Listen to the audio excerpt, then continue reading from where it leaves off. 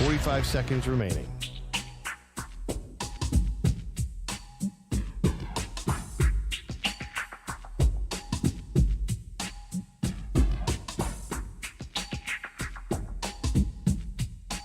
Seconds remaining.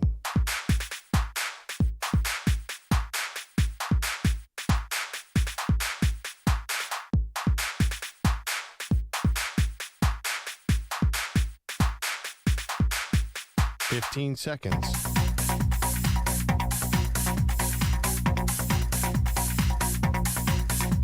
Break ends in 5 seconds.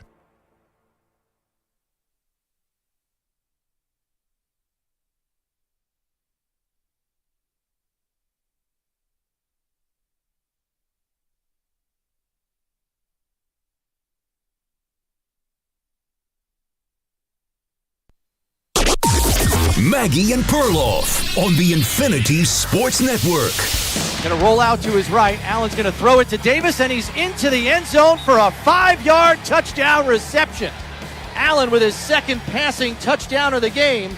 And with that passing touchdown, Allen has become the first quarterback in the NFL to have 25 passing touchdowns and 5 rushing touchdowns in 5 consecutive seasons. Wow, Chris Brown, Bills Radio Network, as if we'd start off the show with anything but a Josh Allen highlight. 2 passing touchdowns, 2 rushing touchdowns. That's not all we're going to talk about today, though, Pro, but it was impressive. 48 points, Bills hang on the Detroit Lions. But why we played that highlight, the Ray Davis, amongst all the highlights we could have played from the Bills this morning. Did I mention I'm a Bills fan? Good morning. Is because that touchdown came after one of the most brutal decisions that Dan Campbell's ever made as head coach of the Lions, and that's saying something, which is calling for an onside kick 3 minutes into the fourth quarter when this is still a game. And what happened was the Lions' worst nightmare, which is not that the Bills recovered, that Mac Hollins bats the ball to himself because you have to declare these onside kicks now so the Bills can get the hands team out there. So you have a wide receiver in Mac Hollins, bats the ball to himself, takes off, gets down to the 5-yard line. Boom, they score. Yes. Okay. I can't believe I'm not defending Dan Campbell, but what difference does it make? They could not stop Josh Allen on any single play. So it was going to be a touchdown, whether Mac Hollins ran it down to the red zone or what possible difference could it make? Was there any stopping Buffalo on any drive? Listen, Bills looked unstoppable, and I'm the one who defends Dan Campbell around here. The fourth down decisions, this is their identity, and I'm always the one saying, oh, this makes Dan Campbell a weapon. You said it made him a liability. I mean, that was just so I get it. You feel desperate because you're playing catch-up the whole time, but this is not a perfect Bills team. I mean, their defense was also decimated. Yeah. Basically, all you needed was one turnover. You just needed Josh Allen to put it on the ground, Josh Allen to throw it away. You just needed one fumble, anything to get yourself back in the game. A 3-and-out, a bad penalty, to go for the onside kick there, such a low percentage play. And then the worst thing that could have happened. And then later on, I thought Dan Campbell didn't use his timeouts properly. They finished the game. They still had 2 timeouts. I did not understand what was going on there. I guess he was trying to make sure that it possibly have a defensive drive where the Bills went 3-and-out, but it didn't really work out. You know what? I thought coming into this, like maybe 2 weeks ago, this was a season of destiny for the Lions. So... But I said to you, Maggie, this is the best team on paper. Yep. If they just match up evenly and forget all the fourth down stuff, they can blow teams out. Now I don't think that at all. Now it feels like another sad season because of the injuries. And you saw it in that game. I know the Bills had injuries too. Yep. But once the defensive injuries started mounting up, I think that made Dan Campbell a little desperate. And how lame is it that you have to call for the fourth down, the onside kick? Get rid of this, right? Get rid of this. Yeah. Like, the NFL is all about making plays more interesting and more exciting. You move back the extra point, this new kickoff rule, all these things to be more exciting. Now you have to declare an onside. If Dan Campbell didn't have to declare the onsides, they would have recovered the ball. Yeah, the Bills were not even. This is not even on their radar that they were going to do an onside kick because Dan Campbell's a madman. And they shouldn't have done it that early in the fourth. It almost looked like they got the last onside kick, by the way, but they did not. They almost did. You know what? Dan Campbell is one of the problems with Detroit. I wonder. The defense. I don't even know if they're a top 2 team in the NFC anymore. Your Eagles were beyond impressive yesterday, considering, and we'll put a pin in the Bills for a second because it's just ironic that both your and my favorite teams, you from Philadelphia, me from upstate New York, that our teams, I think, really made statements yesterday. The Bills, after a horrible loss to the Rams, coming off to a great start in Detroit and then hanging on. And then for your Eagles, I mean, first of all, I guess they should probably have these kind of issues between the quarterback and wide receiver every week because that passing game looked amazing and the Eagles' defense was suffocating. Think about it. The Steelers actually forced 2 turnovers in the first quarter, and they were still trailing by double digits. Amazing. The Eagles, right, they went to A.J. Brown after a week of controversy. The Steelers, you could see it from the first play of the game. They're like, we are selling out to stop Saquon Barkley. That is all we care about. If we can stop Saquon Barkley, we can win the game. So one-on-one coverage on A.J. Brown.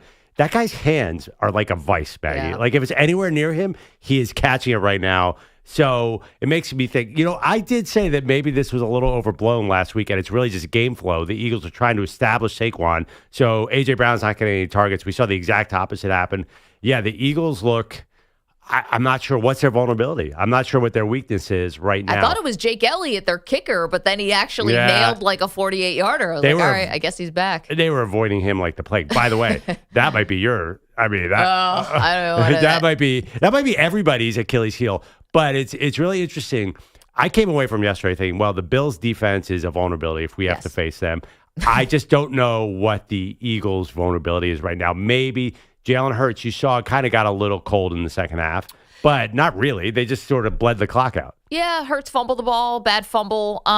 What's the Eagles' liability? I still think is Sirianni, although because even in a win, it's like the dude doesn't. It's almost like he doesn't know how to win. I guess I'm not really sure, but I don't trust that guy at all.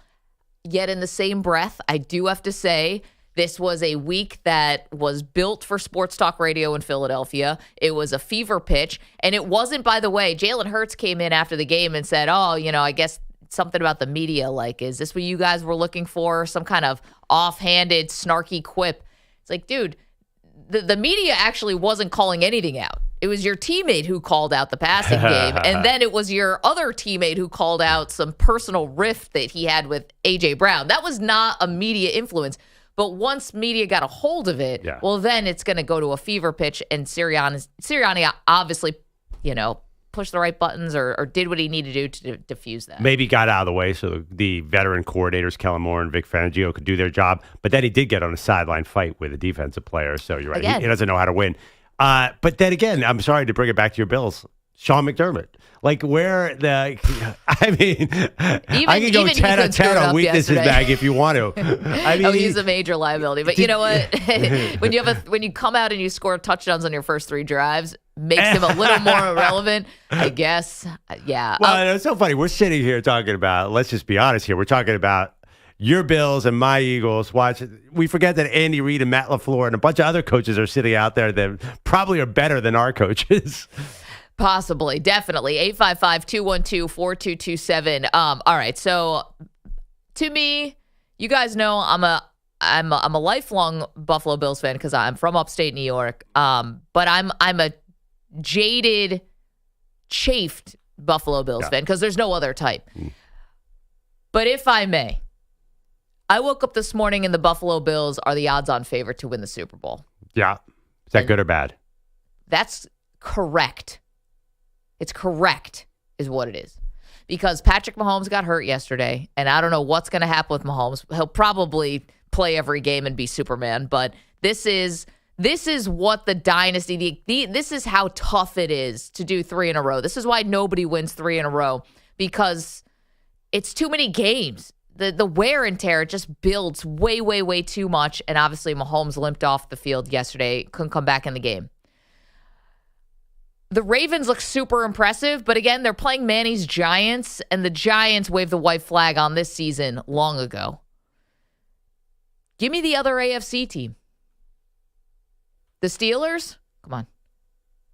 And I actually thought the Steelers weren't as bad as it was yesterday. Maybe that was a lot more of the Eagles, but and Houston, who granted did beat my Bills earlier this season, but that was in Houston. I think that the Bills would be able to take care of them now. I do think that is correct, that the Bills are the Super Bowl favorite. Do you think it's correct? Favorite slightly, though, because first of all, Patrick Mahomes, don't get overconfident about a Patrick Mahomes ankle injury. I know. I've done that before, and it's burned me bad, Maggie. A lot of teams have done that.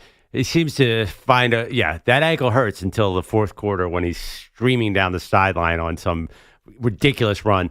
So they're in the mix. I think the Ravens look crazy good right now. I mean, you're right. It was a Giants, so it's hard to tell. One thing the Steelers do, I agree with you. The Steelers do not look elite. They can contain running quarterbacks. Like, they'll have something different for Josh Allen, because Josh Allen is a running quarterback. He's basically a very tall, big Lamar. Like, that is the offense. Like, he's got to get out of the pocket.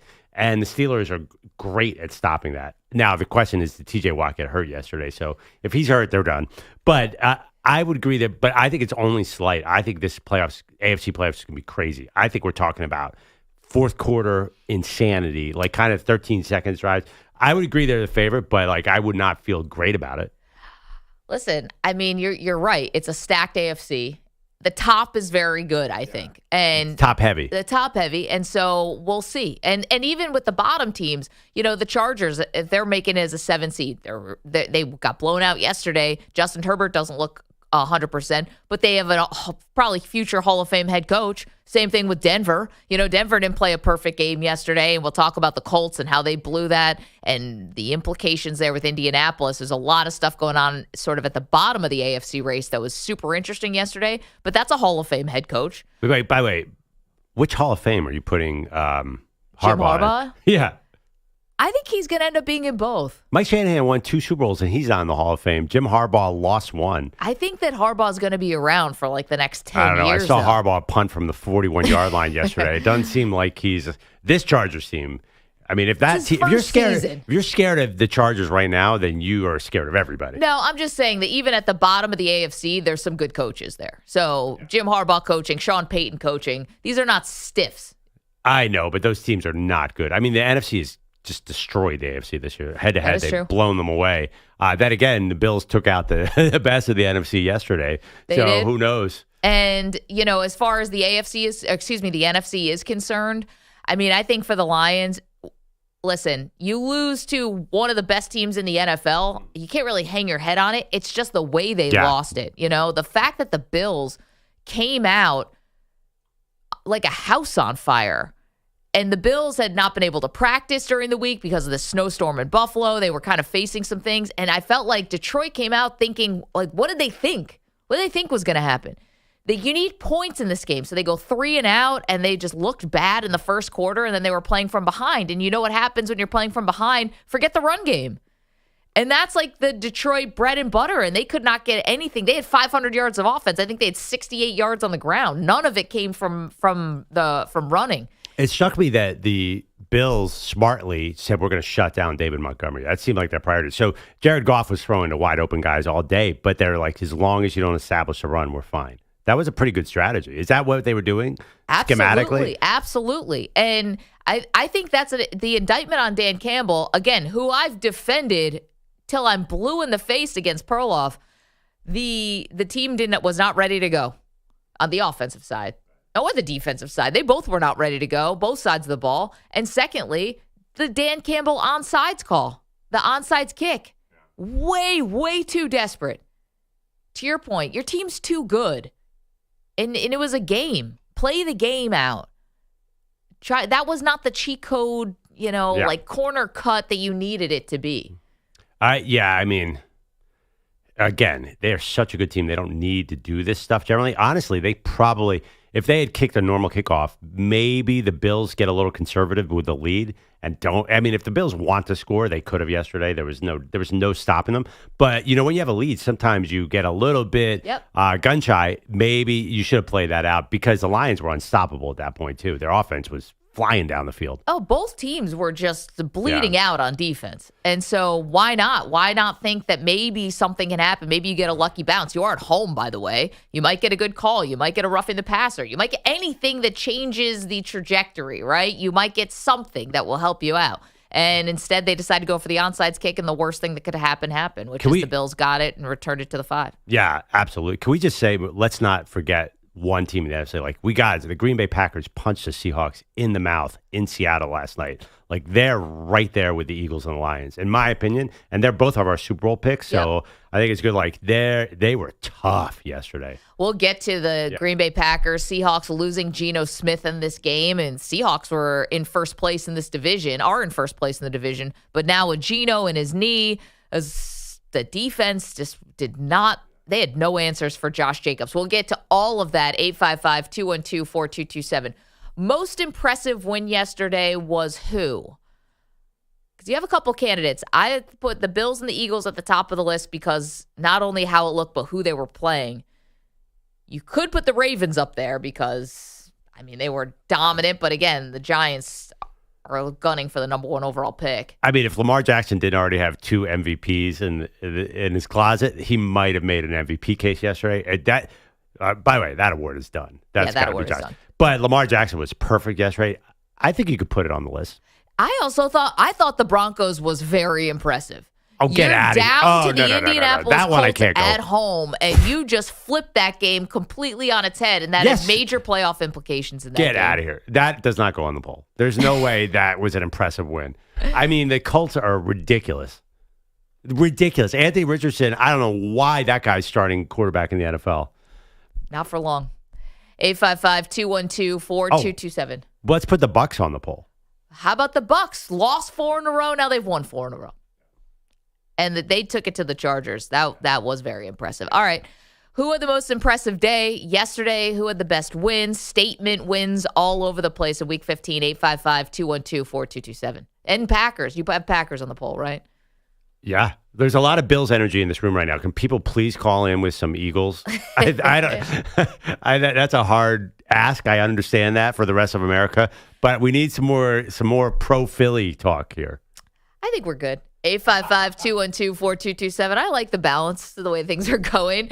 We have a lot more to do, including we will get into last night. If you missed it, Packers go into Seattle, and the most surprising part of that game last night, I'm going to tell you what it was, because it wasn't about Jordan Love and it wasn't about Rashawn Gary. Something else just had me stunned watching that game. I'll tell you. 855-212-4227. Let's go. You're in a 5-minute break.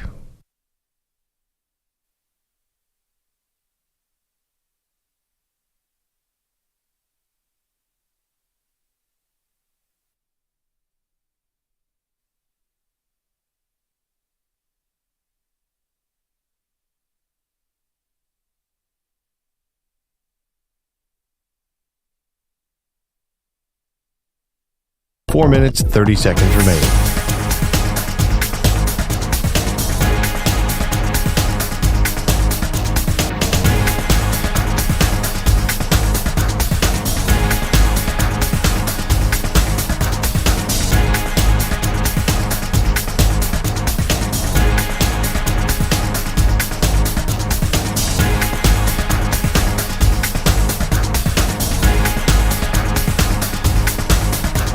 Four minutes remaining.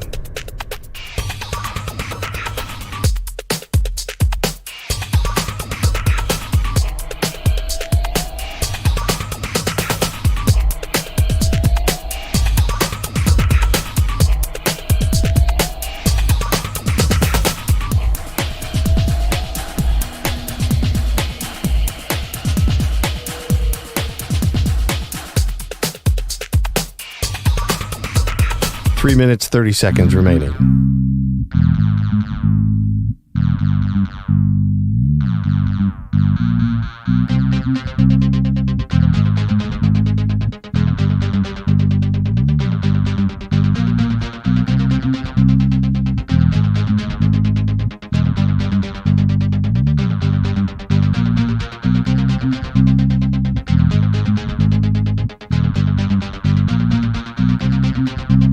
Three minutes remaining.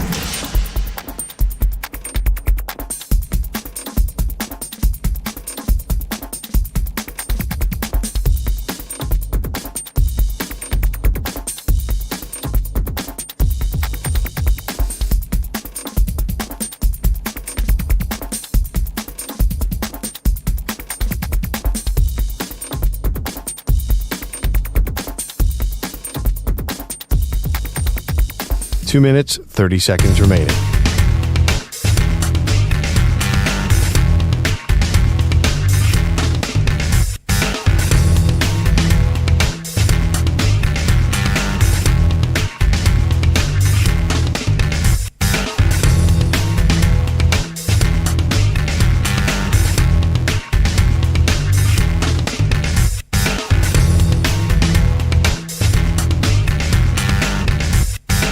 Two minutes remaining.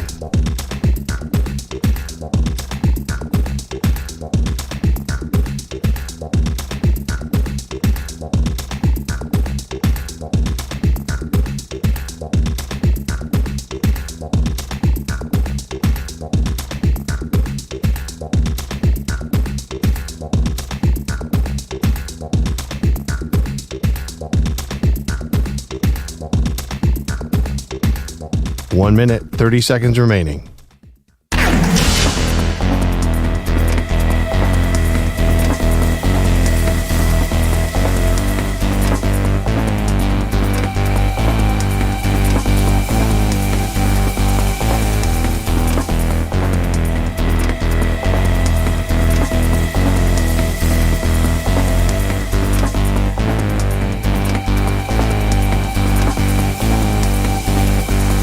One minute remaining.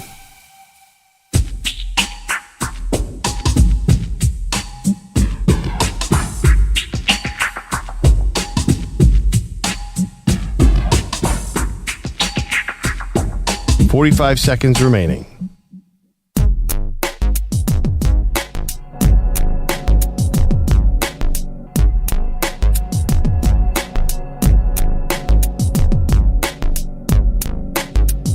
Thirty seconds remaining.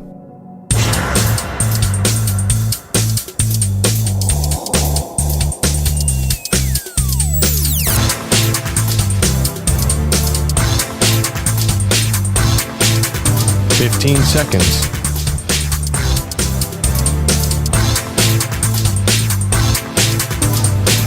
Break ends in 5 seconds.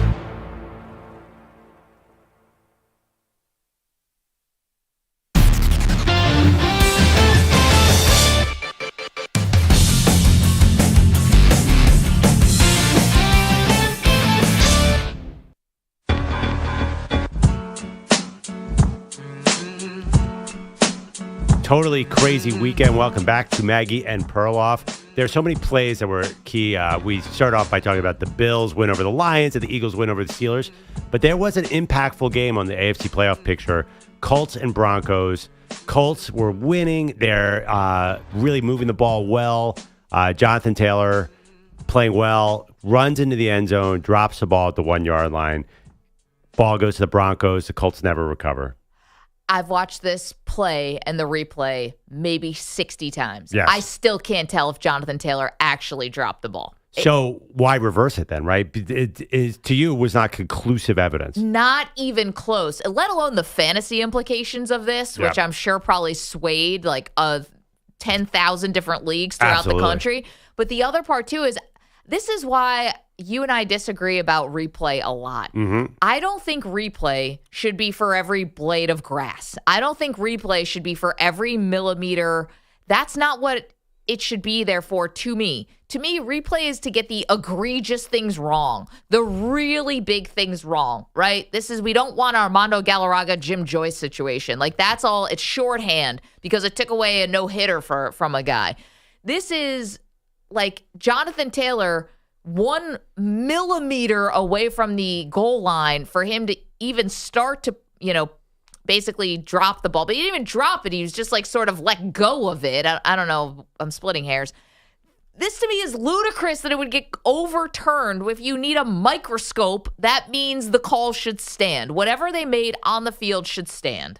Right, but I'm going to call you a hypocrite on this because you did want them to look at the face mask that cost the Vikings a game when Sam Darnold got face masked late in the game.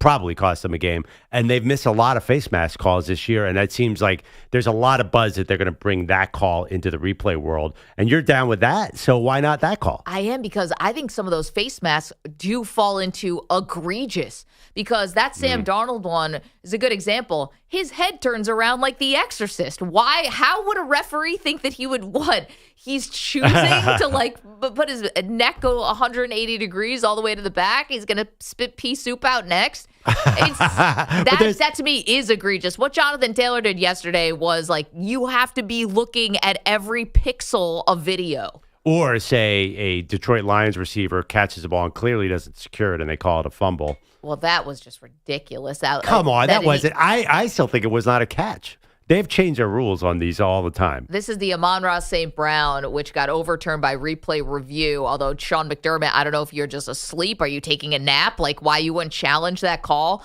But Amon-Ra St. Brown basically did 3 steps, dancing like Michael Jackson, the Macarena, a cartwheel, and then the ball dropped. It's what else is a football move? Here's the problem. Like, what is a secure ball? Like, does anyone know? Like, it's impossible. John, I feel like there's an underwear ad that's going around right now. Yeah, I know. Answer this question. But I'm hearing a lot lately. John, like, when is the ball coming loose is like this impossible question. And you see balls trapped against the ground all the time. And the fish, it was a hard Sunday for officials. I noticed that all around the league. There were a lot of tough calls. The Eagles had, and by the way, the Eagles won, but Justin Fields sort of fake slid and then slid at the last second, and they got a personal foul, which makes me nervous because one of the key things for your Bills is like, are you going to call roughing the passer on all Josh Allen's crap? Because he's using that rule to his advantage on every play. He's like inviting the guy to rough him he's like, I'm not going down, but if you hit me, then it's a flag. So what are you going to do? Well, I think I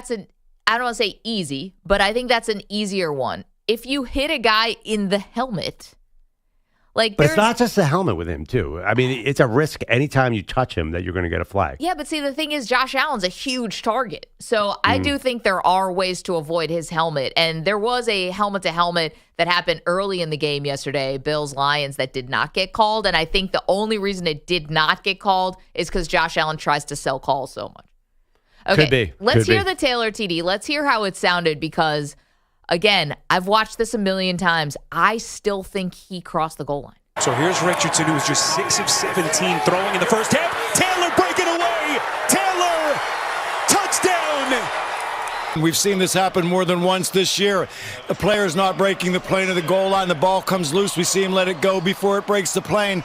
We have a fumble in the field of play, and we all know now that a fumble in the field of play rolling through the end zone, out of the end zone, the result is a touchback. We clearly see him dropping the football before it breaks the plane of the goal line. I strong disagree, Gene Steratore, who I respect. Spiro Ditas also on the call. But I strong disagree. Clear dropping the football, Perloff, I did not see it that way. Well, I mean, for Gene Steratore to call out a call, it has to be so unbelievably blatant that, he's somebody at the NFL office got to Gene. I'm sorry. I love you, Gene, but you have not called out nearly enough calls. By the way, same exact thing happened in the Bengals game. A Bengals player, Jordan Battle, a safety, picked up a fumble, ran it in, and was trying to switch hands so he could have a better celebration and fumbled at the one and went out of the end zone. Like, aren't coaches showing guys this play? Malachi Corley did it earlier the year. To me, I had no rooting interest in that particular Colts-Broncos game, but it hurt me so bad as a sports fan. So as far as the playoff implications, if the Colts had won, they would have pulled to within a game of the Broncos and would have had the head-to-head tiebreaker, and the Colts have the significantly easier schedule over the final 3 weeks, okay? But now that didn't happen, and that Taylor gaffe was basically what turned the tide on the game, and now it looks like the Broncos are going to pretty comfortably make the playoffs. Actually. Yeah, I mean, the Broncos might be the 6th seed, right? Yeah. Which is interesting because I think the Bills could still be the number 2, even though they look like the best team. You mentioned that they're the Vegas favorite to win the Super Bowl. If they get the Broncos or the Chargers in the first round in Buffalo, that's a win. I'm sorry, because that's a long trip to get to Buffalo from those two places. Yeah. I mean, listen, Sean Payton won in Buffalo last year with a worse roster, but still, I would like my chances against those two teams. I'd like to be in that sort of bottom half of the bracket as opposed to the top half right now, which would be Ravens and Houston Texans playing each other, with the winner playing the Chiefs. Oh, I think the Ravens catch the Steelers. I think They play each other this week. Yeah, and T.J. Watt was limping around, and they're not good without him. So there's a lot of football left.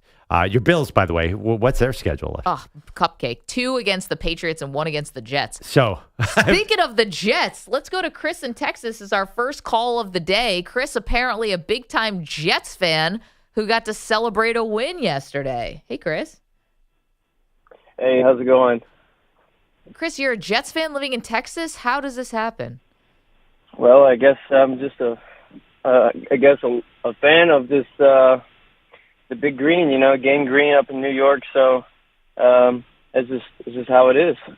What'd you think about yesterday? I mean, it was awesome. I mean, I actually got to enjoy a win, and it's been a rough year. It's been a bit of a collapse. Very disappointing. But these last couple of games, Rodgers has been kind of heating up a little bit. You can tell he's a little bit more mobile with running the ball, and then you can see some consistency with a bit of a deep ball over the shoulder pass to Devontae. I mean, you can start to see a little bit of a glimpse from the old Green Bay days. So, yeah, Chris, where the heck has it been? Nice. Where's it been? It's like where's it been at? Yeah. This is my question, and thank you for the call. There were times earlier where it looked like Devontae Adams and Aaron Rodgers had never met before. Don't be a freaking weirdo. And then Adams had basically 200 yards receiving yesterday. Yeah, I mean, they unlocked something. Just throw the ball to Devontae Adams every single play. I'm not sure where the Jags defense was, but it is pretty funny that they sort of needed a miracle win to beat the Jags. That's where we are with the Jets. EJ, are you excited after that win last night? No. How many spots did they cost themselves in the draft order? I mean, a lot. I was actually rooting for them to lose that game pretty badly. And look, if it wasn't for Aaron Rodgers and Devontae Adams turning back the clock, our tank commander, Jeff Ulbrich, almost got that one. Like, it was a good effort. I mean, running a touchdown in with 1 minute left when you could run the clock out is as dumb as what Dan Campbell did in that onside kick. That was one of the dumbest things I've ever seen. Shout out to Bill Callahan. We have to be the dumbest team in America. Whoa. Team in America. There's some dumb teams, DJ. I know. There's some competition there. Trust me, the coaching this weekend was horrendous. I mean, Maggie's got McDermott over there.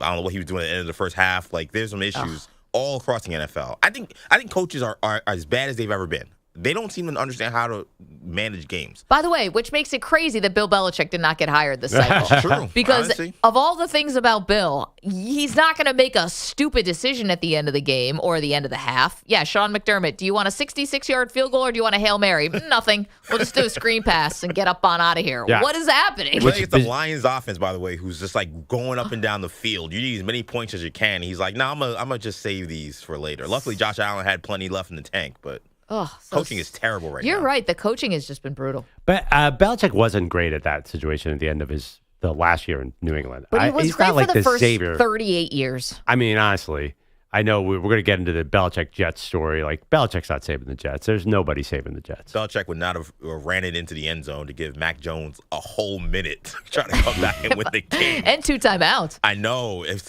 I still can't believe. I really think that Jeff Ulbrich, maybe he was trying to tank. So obviously, either the Jets didn't trust that their kicker could make what would that have been, an 18-yarder? Yeah, a 20-yard field goal.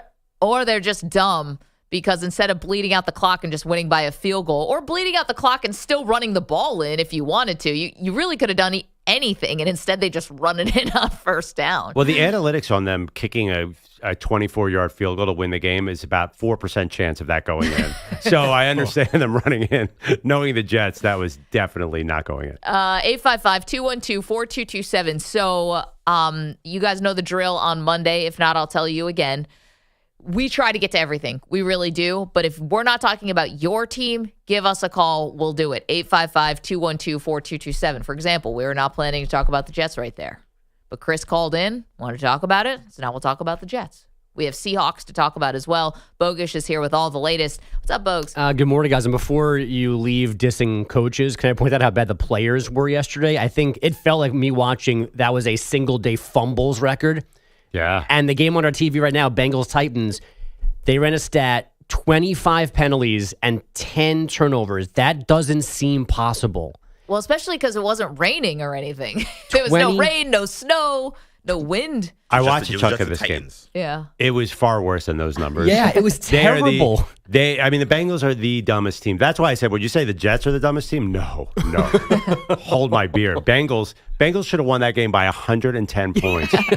Because the Titans, Will Levis is awful, but they just personal foul, mistake. So the officials stink, the players stink. Everyone, it's a terrible product.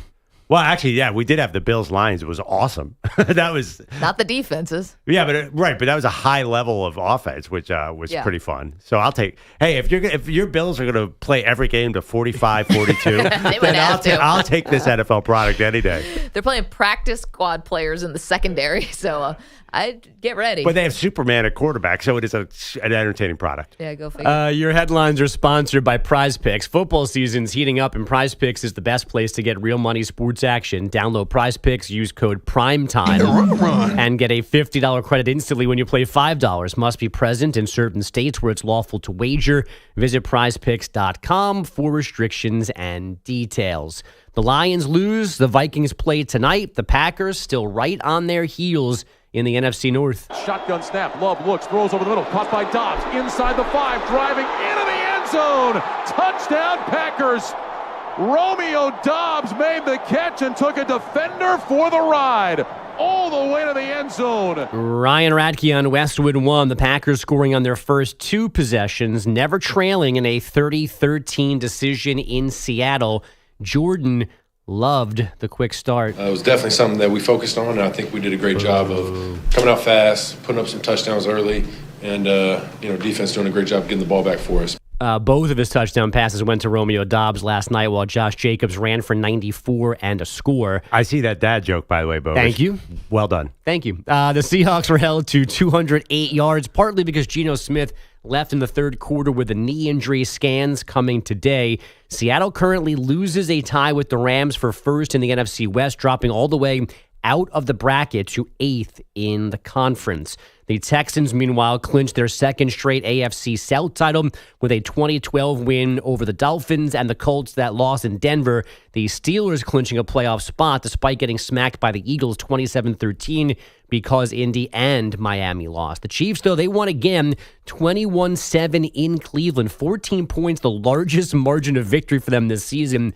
But, and it's a big but, Patrick Mahomes dealing with an ankle sprain. It's hard to say right now. I mean, obviously, still adrenaline rolling, and usually it's kind of the day after when you kind of get a good sense of it. But I feel like I could have finished the game in different circumstances. But I thought the smart decision, I think we talked about, was to put Carson in, and he's played a lot of football, and he finished the game well. Carson Wentz, that would be. Yay, him. By the way, that sounded like a Patrick Mahomes impersonation. Right? That sounded like Patrick Mahomes doing Patrick Mahomes. Carson Wentz looked okay. They had a 3-touchdown lead on the Browns. I have fragments of the Carson Wentz poster that we famously destroyed here after a long, long journey. I had a Carson Wentz poster behind me, and Maggie led a nationwide effort to get it destroyed. Yeah. There are fragments up of it in our office, like little leftover pieces. If Wentz wins a bunch of games, can I put them back up? Absolutely not. I get reminded of this all the time because in order to balance the karma of destroying the Wentz poster, we also donated to the Boys and Girls Clubs of every city where Carson Wentz played football. So the people in Fargo were very specifically befuddled about why 2 idiots in New York were sending them money. And I've gotten hit up by them like every month, basically. And I appreciate the handwritten letters and stuff, but that was really one specific purpose. Now I feel like a jerk. Well, maybe we should give to the Kansas City Boys and Girls Club. I mean, no. It's a great cause, so there's nothing wrong with that. Yeah, that's true. Sure. It doesn't mean we endorse Carson Wentz as a football player, Maggie. You got nervous about that. That doesn't mean you're pro Wentz. But I don't know. Wentz with Andy Reid, I can see a Sam Darnold-like resuscitation to his career. In the meantime, Mahomes gets further testing today. Post-game x-rays on that ankle were negative. A few days before the CFP begins, Marcus Freeman signing a multi-year extension at Notre Dame. No financial terms disclosed. It's reportedly for 4 years, locking him in for the next 6. Wait, so that means Ohio State's off the table? Is that what we're... Was this to play defense against Ohio State? Why? Because he played there? Because he played there you guys brought this up. I didn't even realize he played there, and Ryan Day, I think Ryan Day's on the hot seat, right? Or is he? Am I totally Well, overreacting? the AD said last week that Ryan Day was safe. Okay, you're right. I don't know how far those go, though, these days, but he said absolutely he'll be back. I wonder if they thought they could get Belichick. Ohio State? I don't know. I mean, it's one thing to go to North Carolina. I think there's a large valley between that and Ohio State. But did anyone check in? I mean, they are the greatest wide receiving recruiting college in the history of the sport. They're going to bring Bill Belichick in to take the wind out of that offense. It's good. Kind of fills in his blind spots a little bit, you know? It's like, don't worry, we'll take care of the wide receivers. You do everything else. Yeah, I mean, they have Jeremiah Smith, the Micah, Buka, like 4 other first-round picks. They're not bringing Bill Belichick in for that. Just keep Brian Hartline. He's great. Yeah. I don't know. LeBron was back last night after missing 2 games with a foot injury, 34 minutes, 18 points, 8 rebounds, 8 assists in the Lakers' 116-110 home win over the Grizzlies. No, it's not behind me. It's an everyday thing. It's something that's been lingering for the last few years. So, but I was able to do a lot of great things. Anthony Davis led L.A. with 40. Luka Doncic scoring a season-high 45 plus 11 rebounds and 13 assists in the Mavs' 143-133 win at Golden State. And the T-Wolves won in San Antonio 106-92. Wemby 20 points, 12 rebounds, 7 blocks, 5 assists in defeat. What a bust. Finally, Perloff loves himself fired NHL coaches. The Rangers not there yet, but getting closer to a divorce with Peter Laviolette, losing in St. Louis yesterday 3-2. They have now dropped 10 of their last 13. Guys, back to you. Bogusch, thanks so much. Coming up, one major observation from last night's Seahawks-Green Bay Packers game. We know that Geno Smith left the game with a knee injury. We've got more for you from that contest next. You're in a 5-minute break.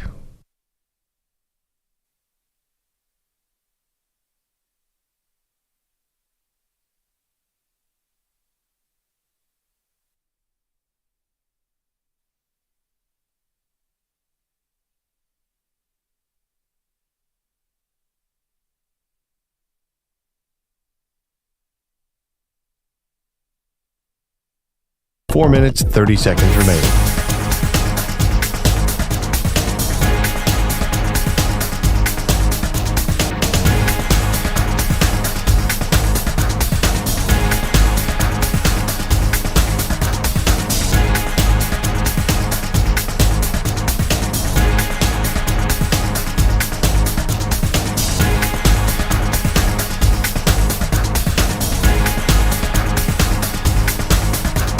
Four minutes remaining.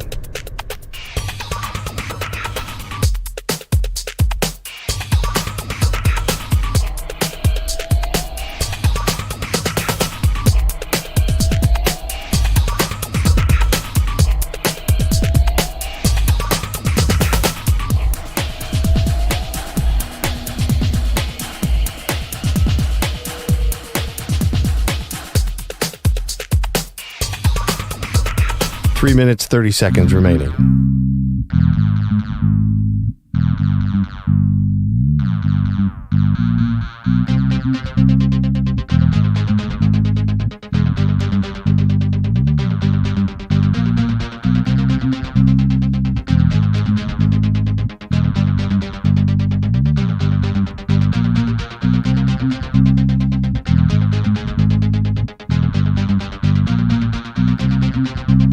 Three minutes remaining.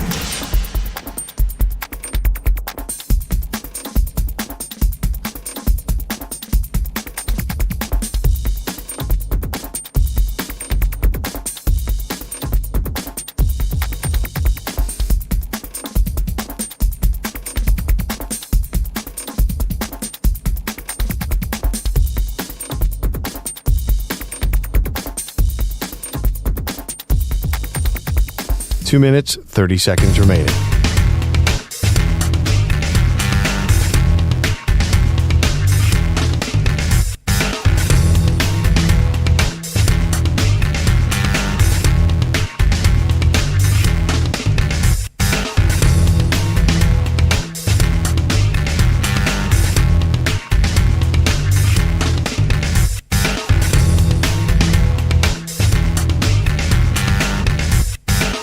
2 minutes remaining.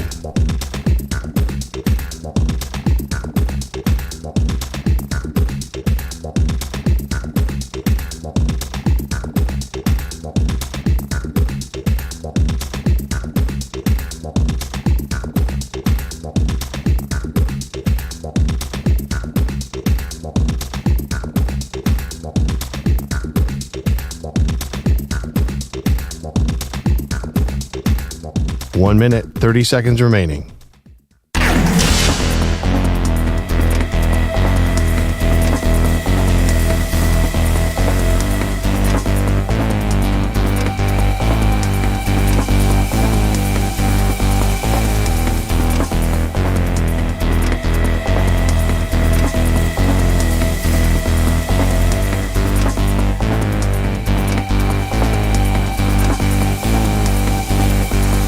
One minute remaining.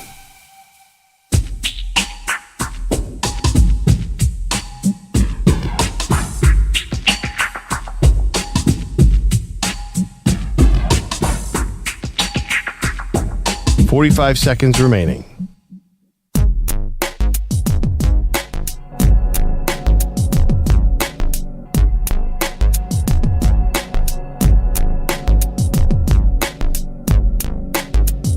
$30 seconds remaining.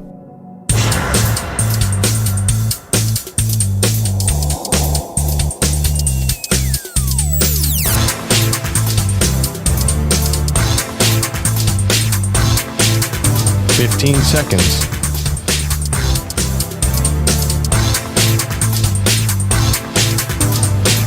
Break ends in 5 seconds.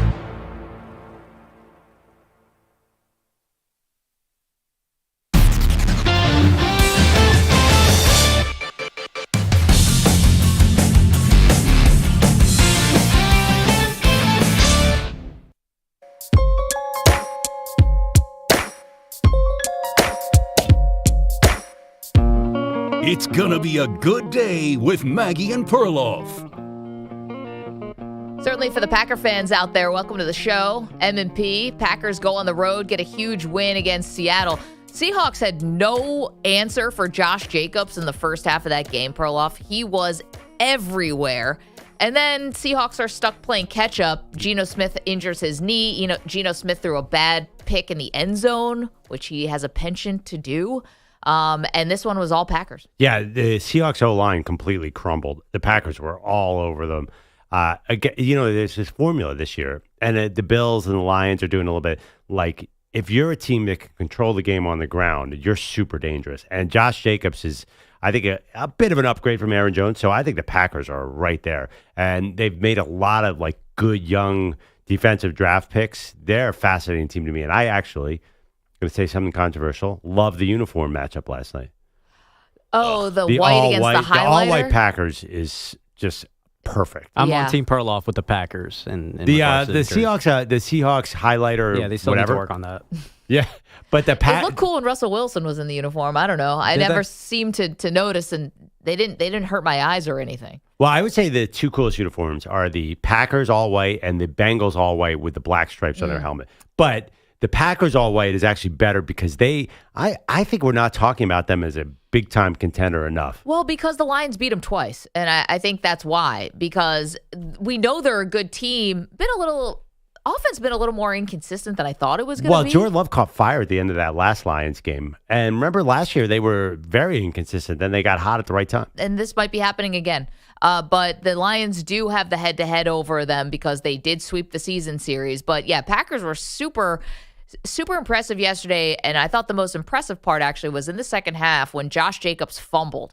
And you thought, okay, now, and the Seahawks scored a touchdown off of that, and you're like, all right, here come the Seahawks. They're back in, and you thought, all right, this could be a turning point, and it ended up not being a turning point because Green Bay put their foot on the gas again. Yeah, and then Geno, I saw an interesting debate. Are the Seahawks offensive line, did they get worse, or is Geno just been saving them by making miraculous plays all year? Geno Smith, we don't think of him as a mobile guy, but he moves around the pocket so much and finds these miracle throws. Eventually, that formula is not going to work. Miracle throws, but also turnovers. Yeah, if you bet on Geno Smith, it's such an adventure or with the Seahawks because he has this throws these red zone interceptions that are just absolutely backbreakers. I think he has 12 turnovers on the season. Oof. Not great. And again, no answer for Josh Jacobs for this Mike McDonald defense.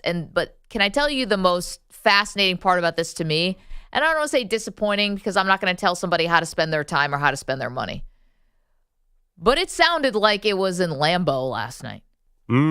Really? I didn't 100% notice that.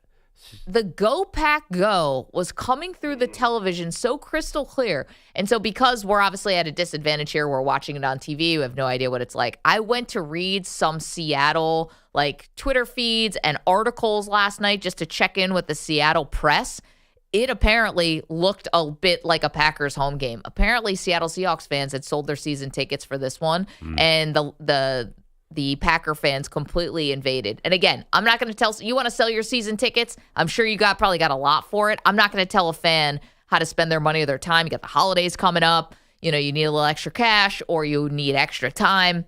But that sounded like a Packers game to me. I back up what you're saying. I have a friend who works out in Oregon now who is from Green Bay. I met her while I was doing an internship in Green Bay. She's a Packers fan. She was at the game yesterday, and I was getting Snapchats and Instagram videos all day long. All you could hear was a resounding Go Pack Go from Lumen Field. Something's going on with the 12th man because remember they had the Niners game earlier this year on Thursday Night Football, and remember the Niners fans just took over the stadium. I don't know what's going on. I don't know if the fan base is kind of disengaged because they're not Super Bowl contenders, but they're leading the division. Yeah, I'm saying they're in the division race. They're going to be in the playoffs most likely, though it's going to be a tight race for them and the Rams. So.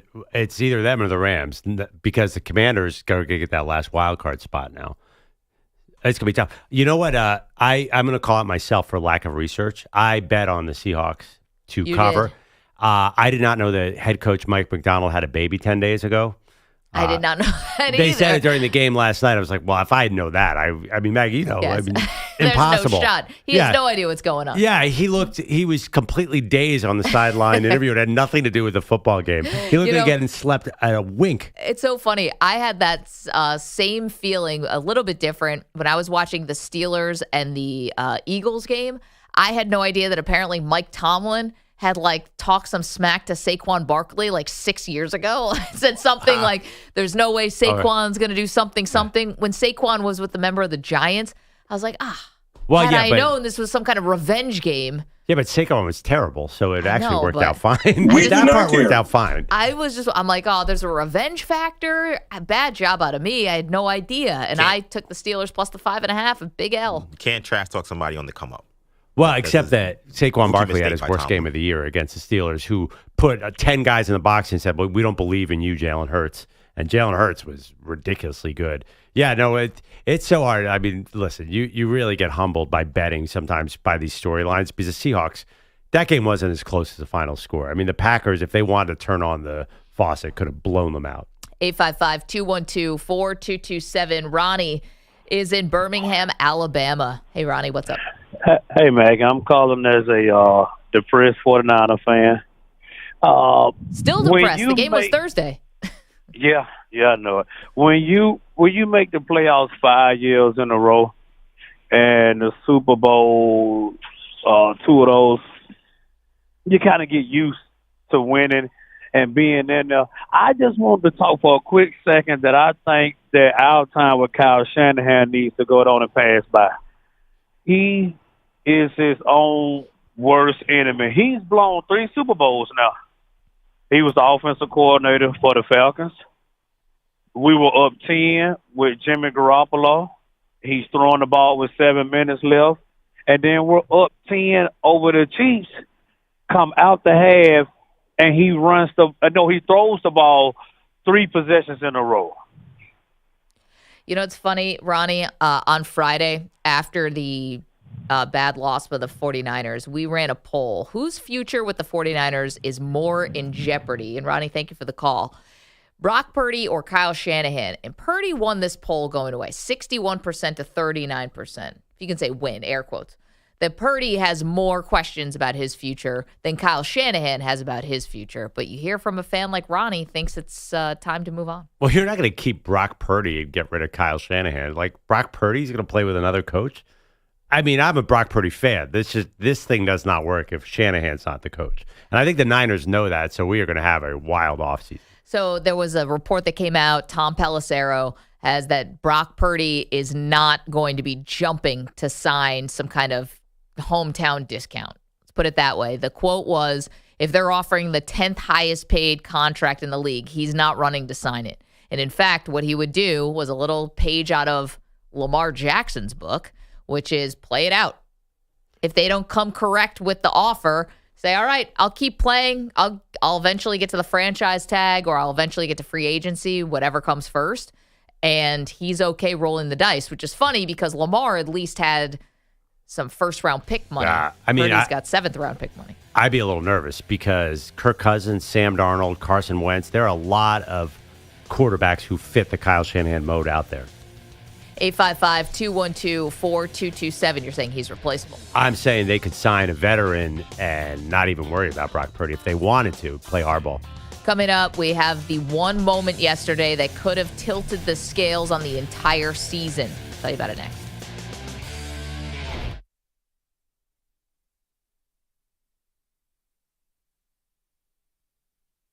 You're in a 5-minute break.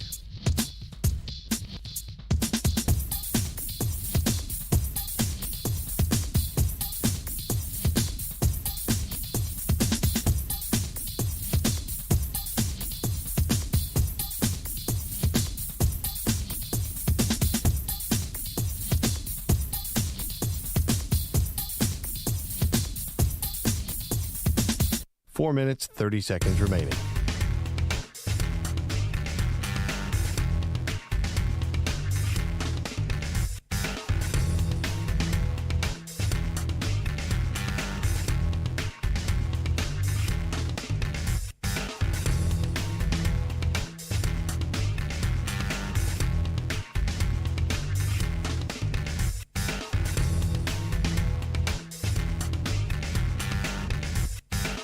Four minutes remaining.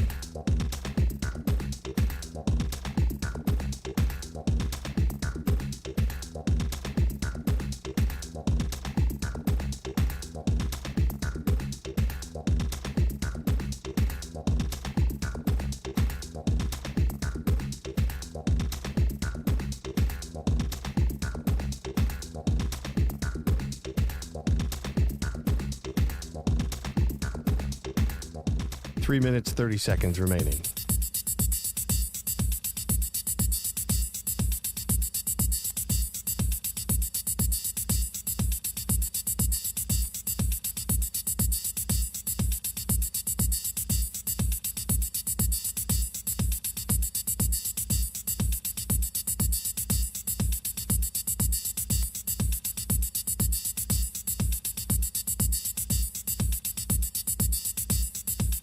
Three minutes remaining.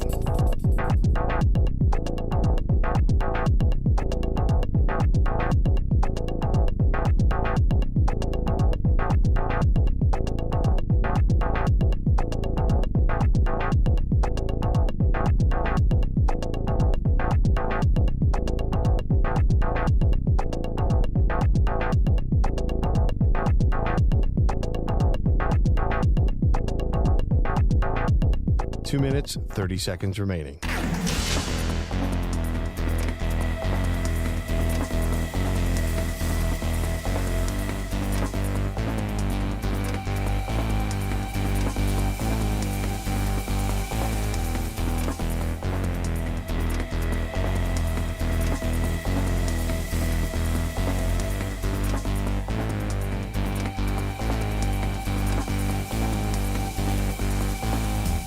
Two minutes remaining.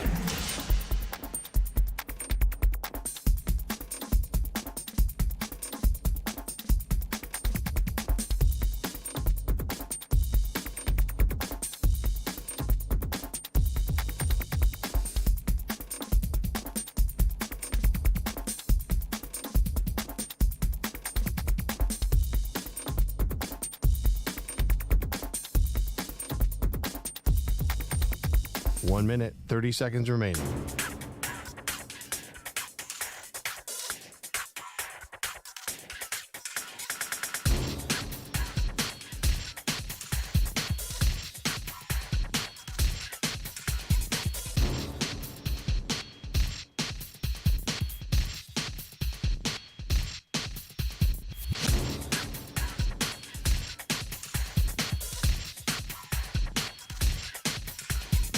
1 minute remaining.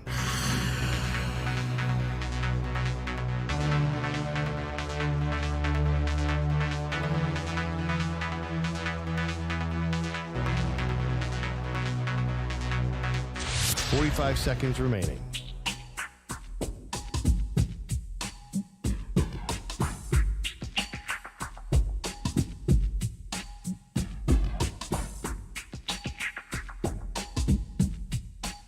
Seconds remaining.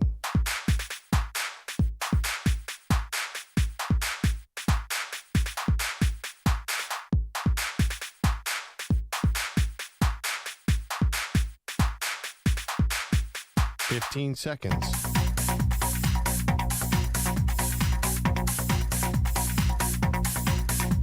Break ends in 5 seconds.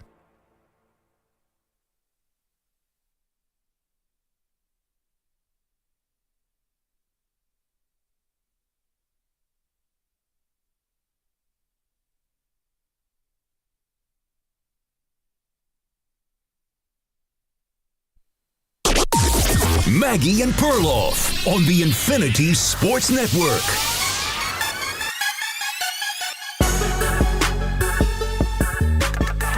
Major implications yesterday. That'd be Patrick Mahomes' ankle. Welcome to the show, Maggie Gray, Andrew Perloff. Think about all the things we've said about the Chiefs' pursuit of this three-peat, Pearl. Okay.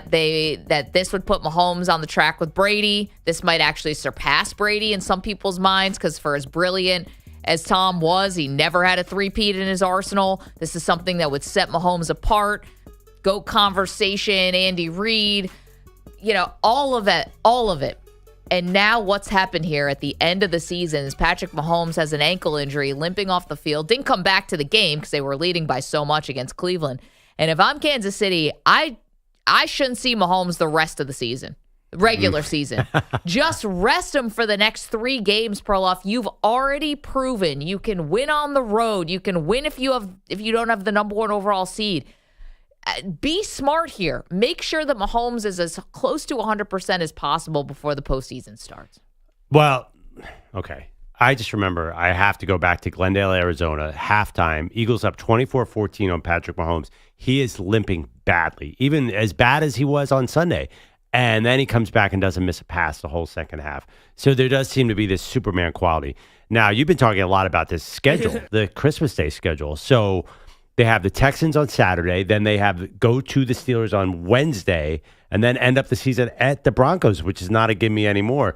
They need the number 1 seed, so I think Mahomes is going to gut it out and try to play. And honestly, I wouldn't be surprised if we played Saturday against the Texans. See, I think you can sell out like you did. You talked about that year when they beat the Eagles in the Super Bowl and he got hurt in the AFC Championship game. That's you sell out the end of the season. What else are you playing for? You got a whole offseason, to heal.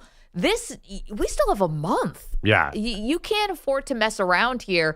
They have the number 1 seed now. Listen, the Bills' schedule is just like comically kind of easy here at the end. 2 games against the Patriots and 1 against the Jets. Although, to be honest, the Jets always give them a little bit of trouble. But that's neither here nor there. No, I mean, that actually, I was thinking about that too. They do. But I just think that the smarter thing, I think the smarter thing here is keep the main thing.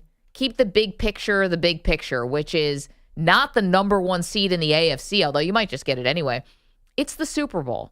And you're going to need a fully loaded Mahomes because unless the Chiefs really have this magical switch that they can flip and become this great offense again, what's this going to likely come down to? Mahomes with the ball, a final drive, and you need him as healthy as possible for that. And, now that you say it, you could make an argument they can win without him, too, because even this game against Cleveland, they didn't do anything offensively. Nope, they haven't done anything offensively. They got Cleveland fumbled a punt, and that was their main offense. So I think Carson Wentz can score 16 points a game. That's what Mahomes is doing.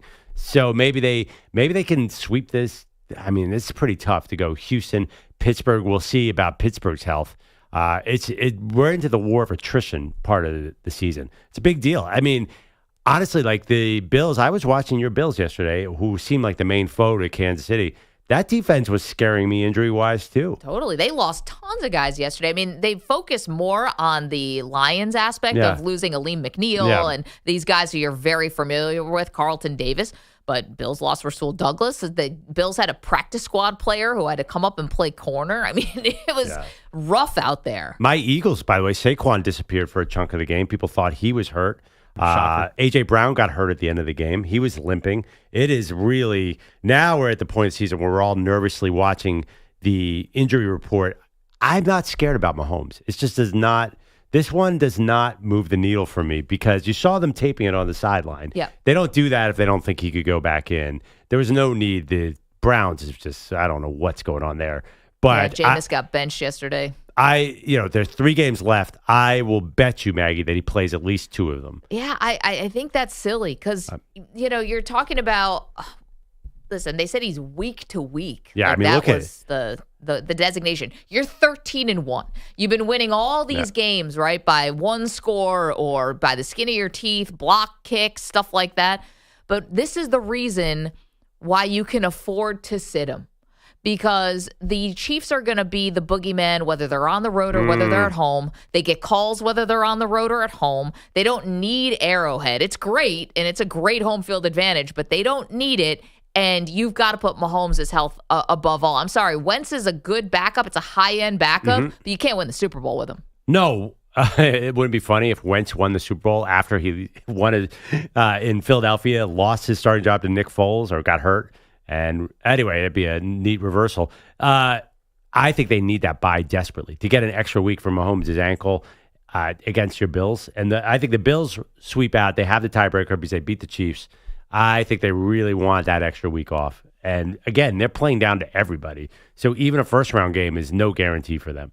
855-212-4227. Amongst all the things that have happened over the last few weeks, I think Mahomes' ankle is the single biggest wild card moment. This is the biggest shake of the dice because you know it and I know it, bro. We could talk about the Bills and the Ravens and we'll talk about the Texans and Steelers and we'll talk about all these teams who were blue in the face and then what's going to happen in the postseason.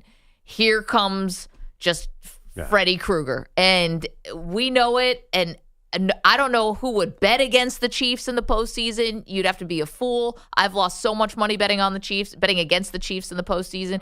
And this Mahomes ankle injury is that's the moment. This is what do they call it? The inflection point. Because if he's not close to 100% with this current version of the Chiefs, they're not pulling off the three-peat.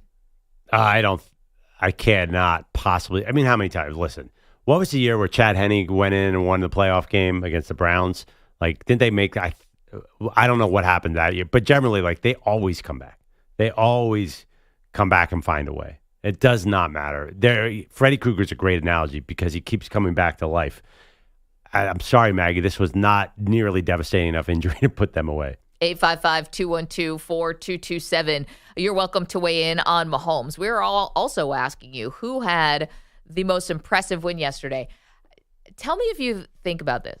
So, most impressive win, you can either pick Bills over the Lions, Eagles over the Steelers, Packers over the Seahawks, Bucs over the Chargers. By the way, 3 of 4 of those were road teams, which is, I think, doubly impressive. Your Eagles, the only home team there. But it almost felt like the day was made up of 2 things. Either teams that were being wildly impressive, when we're talking about statement wins, your Eagles, all the drama from the week between A.J. Brown and Jalen Hurts, put that to the side, big games for everybody. Or my Buffalo Bills coming back after losing to the Rams the week before and then, just setting the tone early against Detroit. It was either the team was awesome or you watched some of the dumbest, stupidest, most infuriating football imaginable. There were no in between. Either your experience was either amazing or beyond recognition is kind of what yesterday felt like. Yeah, it was funny because they put so many good games in the 4 o'clock window yesterday, which they don't usually do. So the 1 o'clock window was, I watch a lot of Red Zone, the channel that goes around all the games, and they wanted to show playoff contenders, so they kept showing the Houston-Miami game, and that was about it. There was nothing else. That game was boring. Yeah, but there was no other impactful, at least it was close till the end. There was no impactful game anywhere else. Everything was kind of hot garbage the first 1 o'clock. You're right. There was a lot of bad. I mean, the Cincinnati-Tennessee game was the worst football game ever played in the history of the NFL, and the numbers back that up. Yeah, but, you had a particular problem with that. And then game. you had Tim Boyle. Sloppy. Yeah, Tim Boyle playing for. I mean, name the team. He was actually on the Giants this time in the 1 o'clock window. It was. You're right. There was some terrible football, but even the outstanding football did have its dumb moments too. Yeah, I mean, Dan Campbell leads the list. I mean, he's the top of the list, and someone who I've defended time after time and said he's such a weapon and this reckless abandon of going for it on 4th down. For him to attempt the onside kick 3 minutes into the 4th quarter was one of the silliest. Like, you cost your team. Yep. Welcome to the Dan Campbell experience. You know why I think I'm taking the Lions off my Super Bowl list? Did you see Jamal Adams tried to tackle a guy? Like, you cannot win a Super Bowl with Jamal Adams and your team. Well, he's up there because they've got nobody. They're decimated. Well, the fact that he is playing, they are ridiculous right now. They could not tackle anybody yesterday, and that's the number one flaw of a potential Super Bowl. If you can't tackle, the other team's going to control the game like the Bills did. I know the final score was close, but the Bills had total control of the game from the opening drive on. Manny, can we hear a little Dan Campbell? Let's hear it from the head coach of the Lions. I'm honestly surprised that the phones aren't lit up about Campbell. Are we just accepting now? You got a team that it would be a ultimate failure if they don't at least get to the Super Bowl. Right? I mean, I'm not saying you win the whole thing. I don't know. You get to the Super Bowl, that's its own monster. But wouldn't it be gigantically disappointing? Totally. Well, if they don't make the Super Bowl, and it's losses like these that are just unfathomable. They'll never see it coming. I mean, their IR list is getting massive. So I do think that you have to weigh that against the disappointment. I mean, is it still a massive failure if none of your players are there? Let's hear from Dan Campbell. Says the Lions weren't ready to play yesterday.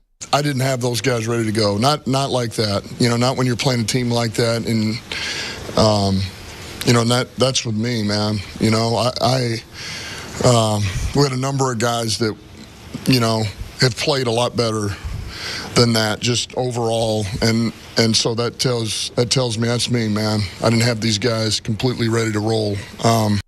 Here's more from Campbell. Says the Bills got too many opportunities. I thought the effort was good, man. Guys fought. There was little things in there that bit us, things that, you know, we knew we could not give these guys anything. It's too good of a team, and we gave them some stuff.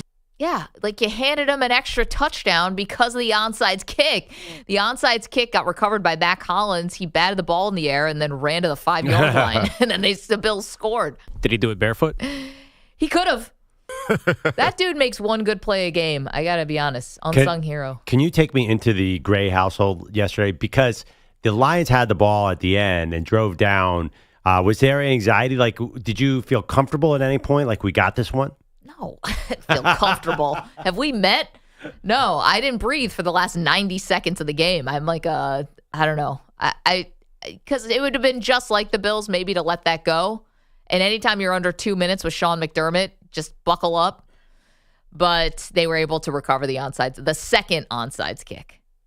I love how we're just at the point with onside kicks where you're saying, all right, it's going to be my kicker versus the other team's starting safety. You know, battle for the ball, who's going to win. Like, this is the best we have now. They got to get rid of the having to declare it.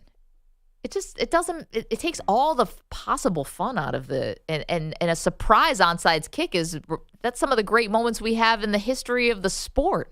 Shout out to Jake Bates. He went in there like, all right, I'm going against a 200-pound guy, and I'm just going to run and throw my body in there. He almost made a play on it. I felt bad. The guy at the bottom of the pile had to hold on to that ball for a good 2.5 minutes there. Imagine everybody punching at you. No, I don't. I've heard what goes on at the bottom of these piles.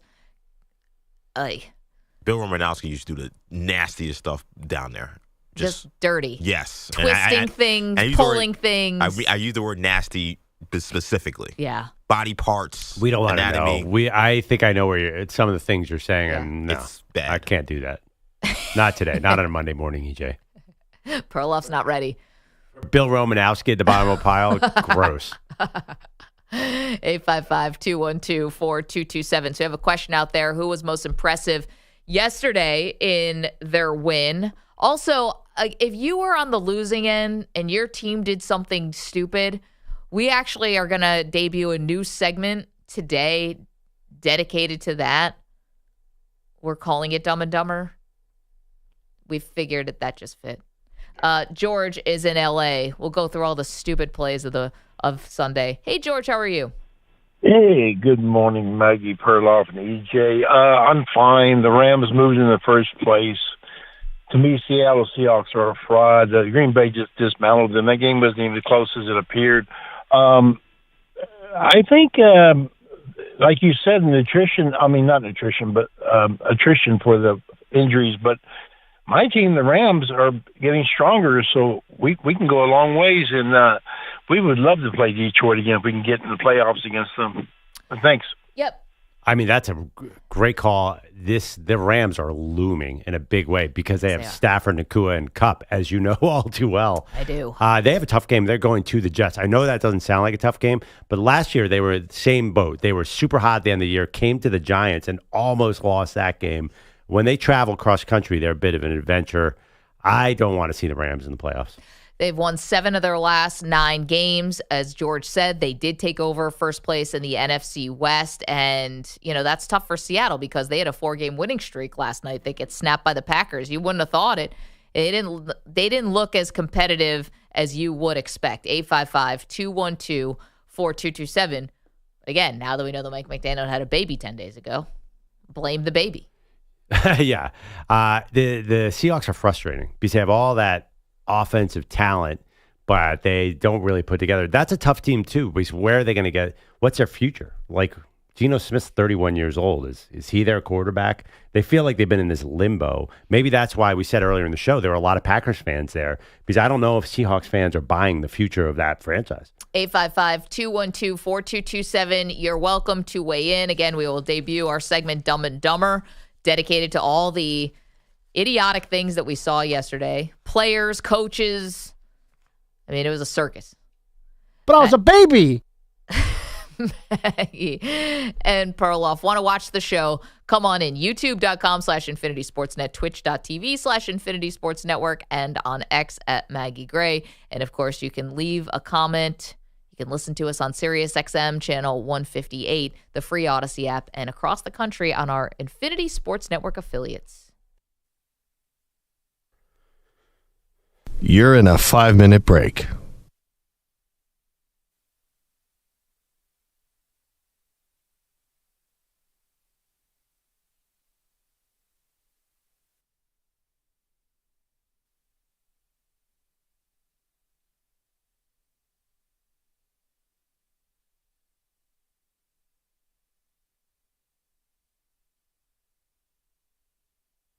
Four minutes, 30 seconds remaining.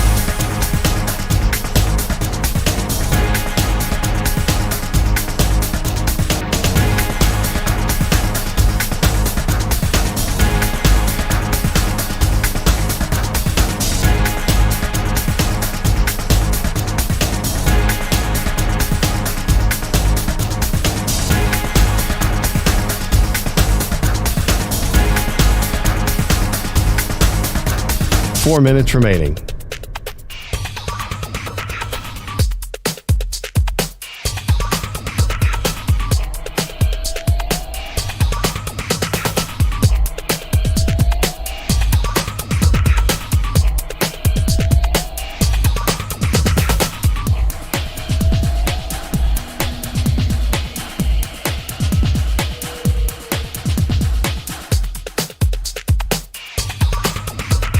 Three minutes, 30 seconds remaining.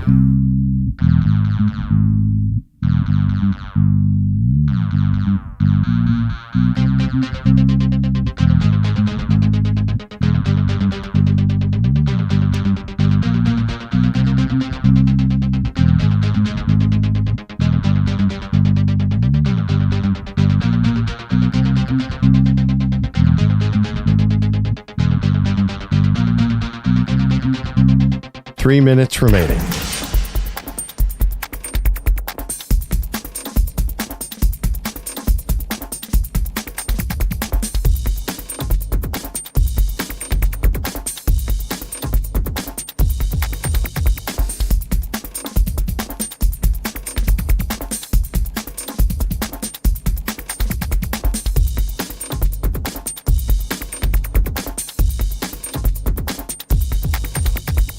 2 minutes, 30 seconds remaining.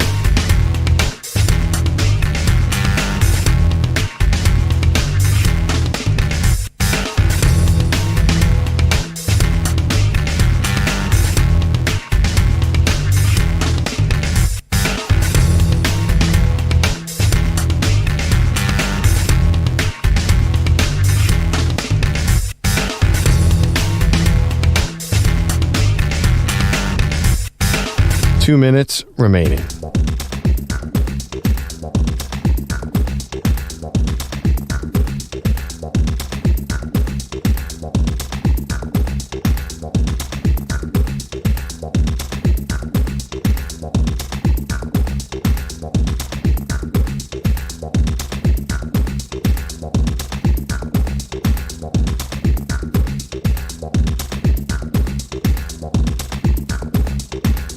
One minute, 30 seconds remaining.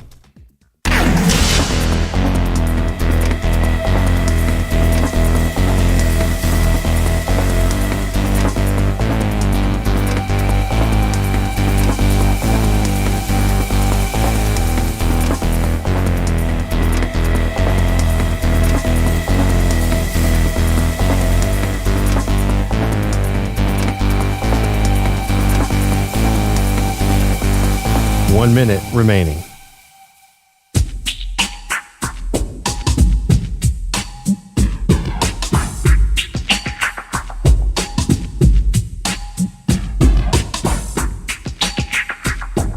$45 seconds remaining.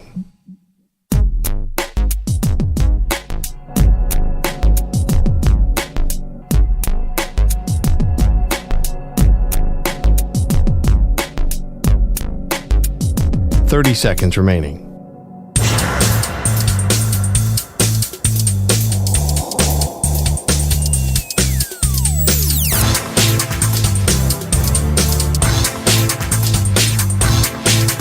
$15 seconds.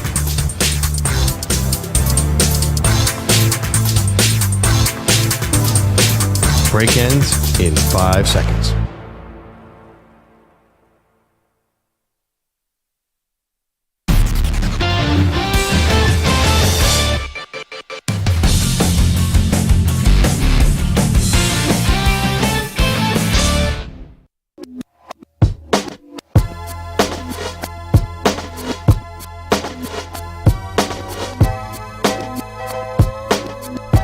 Welcome back, Maggie and Perloff.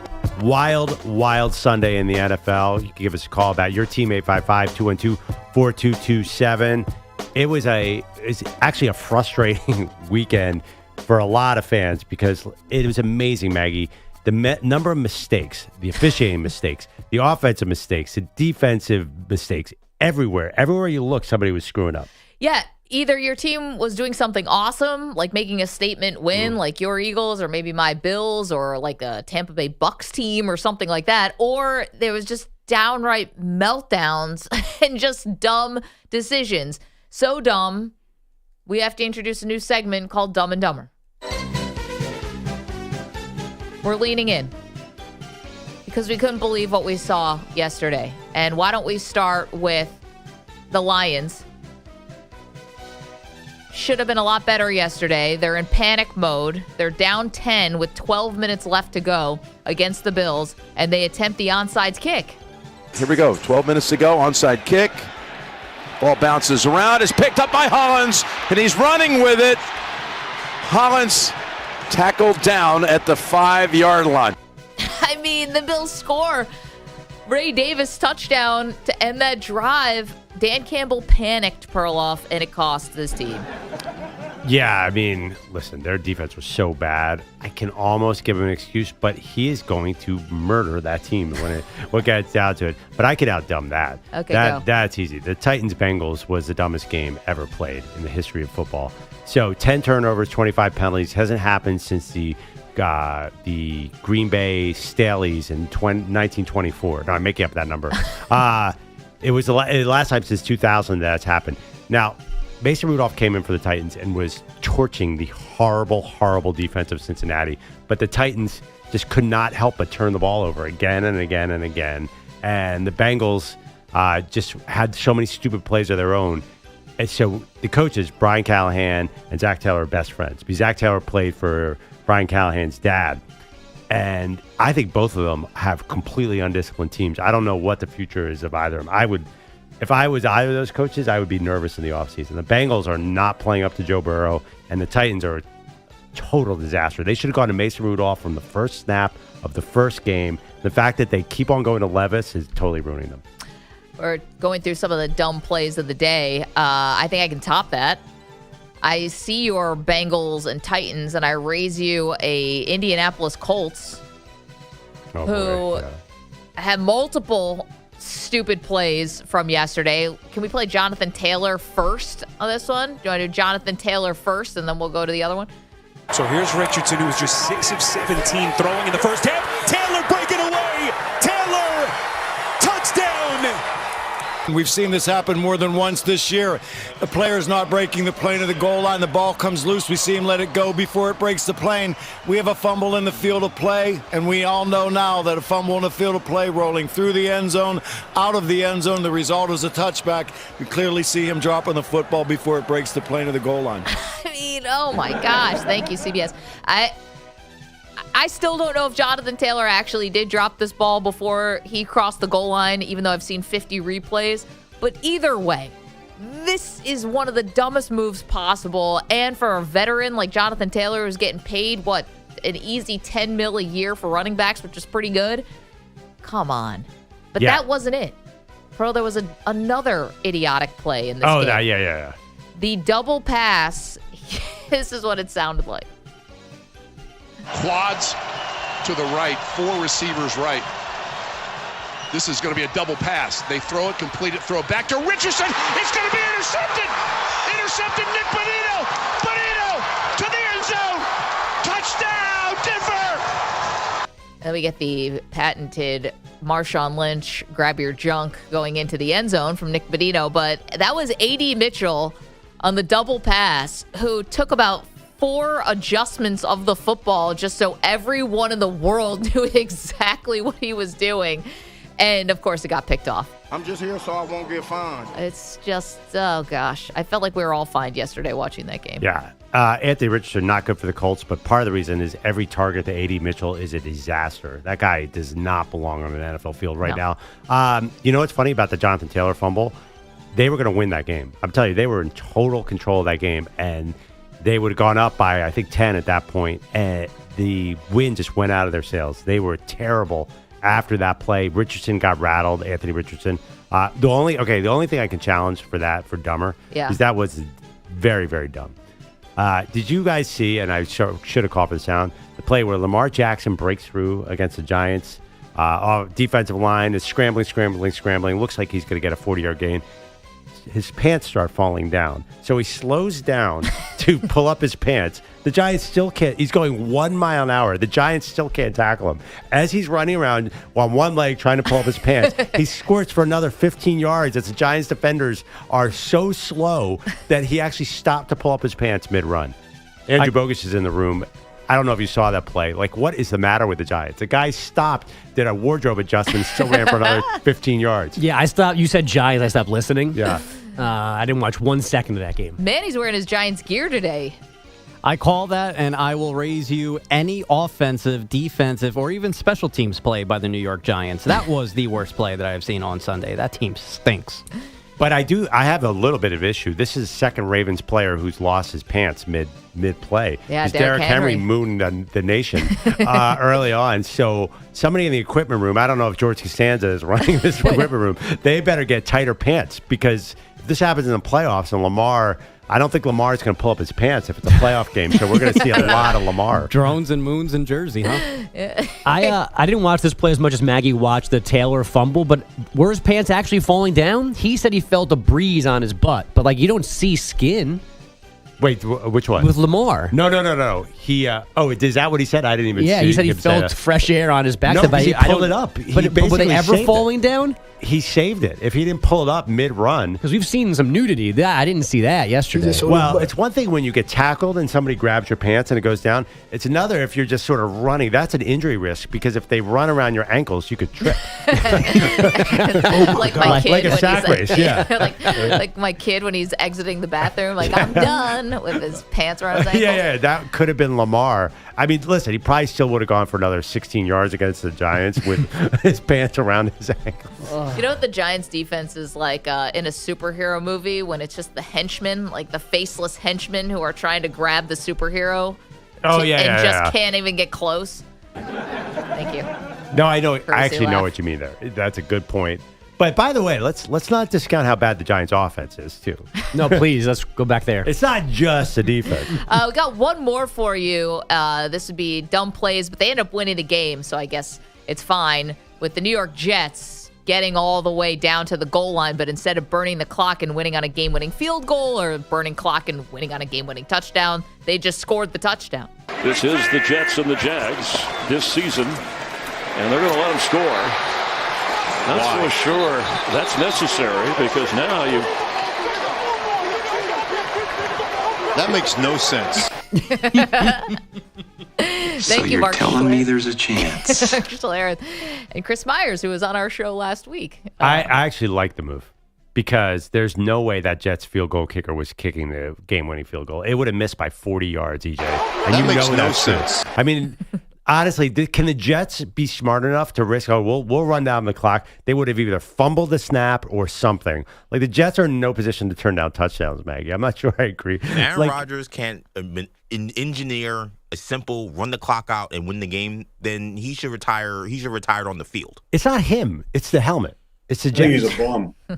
There was another one for you. So Sauce Gardner ends up with a game-sealing interception. So that one kind of makes the list, especially She said, by the way, was the biggest moment he had since getting drafted. Woof. Man, that team needs a makeover.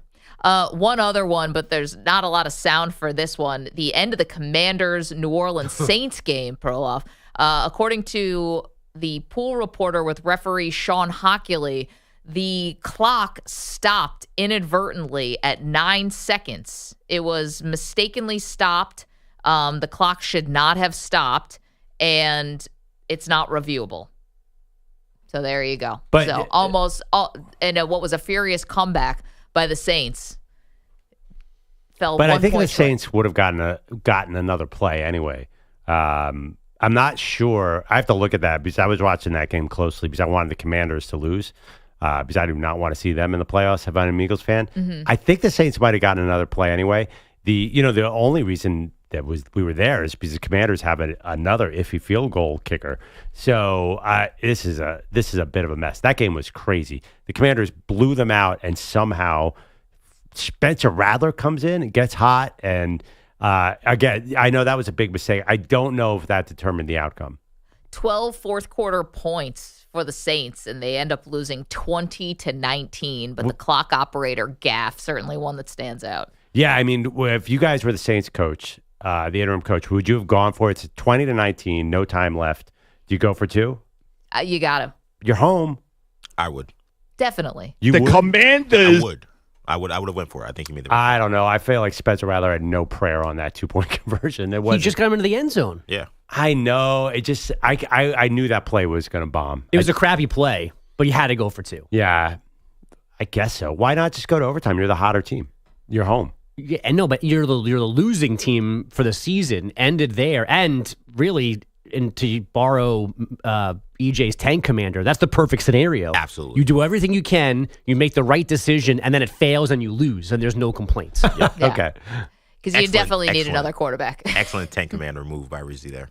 Oh, I don't know if you need another. Well, Derek Carr wasn't there, so. Do you think he whispers in the headset, call a terrible play that won't work? He should have. Right? I mean, he really should have, honestly, because it looked like it. Interim coaches are tank killers because they desperately want to win. I mean, he had that team fired up. There are no quarterbacks in this draft. We keep talking about the tanking. There's two guys. And then after that, what are you going to do? So the Saints aren't getting a quarterback in the draft. Meanwhile, we will get to the Heisman Trophy race on Saturday night. Obviously, Travis Hunter won, but there was a very funny moment. that we'll get to in just a moment. Andrew Bogusch has headlines for us. Hi. These ones are sponsored by Progressive Insurance. Protect your family, your phone, your furry friends with life, electronic device, and pet health insurance. The Lions lost and lost and lost and lost yesterday to the Bills. They fall 48-42 on the scoreboard, while 3 more defenders, likely for the season, are done. Headlined by D-tackle Aleem McNeil. Dan Campbell's unit already had 13 defensive players on IR, so maybe that's why they couldn't stop the Bills yesterday. No, I'm not buying it. I don't buy it. You know, we can be better. We should have been better. We know how good they are, but that team was more urgent than us today overall. The loss ends the Lions' franchise record 11-game win streak, and it allows the Vikings to catch them with a win over the Bears tonight. The Bills, meanwhile, the first team in 11 seasons to score 30-plus in 8 straight. Josh Allen accounting for 4 more touchdowns. Jordan Love, 2 TD passes. Josh Jacobs, 1 rushing. In the Packers' 30-13 win in Seattle on Sunday Night Football, Mike McDonald's Seahawks now don't have a playoff spot this morning. Frankly, we didn't play good enough. But just told the team, hey, like, the good news is everything that all of our goals are still ahead of us, and we'll go back to work tomorrow. Seattle losing a tie with the Rams atop the NFC West, dropping them all the way to 8th in the NFC. And they don't know the status of QB1. Geno Smith hurt his left knee in the third quarter last night. McDonald's saying the knee appears to be okay structurally, but further testing today. Same thing for Patrick Mahomes, who suffered a possible high right ankle sprain in the Chiefs' 21-7 win in Cleveland. Baker Mayfield feeling good after 288 yards and 4 scores, 2 of them to Mike Evans, as the Bucs ran away from the Chargers for a 40-17 win in L.A. That's 4 straight wins after a 4-game skid. I feel like we had a great plan going into it, and the guys executed. And so just continue to build that confidence is huge for us at this final stretch of the season. The Bucs won the second half last night, 27-0. They are the 3 seed in the NFC right now, a game and a half better than the Falcons in the NFC South. Atlanta playing in Vegas tonight. Penn State backup QB Bo Prabula is transferring instead of helping the Nittany Lions in the playoff. His social media announcement saying players in a terrible position right now with the portal open and important games to be played. This is a problem, by the way. No doubt. I mean, you have another high-end backup. Boise lost their backup, Malachi Nelson. Now you got this kid who played against Wisconsin and lit it up. He played really well. Like, these are good quarterbacks that are leaving their teams. If there's an injury that happens, good night, Boise, and good night, Penn State. It's over. And they use him every game, basically, don't they? A little bit every once in a while. So it's not like just a security net of him being there. He's part of the game plan usually. See, this is what I don't understand. Why can't you hit the portal if your team's in the playoff, but it's like doesn't actually take place or doesn't become activated until your season is over? So almost like a head coach or someone who takes a job somewhere else but still coaches the bowl game. But that's not a good formula either. But what if you sign that Penn State quarterback, say you're Maryland, I'll just make up a team, and he gets hurt at Penn State. Like, you're going to get my player hurt on your team in a different game. That's kind of wonky too. And I think some of the kids transfer right away. So by the time we're at the end of the CFP, they'd have to be in another school. So they couldn't still be playing for the school that they were at. No, like, they don't always transfer like in the spring. They transfer immediately. I get it, and I think there's actually something about the academic school year calendar. Yes. I mean, can we put that to the side? We're talking about 12. This doesn't affect everybody. We're talking about 12 schools. 12.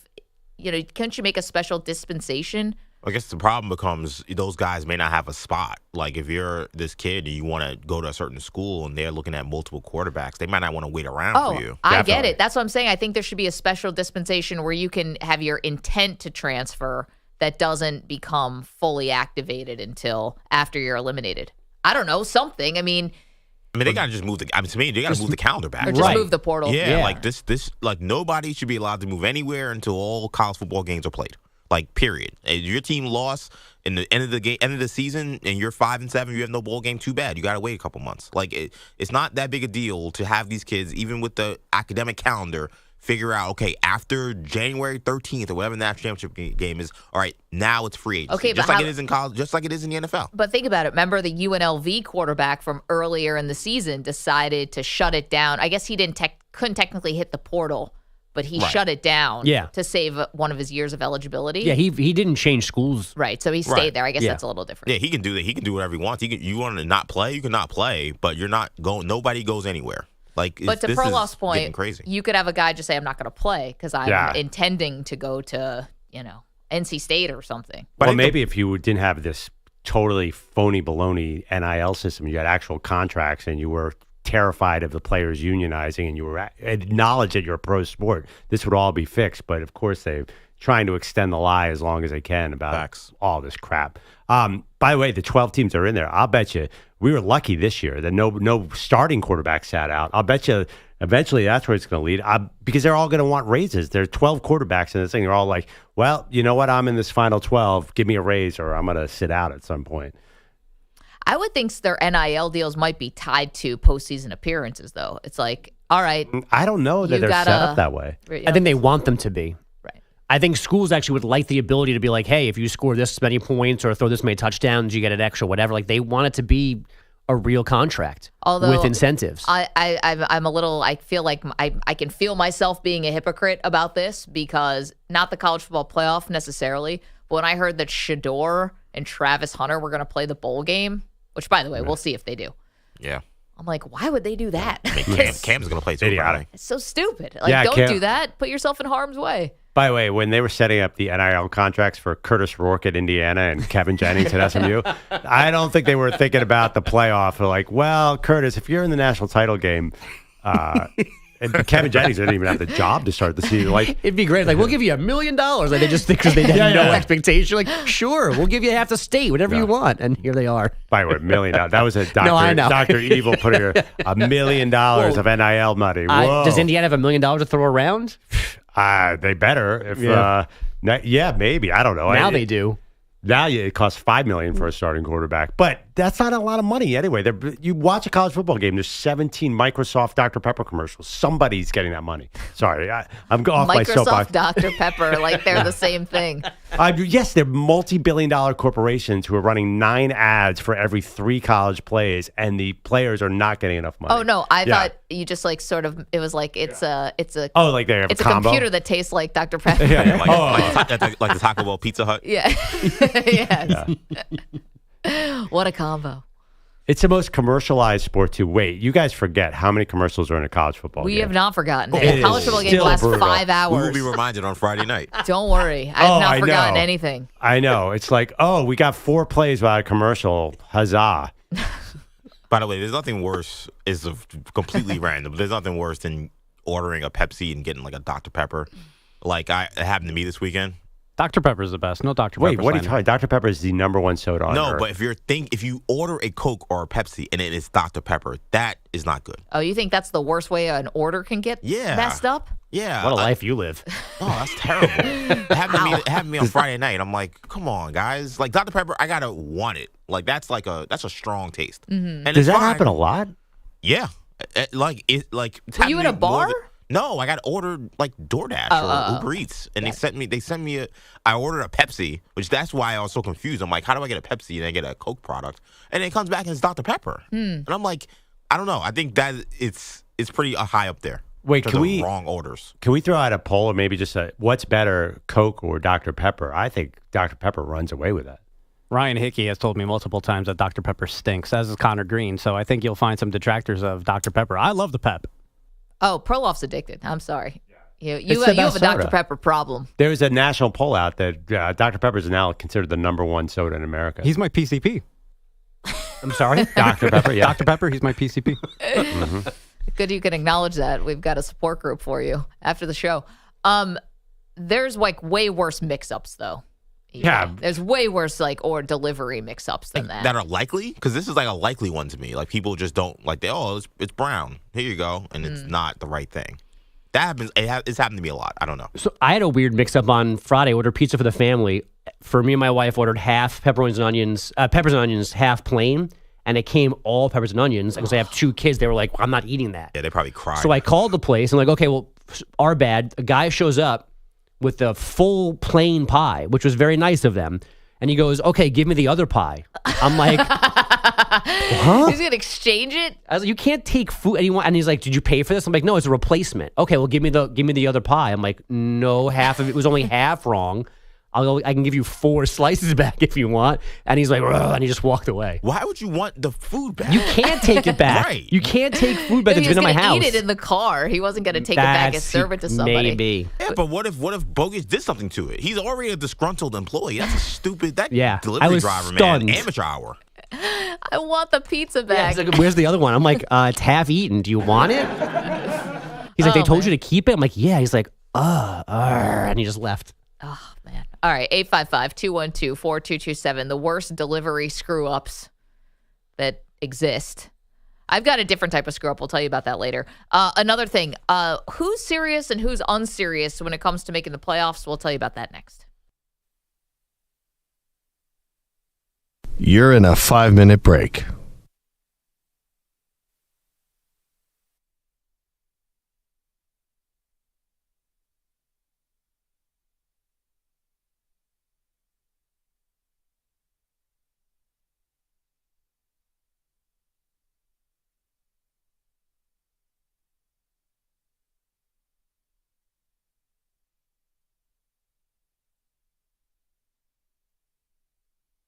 Coffee brewing, screen turned on. He's got a favorite show to see.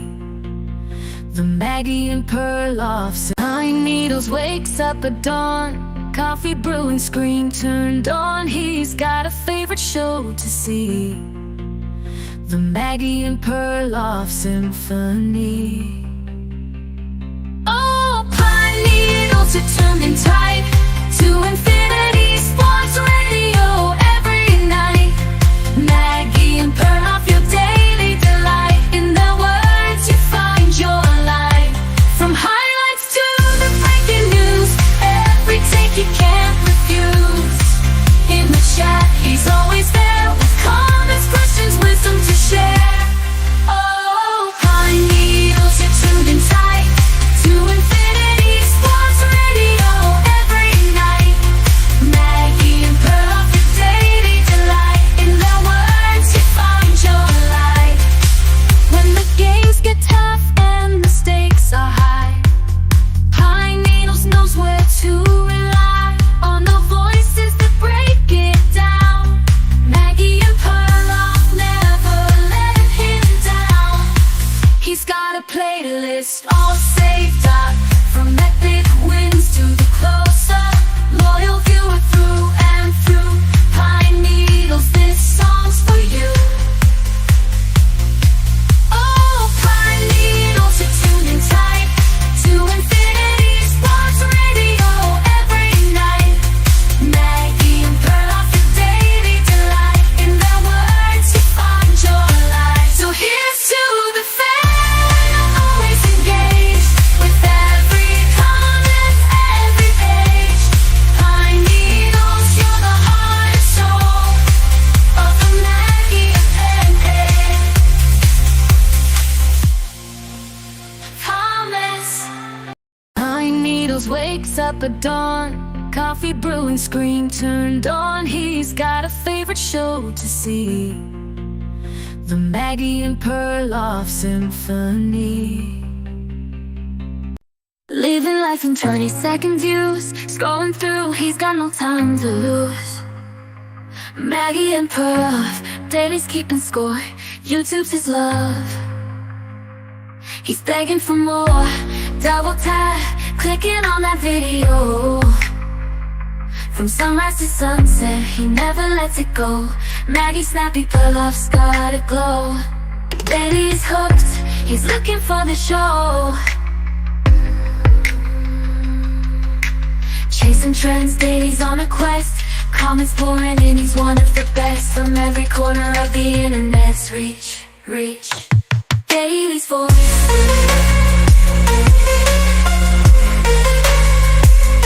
Ready to breathe.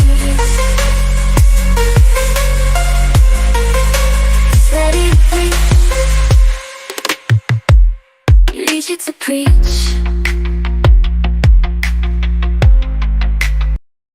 Living life in 20-second views. Scrolling through, he's got no time to lose. Maggie and Perloff.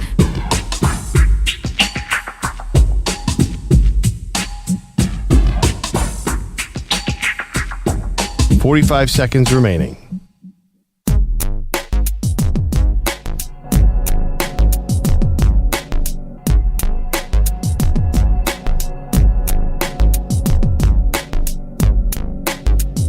Thirty seconds remaining.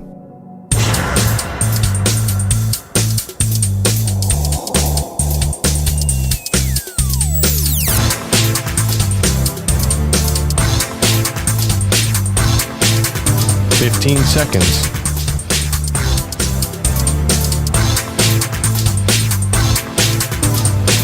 Break ends in 5 seconds.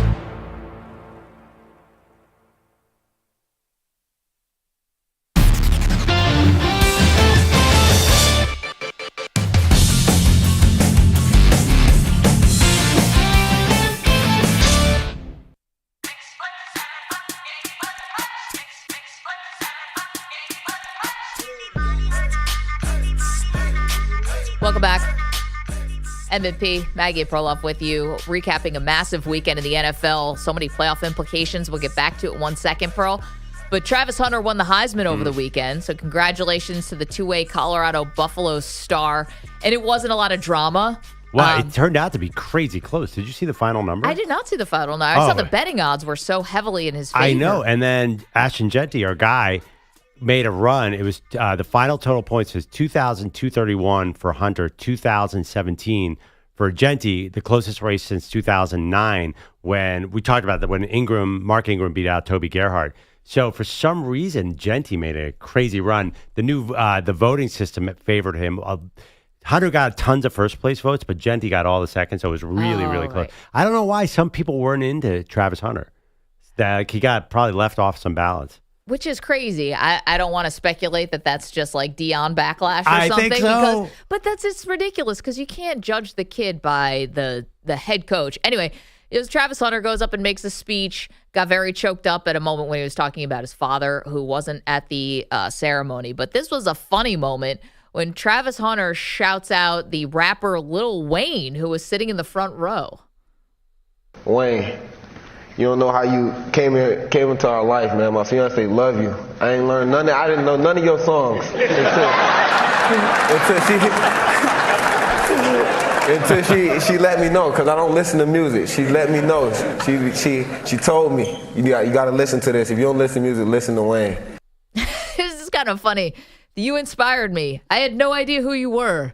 Now he says Lil Wayne is all he listens to now. From that day on, that's all I listen to. Pre-game music. That's the song. Those are the songs I listen to. When I get in that TRX and I blast that music, I'm listening to Wayne. It's crazy. 6 foot, 7 foot, 8 foot hot.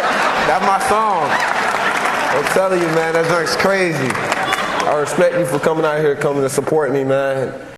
There was something very funny about that, lighthearted about it. And then Travis Hunter was reading from no notes, kind of just went off the cuff, but it was succinct. It was, he has like a good personality. I think what he showed the public in that Heisman speech was like a likable guy who I think is going to be a very popular pro. Very popular. Oh, I don't know. It doesn't depend. You can't be a star at cornerback, though. So is he going to be a two-way player? Is he going to be Shohei Ohtani? Or is he going to be, like, tell me, how is he going to be popular? I disagree with that. I thought Richard Sherman was a huge star. He was a corner. I don't think Richard Sherman was a top 20 star. Like, really? Yeah, no kid's like, oh, I want to be a shutdown corner. Why would anyone I think do that? Darrelle Revis was a star, and he was very quiet. No. Revis didn't talk at all. Revis Island. Get out of here. Why would you want to be like nobody? I mean, Deion is a huge star. He's of three things: baseball, punt returns, and anytime you threw the ball over the middle of the field, there was a 60% chance Deion was going to pick it off and take it to the house. Corners, like you can't. So Hunter might be like Deion. He's got to do multiple things. Otherwise, you can't be a star. And I think he will. He does that, though. I mean, he does a lot of the Twitch streaming. Like, that's a big part of his whole brand right now. Yeah, so but if he's just a cornerback, like, you can't. He's got to play offense. I mean, forget Twitch. I think this was Albert Breer, but forgive me. Somebody had talked to 13 head coaches and asked them all, which position do you think Travis Hunter should play? And 12 of the 13 just said corner. Now, maybe used him a little bit here and there as a wide receiver, but it was more than unanimous. It was a landslide that he is a much better corner than he is wideout. What about punt returns, too? I think like that's his always father. in the mix, sure. His father, not his father. His mentor. His mentor, Deion Sanders. I think it's important. Like, if you draft him, you're going to be a bad team. He's probably going top 3, right? You got to do everything with him. Say New England. I mean, come on. Have him everywhere. He's shown he can do it in college. Why not? Yeah, but has he shown it? I mean, last year he got hurt. And this year he has been able to stay healthy, but he's not a huge guy. So you're telling me that kind of workload and that amount of snaps is not going to put him in harm's way? I also heard a critique of him. Yes, he's been a shutdown corner, but he has not faced many elite receivers in the Big 12 and last year in the Pac-12. So he's a very interesting. I have him out there every snap, every game. If I'm, and he's not going to last past week 4. It's the NFL. I think Ashton Genty's going to be a thing in the NFL too, by the way. That is exciting. You know, if you want to bet on who do you think is going to have the best pro career out of all those guys? Well, I mean, the quarterbacks. Shador might be really good too.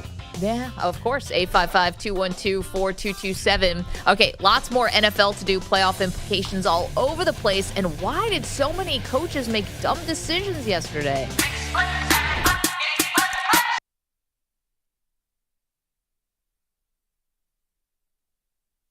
You're in a 5-minute break.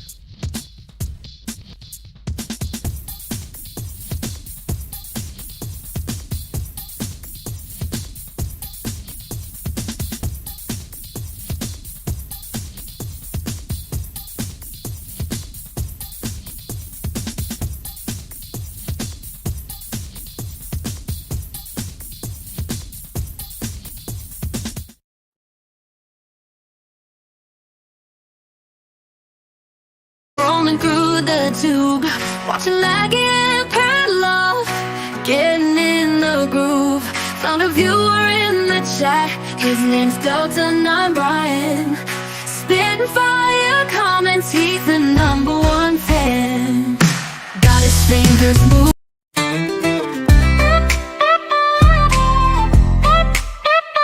EJ's at the bar with a cold cheap beer. Says Trae Young's no big deal, don't bring him here. But the Knicks lost again and it's starting to show as he punches the jukebox playing Old Town Road. I'm over Trae, he shouts as he tips his hat, but his phone's buzzing with Hawks game stats. Pickups parked outside, girls waiting to ride, but EJ's ranting about Trae instead of his bride. EJ don't care about Trae Young, no way, but he's crying in his beer when the Hawks outplay. Just a small town punk with a lucky streak, but Trae's living rent free every Knicks loss week. EJ's got a shotgun rack and a pickup truck. Trae can't break my spirit, I don't give a. He's got a girl on the side, but she's feeling ignored, cause EJ's busy yelling Trae can't score no more. I'm over him, he growls as the whiskey pours, but he's watching replays from game before. Small town pride, a Knicks fans fight, but Trae's shadow looms in the neon light. EJ don't care about Trae Young, no way, but he's crying in his beer when the Hawks outplay. Just a small town punk with a lucky streak, but Trae's living rent free every Knicks loss week. EJ don't care about Trae Young, no way, but he's crying in his beer when the Hawks outplay. Just a small town punk with a lucky streak, but Trae's living bout revenge Knicks parade day. Get that Hawks kid out of my town, but he's playing Trae's highlights when no one's around. So here's to EJ with his beer and his pride. His girl's in the rear view, but Trae's on his mind. Small town dreams with big Knicks pain, but Trae Young's the thunder and EJ's rain.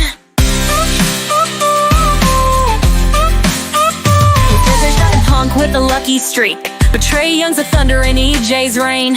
EJ's living free every Knicks lost week, but Trae's living rent free in EJ's reign. EJ's got a shotgun rack and a pickup truck.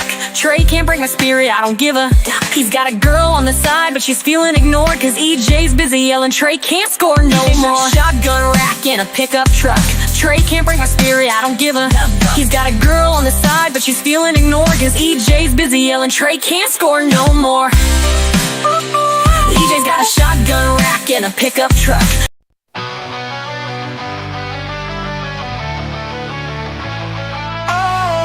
splat, 4 years in the stream. Through the chaos and laughter, the wildest dream. You've seen Miraz stumble, you've seen Miraz fall. Droopy man.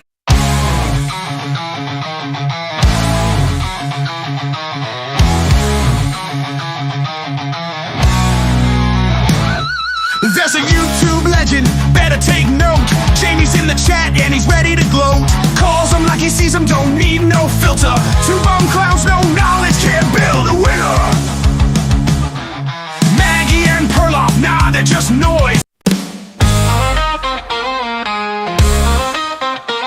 Scrolling the comments, who's dropping the knowledge? It's Dr. Daly, straight out of Tendon College. Maggie says that ankle looks rough. Perloff's like, nah, it's just a little scuff. But Daly's in the chat and he's got the facts. Forget your sprains, it's the patella that cracks. Dropping wisdom bombs, leaving no doubt. When that tendon goes, you're tapping out. Patella tendon snapping, it's way, way worse. Says Dr. Daly with a YouTube nurse. Forget that sprained ankle or a little bruise. When the tendon pops, you got everything to lose. Perloff limps in with an ice pack in hand. Think it's just sore, I can still make a stand. But Daly replies with a clinical tone. Buddy, you're lucky you didn't need a new bone. Maggie's like, come on, it's just a little twist. Daly's already typing, you might need a list of surgeons, crutches, and months of rest. Because patella snap.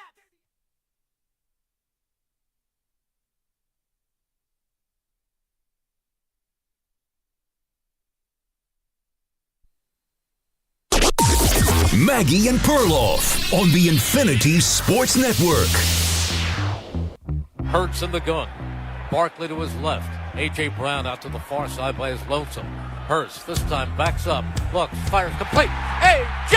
Brown in the back of the end zone. Who else? Merrill Reese, Eagles Radio Network. Looks like everything is fine, guys. Nothing to see here. A.J. Brown, Jalen Hurts with the connection. Perloff, the passing game did look a lot better, so maybe players should be calling out the quarterback every week. That's the secret to the Eagles' success. Yeah, I mean, I think the Eagles' drama was always overblown because this was always game flow stuff. They had been establishing Saquon Barkley in this running game, and then the Steelers came out and said, we're going to stop Saquon Barkley. So, of course, they went to Brown. Brown has been upset because of lack of targets, like every wide receiver, every Devo wide receiver. So I don't think it was a personality. Well, maybe there is a personality conflict, but I don't think it was a personality conflict that was driving them. It was just A.J. Brown was mad because they weren't using him. So, I mean, predictably, they used him and it worked. Okay, well, we all thought that it was just maybe the offense and the game flow and the touches and all of that, until Brandon Graham came out and said, actually, there's something personal going on between A.J. Brown and Jalen Hurts, 1-11. That got confirmed to us later in the week by sources close to the situation. So we understand. We don't know exactly what it is, but we know it is personal in nature. And yet it didn't seem like it fazed them at all. And I thought the Steelers, I don't think this is indicative of the fact that they're like a bad team. I don't think this totally exposed the Steelers. However, You think they're totally exposed? Here's the thing about the Steelers.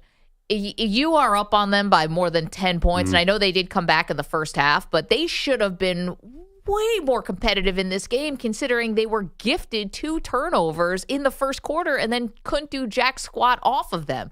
And it's just the thing about, you've said it over and over again, that offense is just not good enough. And I was willing to say, okay, Eagles defense is elite. This is the reason why the Steelers look just inept on offense, or impotent, I think is probably a better word for it.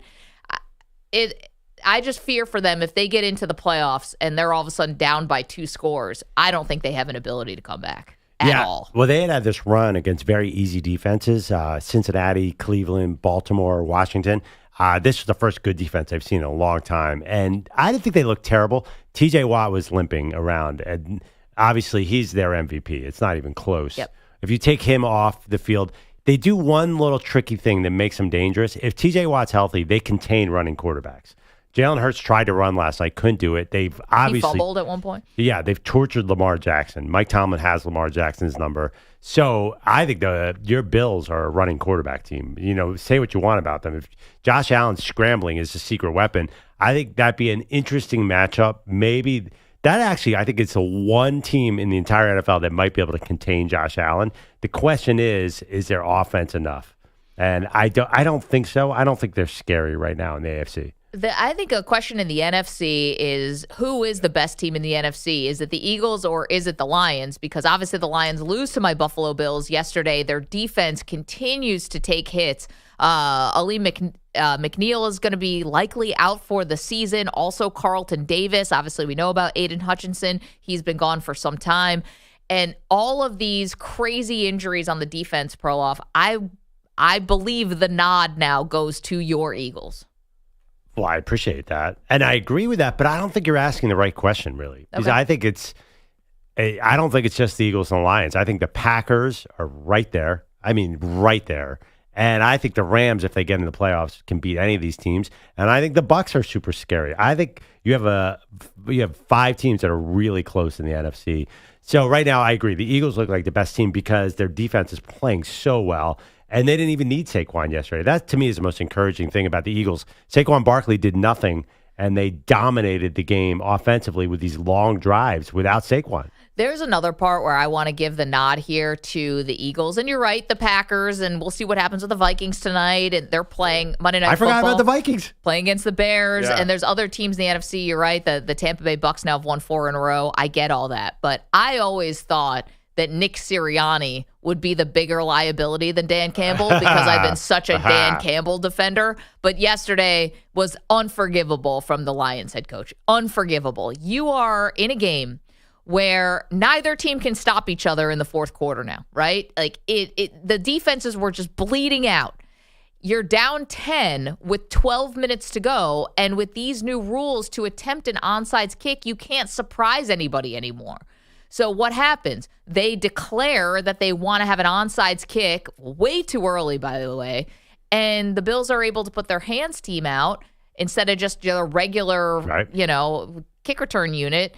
And what happens? Mac Hollins ends up making this incredible play because he's a wide receiver, bats the ball to himself, and then runs to the 5-yard line, and then the Bills scored another touchdown. They gifted the Bills a touchdown. Do you think, though, the Bills might have scored a touchdown anyway? Yeah, but on offense, not special teams. Like, Right. But say they had kicked off normally and the Bills started their drive at the 30. I'm not sure the Lions could stop them yesterday. Okay, maybe, but that's a risk that I want to take. Of you know what has happened actually. If you watch the Bills closely, like you guys know I do, the Bills can be good for some bad false starts. They can be good for some Deion Dawkins personal fouls. They can be good for mental errors. You got Sean McDermott across from you. It's not Vince Lombardi, guys. I would have tried to play the game more straight up than that, which is something I know you've been calling for months with the Lions. Like, you're a good team. Just play teams straight up. Stop doing the stupid stuff, the risky stuff. And I would have seen if maybe I get the Bills behind the sticks, and I can come away. I can find a way to come up with one stop. That's all you needed. And instead, I think Dan Campbell panicked. You're amazing. Yeah, you're worried about drive killers. The last time the Bills did not score 30 points in a game was October 14th. Was that the Ravens? The Jets. Interesting. And they won that game. They are unstoppable. There really aren't a lot of drive killers.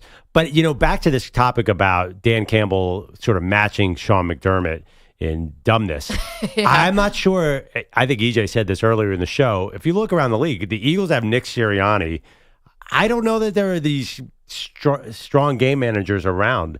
I guess Andy Reid is obviously they win all the close games. So is that the coaching staff that has this figured out? Which is funny because that's not really what Andy Reid's calling card is. But I think you'd have to say yes. He was famously the worst at all of this. You got obviously Kyle Shanahan is famously bad at this.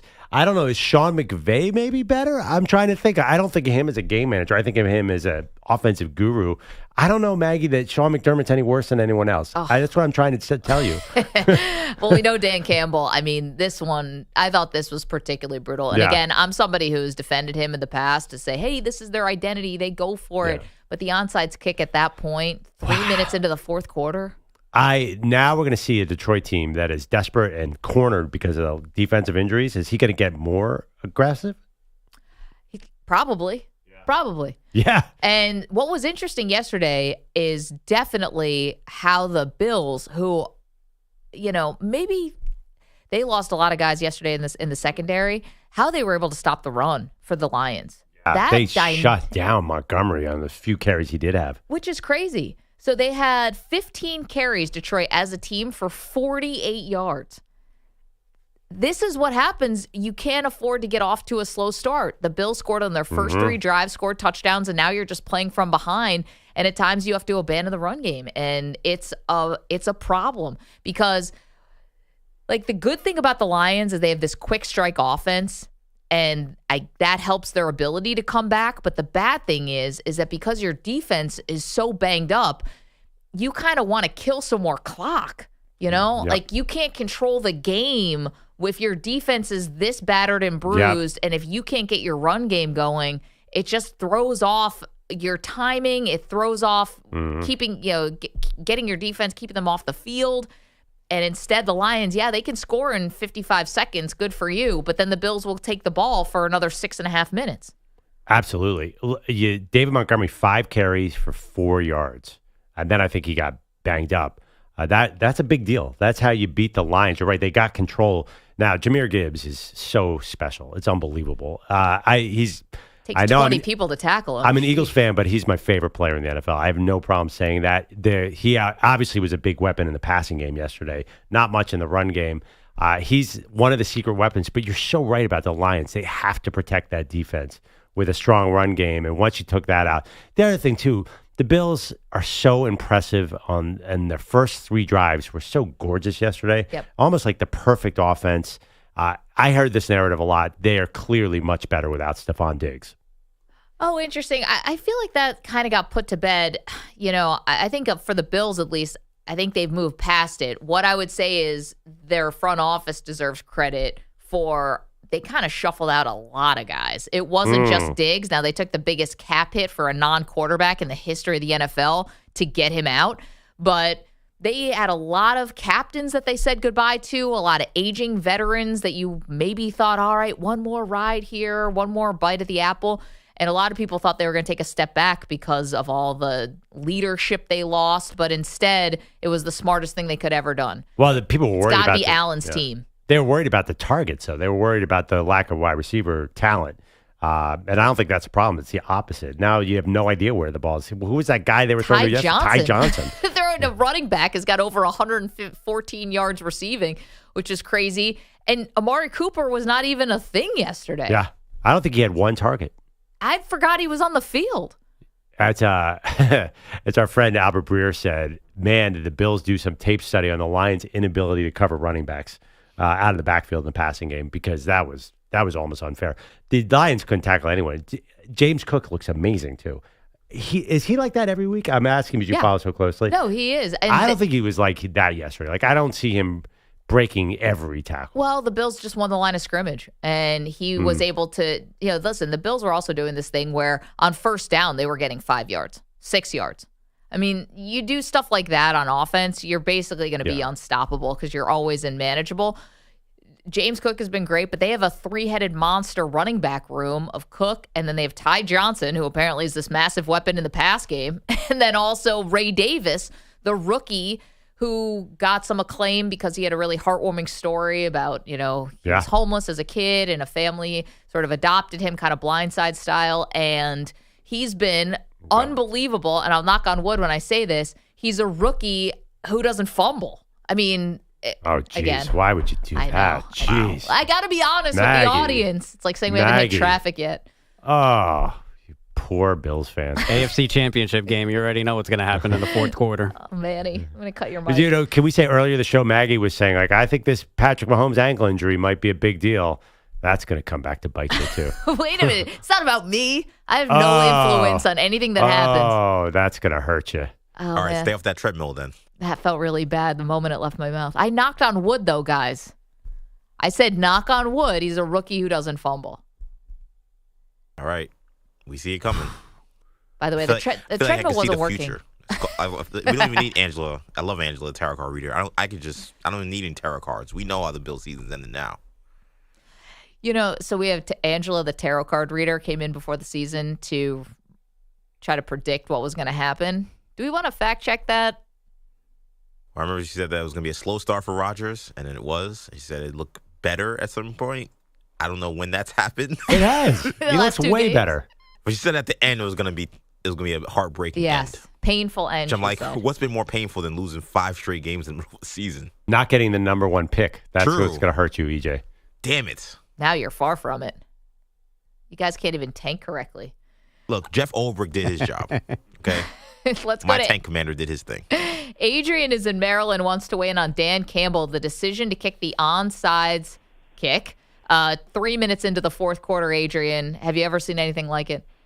Well, Mike McCarthy did it when they were trying to come back against Baltimore, but they got the first one and he tried it the second time and it didn't get it. But it was a dumb decision by Dan Campbell to try to do that 3 minutes into the fourth quarter. At least kick it deep and make them work for the touchdown, even if they get a touchdown. You're not guaranteed that they're going to get a touchdown. It could be a field goal.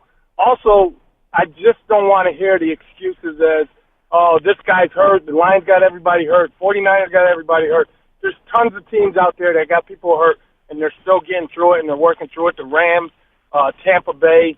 So that excuse has gone out the window for me with the injury excuse. You can't use it this late in the season. Adrian, I'm with you. The only injury excuse that I generally buy is when your quarterback gets hurt. I mean, what do you expect? If your quarterback's out for the season or dealing with something big, I think that's a valid excuse. And then a pass rusher like a TJ Watt. Yeah, well, Aiden Hutchinson. But Oh, they my still God. played great after he got hurt. Perloff. Yeah, but then, they clearly are missing something on defense. At a certain point, you knew losing Hutchinson would catch up to him, and I think that was Sunday. Well, but they've also lost 10 other people. I don't think it Yeah. was just Hutchinson. I don't put him in that TJ Watt, Myles Garrett conversation. Oh, get out of here. No, he absolutely he would a surefire defensive player of the year. It wouldn't have even been close this year. I know, but they went on to keep winning. The Lions are having a historic season, even though they lost yesterday.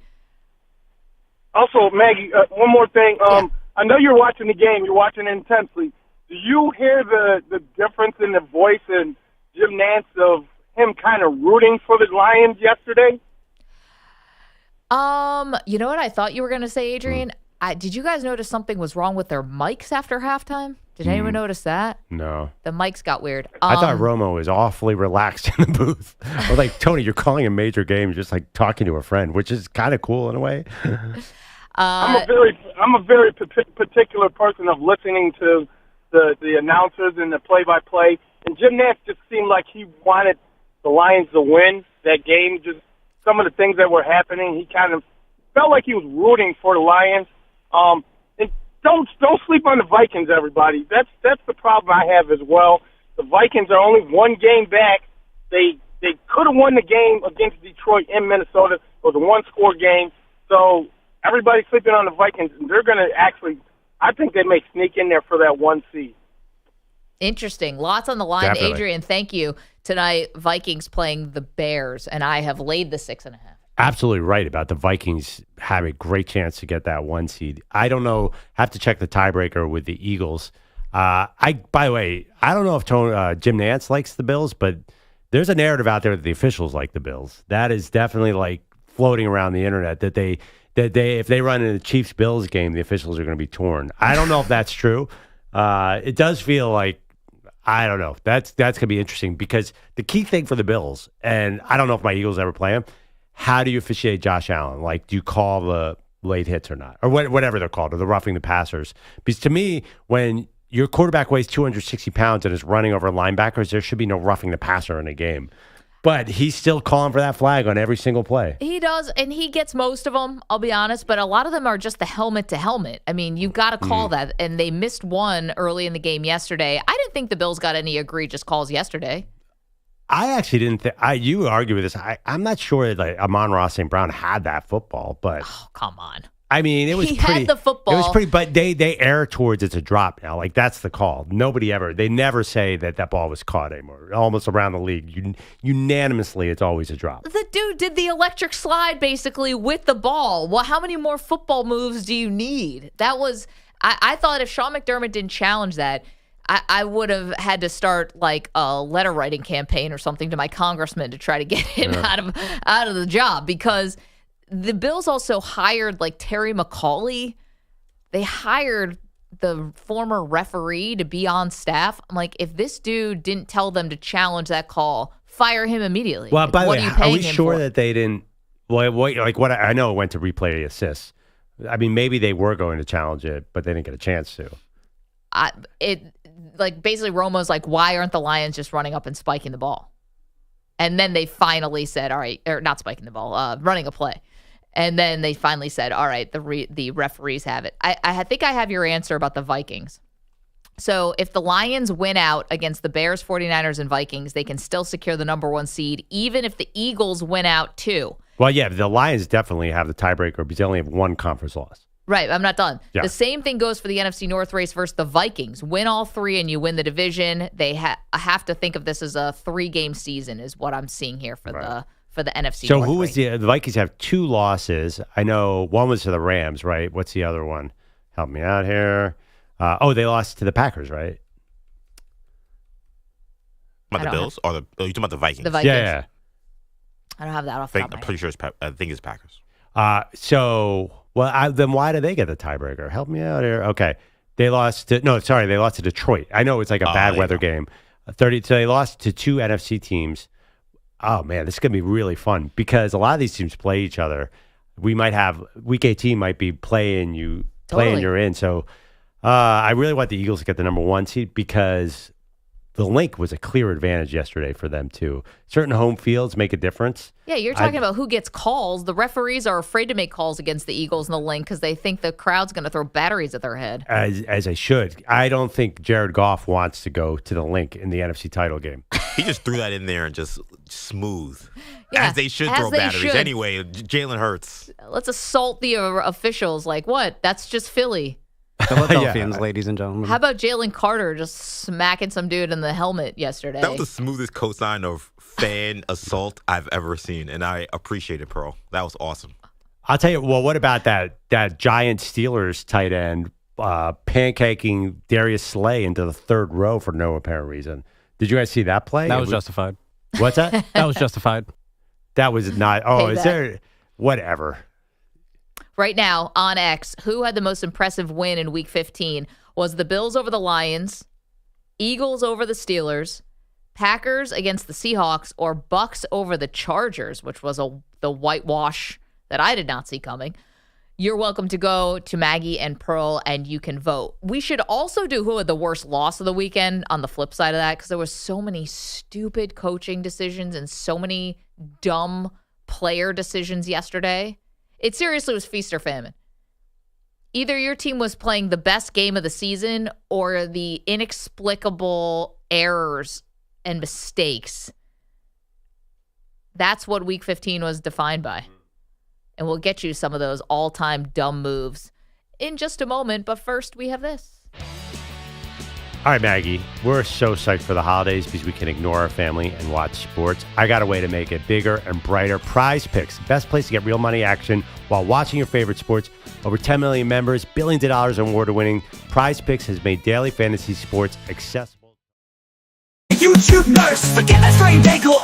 Maggie's phone buzzing again. It's way before she knows it's Perloff, humming that familiar tune. Yo, Maggie, got a sec, let me break it down. Prize Pick song popping, gonna take the crown. She's heard it all before, every prop, every play. Just one peaceful moment, he's got something to say. Perloff, go away, take your Prize Picks and run. I don't care if you hit or you're up by 1. I'm dodging your calls, I just need some peace. Talk to someone else, let a girl be free.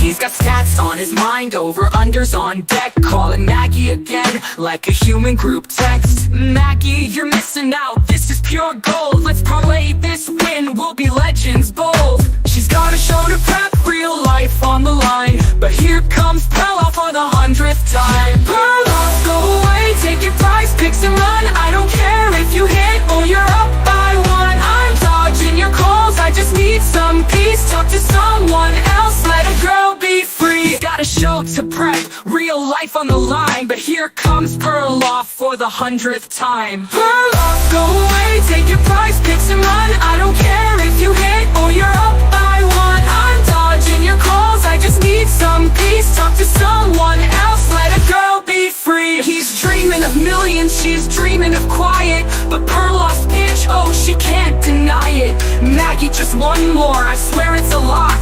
She throws down the phone, time to change the clock. Perloff, go away, take your prize picks and run. I don't care if you hit or you're up by one. I'm dodging your calls, I just need some peace. Talk to someone else, let a girl be free. Perloff, it's over, no more plays today. Find a new Corbuccio wipes the bottom of his sneakers. He's guarded by Lawson. Play in action. Corbuccio gets a screen from Ratliff. Corbuccio driving, finds Ratliff, free throw line, Jay, yes! Clock continues to run. Panthers have one final chance. Here's Kennedy. Kennedy with 5, step back, Jay, yes! Oh, Josiah Kennedy! Ice cold! Timeout, stepping out.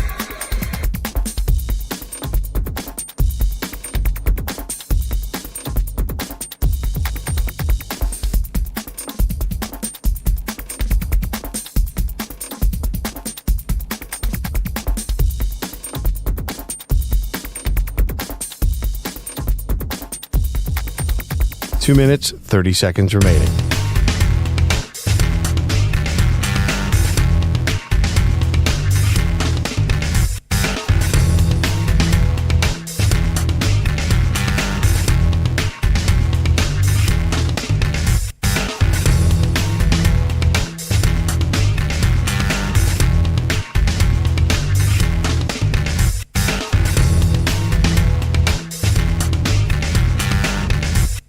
Two minutes remaining.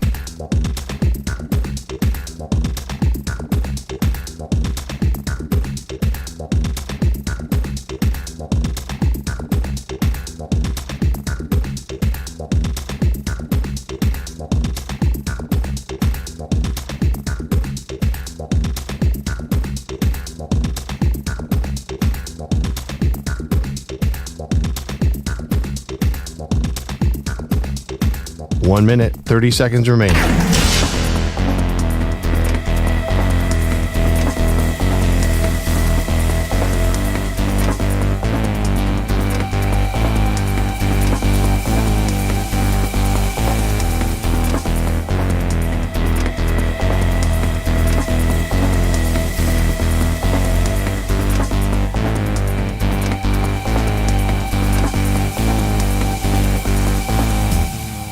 One minute remaining.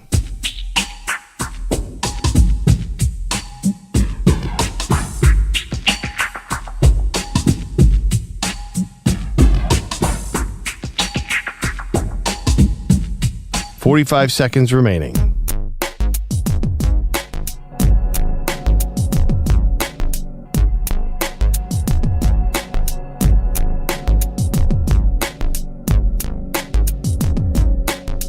$30 seconds remaining.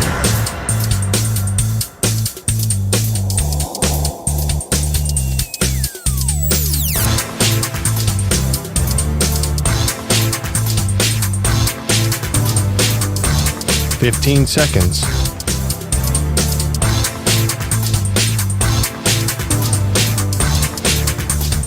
Break ends in 5 seconds.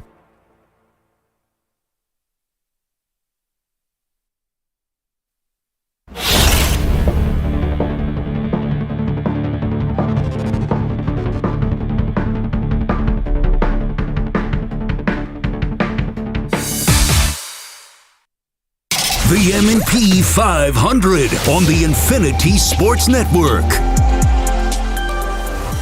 Stock up and stock down time here, Maggie and Perloff show. We go through the weekend's events and decide who we're into. Maggie, start us off. All right, Pearl, I'm going to take one from your team. My stock up has to go to, can't believe I'm going to say this, Nick Sirianni. Whoa. Yep. This was a big week for the Philadelphia Eagles because you had a wide receiver and quarterback whose dirty laundry got publicly aired.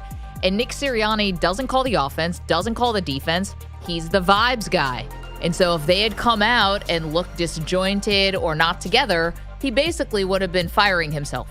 And so the fact that the Eagles look great, beat a in-state rival and another playoff team so soundly, I think Sirianni's stock has got to be up today in Philly. What about the sideline fight with the defensive coach and the defensive player? Now that's, yeah, if you say one, it's if they had lost, that'd be a big deal. Okay, I would go with my stock up. A guy who could be in the MVP race if he didn't already have 2 MVPs. Lamar Jackson against the Giants. 21 for 25, 290 yards, 5 touchdowns, 0 interceptions. And let's throw in 6 runs for 65 yards. He's unbelievable right now. He's throwing the ball better than he ever did. Look at his stats for the year, Maggie.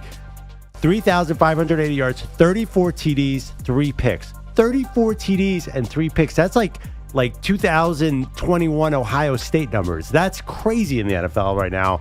He is seeing the field perfectly. I don't know that the Ravens are a great team because it's hard to tell against the Giants, but he is playing as well as I've ever seen him. So the Ravens' point differential is plus 86. Do you know what the Bills is? No. Plus 135. That's not that big. That's 45 points. I know. I think it underscores that the Ravens' but defense the Bills has been so inconsistent. Oh, yeah. And the Bills' defense is now really taking on a lot of water, but... Well, the Bills are in the AFC East. The Ravens are in the AFC North. I think that's one factor. I mean, anyway, or you're up. Stock down. Okay. Stock down. This is easy. The stock ups were kind of hard to find this week. The stock downs, got to go with Dan Campbell. Oh, man, I've been defending him for so long, and I love his aggressiveness, but you're down 10. It's 3 minutes into the fourth quarter. You can't do this. Here we go. 12 minutes to go. Onside kick.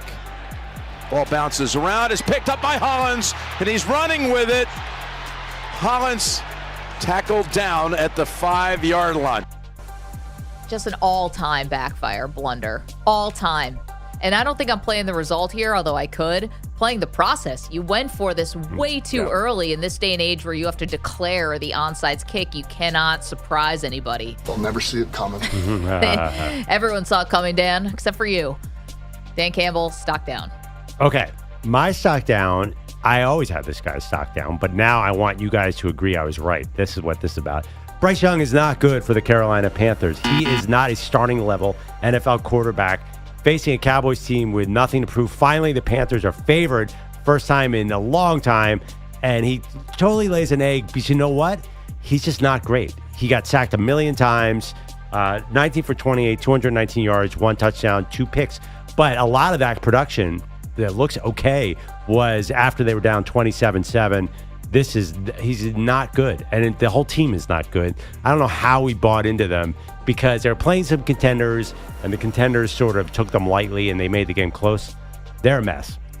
I feel so dumb for not betting the Cowboys. Like, you saw that one coming? Well, just what did we think? You know, the Carolina Panthers really were going to be favored?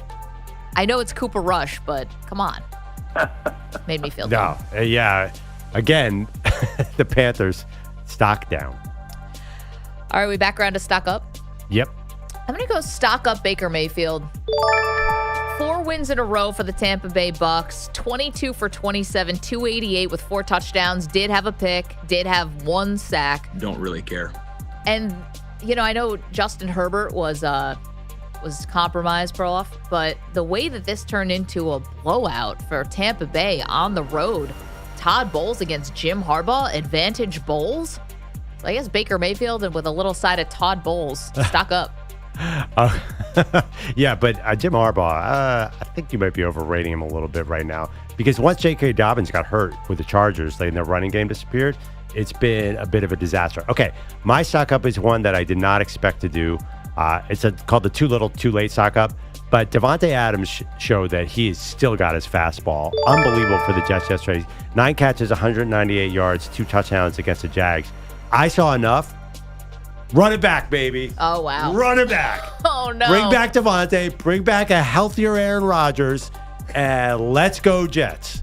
By the way, there was a play where Aaron Rodgers was celebrating, and he was trying to run around like he looked older than I've ever seen him look. He looked like me dancing. It was terrible.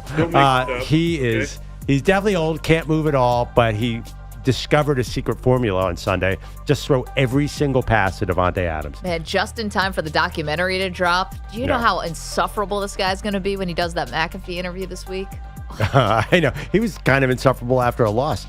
Garrett Wilson still had one big play. Like, this could have worked if you squint. And we'll talk about the update, by the way, to the story about the Jets and Bill Belichick. Just a little bit. Yeah, that falls into the stock way down category. Man, should we leave it right there for a second? We got to get to Bogusch and his headlines. Stock up, stock down. You're welcome to weigh in with yours at 855-212-4227. I'm sorry, Perloff. Did you have another one that I cheated you out of? No, not at all. I mean, I was just saying stock up because Andrew Bogusch is here. We're always excited. No one believes that. Headlines are sponsored by PXG Golf. For high-quality, high-performance golf clubs, apparel that delivers style and comfort, premium golf balls, award-winning gloves, and more. Make it a PXG holiday for the golfer in your life. Find the PXG store near you at pxg.com. Multiple crossed fingers around the NFL this morning. Some potentially major injuries suffered during Sunday's action. Geno Smith, the last name added to the list, hurting a knee in the third quarter of Sunday Night Football. His head coach, Mike McDonald. This guy, probably the toughest player I've ever been around, was severe enough for him not to come back in the game. We'll do all the tests tomorrow and kind of figure it out as we go. But right now, just structurally, it looks like it's okay.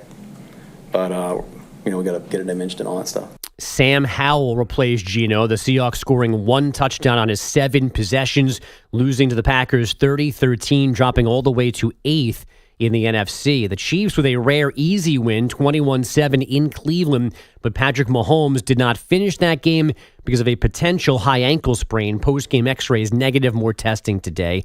TJ Watt suffered a low ankle sprain in the Steelers' 27-13 loss in Philadelphia, and the Lions might have lost 3 more defenders for the season in their 48-42 shootout loss to the Bills. D-tackle Liam McNeil and corners Khalil Dorsey and Carlton Davis III, the injured players. Detroit already had 13 defenders on IR, but the scariest scene yesterday was Dolphins wideout Grant DuBose on the field for more than 10 minutes with head and neck injuries. Trainers and doctors cut off his jersey, removed the face mask of his helmet. He was even connected to monitors as he was carted off the field. He spent the night in a Houston hospital in stable condition. Tua Tagovailoa blaming himself for the throw that made DuBose open to a huge hit from a defender. I'm my toughest critic when it comes to ball placement, when it comes to knowing where to go with the ball, and all of that. And I just feel bad that I even put him in that situation. The Dolphins lost the game in Houston 2012 with Tua throwing a pair of fourth-quarter interceptions. The Texans clinch in the AFC South when Indy lost in Denver 31-13. I got to tell you one thing about that Miami game. It was a close game, and it was a must-win game for the Dolphins. So Tua was not afraid to take big hits. I can't buy the future of this team because he got crunched a few times. There's just no way he's going to have a healthy career because to be at his best, he has to hang in the pocket, and he can't do it. Also, can we stop with the head-first dives? Yes, exactly. Like he plays with a little bit of abandon, and he can't do that. He's got to get rid of it immediately every time. We've talked a lot about Mike McDaniels and sort of his new look. Yeah. And when I was watching him yesterday, I was like, this looks like a guy who's about to be fired. Mm. And I don't know if it's his fault necessarily, because you're right. There's issues with Tua's health. Yeah, he looked like dead man walking. Did he not? Well, they built this team to be offensively oriented, right? So, and they're just not delivering. They had 12 points yesterday. Yeah, I mean, I feel like he's kind of looked like this for a while, right? I think Tua coming back somewhat kind of maybe gave him some fake hope. But right before Tua got hurt, he also looked like a guy who was going to get fired. Yeah, the other part too is, and listen, I mean, anyone can look how, like, physically, you can style your hair in whatever way you want and the glasses and all of that stuff. But to be honest, like, sometimes it looks a little like not serious. Like, it looks like he's kind of leaning into, everyone says like he's Mr. South Beach, and not like he's wearing a costume, but sometimes it looks like you're going to a theme party or something. It's like that's just your look. You're deciding to wear your hair in that way, which you never did in San Francisco. It's like you're choosing to sort of have this lean in look. There's something inauthentic about him. Yes. Well, I disagree with that because there's a famous interview. I just pulled up again. Where he was a ball boy for the Broncos as a kid, and he's got hoop earrings in both ears, which is very unfootball. He's always been, it's a wild look. He's always been a bit of a fashion outlier for the football. But I don't think it's totally inauthentic to defend him. It might not be inauthentic, but it does feel like it's too much. Like, isn't there a thing like when you're getting dressed, like you look in the mirror, like you take off one accessory when you're ready to leave, like the hair, the glasses, the sneakers, the capri pants. Yeah. Like it's a lot. Jinx. It's a lot. Like just do one thing less and maybe it'll be less annoying. If he gets fired, do you want him as your offensive coordinator? I would take him in a millisecond. Yeah. Are you serious? Yeah. Oh, no, I mean that's serious. Like, do you think he'll land immediately as an OC? No, he'll go back to Kyle Shanahan, and I'm sure it'll be great. I don't know if he should. I mean, you don't get to call plays there. Like, if you go back to Shanahan, you're just a pencil pusher if you're an OC there. But where are you going to go if you're not going to be the head coach? You're like a team that where needs a huge. Detroit loses their OC, go right to Detroit. Ah, boy, that feels tough because I don't know. Is Mike McDaniel a Detroit guy? He's Mr. South Beach. He's about to Detroit's be the opposite. He's an unemployed guy. He better want a job. It'd be great if he started dressing like a line worker at a car, like at a car factory. He's doing, he had grease on his face and he's doing auto mechanic. He should dress just like Eminem did in 8 Mile. Just like scully, oversized. Yeah, every city you go. He's got work boots on the sideline. Coaching in Tim's. How about a Vrabel Mike McDaniel combo in Chicago? Is he? I mean. Now I'm doing the whole city thing. Is he in Chicago? I can't dress up like the bear. Like he's now doing line cook. Mike Dick a mustache. And the Bears. Yeah. Oh my God. Yeah, that's a great bit. Mike McDaniel interviews with every shows up at a cheesehead in Green Bay. And Cap, you have your assignment for today. Yeah. Mike McDaniel. What will he look like coaching every NFL team? He's like a Ken doll now. There's different outfits for the jobs. Now he's in Barbie's dream house. Yeah. Shows up as the OC of the Cowboys, a gigantic cowboy hat. You can't even see his face. It's so big. Literally He's on a exactly horse. like Tom Landry. Just full everything. Suit, hat, it all. Boots and spurs. Love it. Lasso for Jerry. Shows up for the Chiefs, just wears a fat suit. Puts on a mustache. Nuggies. Looks like the Hamburglar. That would work there, too. If Sunday wasn't enough, 2 games tonight. Vikings, Bears, Falcons, Raiders. Notre Dame head coach Marcus Freeman signs a multi-year extension before hosting a CFP game this weekend. That's reportedly for 4 years, creating a 6-year agreement. No dollar figures reported just yet. NBA last night, a true shootout in San Francisco. Here comes Luka up the right side. Thompson comes to screen. Luka drops it off to Thompson. Open at the right wing for 3. Down it goes again! A season high 25 for Klay Thompson. And the Mavericks have it back up to 11 on the 21st 3 made by the Mavericks tonight. Chuck Cooperstein on Mavs Radio. Dallas and Golden State combining for an NBA single-game record, 48 threes. The Mavs winning 143-133. The Lakers cooled off the Grizzlies last night, 116-110. Memphis had won 4 straight. LeBron was back, 18 points, 8 rebounds, 8 assists in 34 minutes after missing 2 games with that foot issue. And Nebraska and Penn State complete the NCAA Women's Volleyball Final Four, joining Pitt and Louisville. All 4 were 1 seeds in their corners of the bracket. Guys, back to you. Bogusch, thank you. Coming up, we've got a surprise and shocking turn in one story that we thought was all but over. We'll get to that next. It's M&P. You're in a 5-minute break.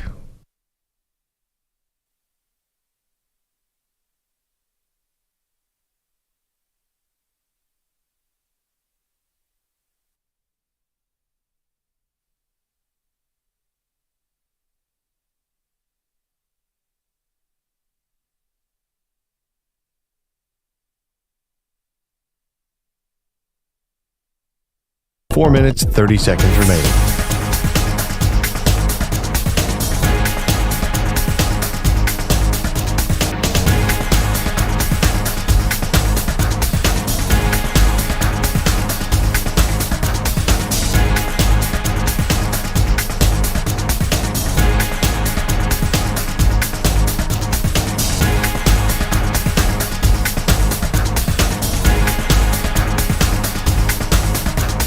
4 minutes remaining.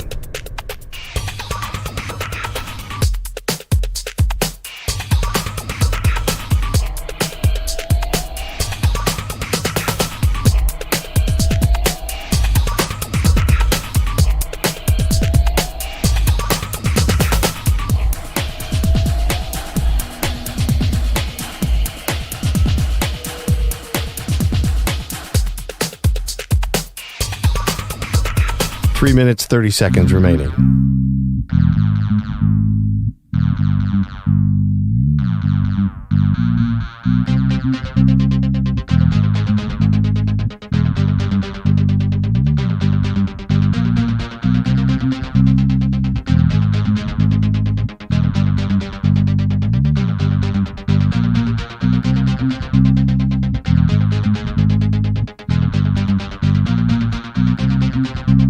Three minutes remaining.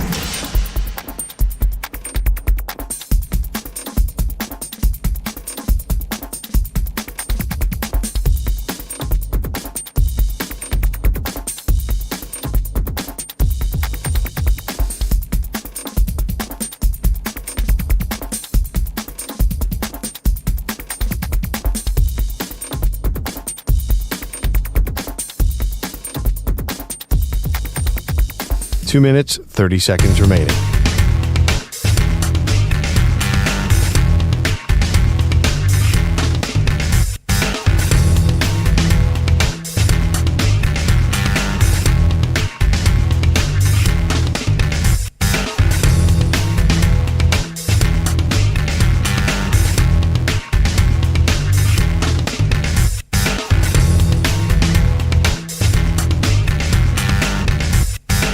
Two minutes remaining.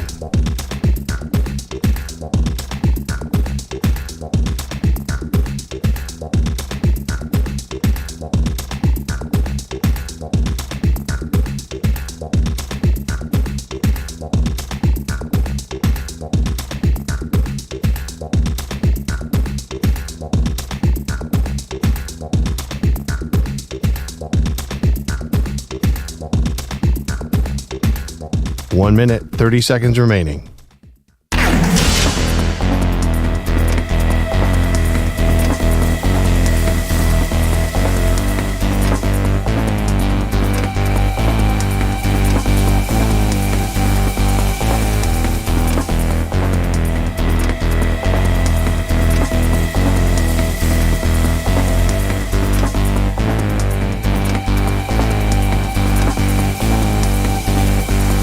One minute remaining.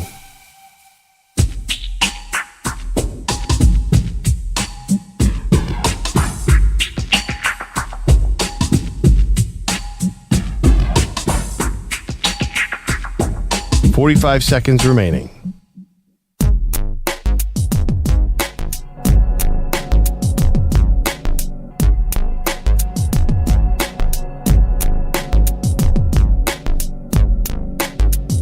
.30 seconds remaining.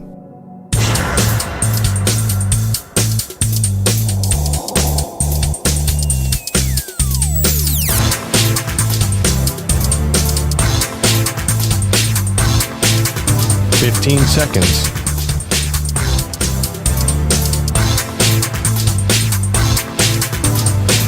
Break ends in 5 seconds.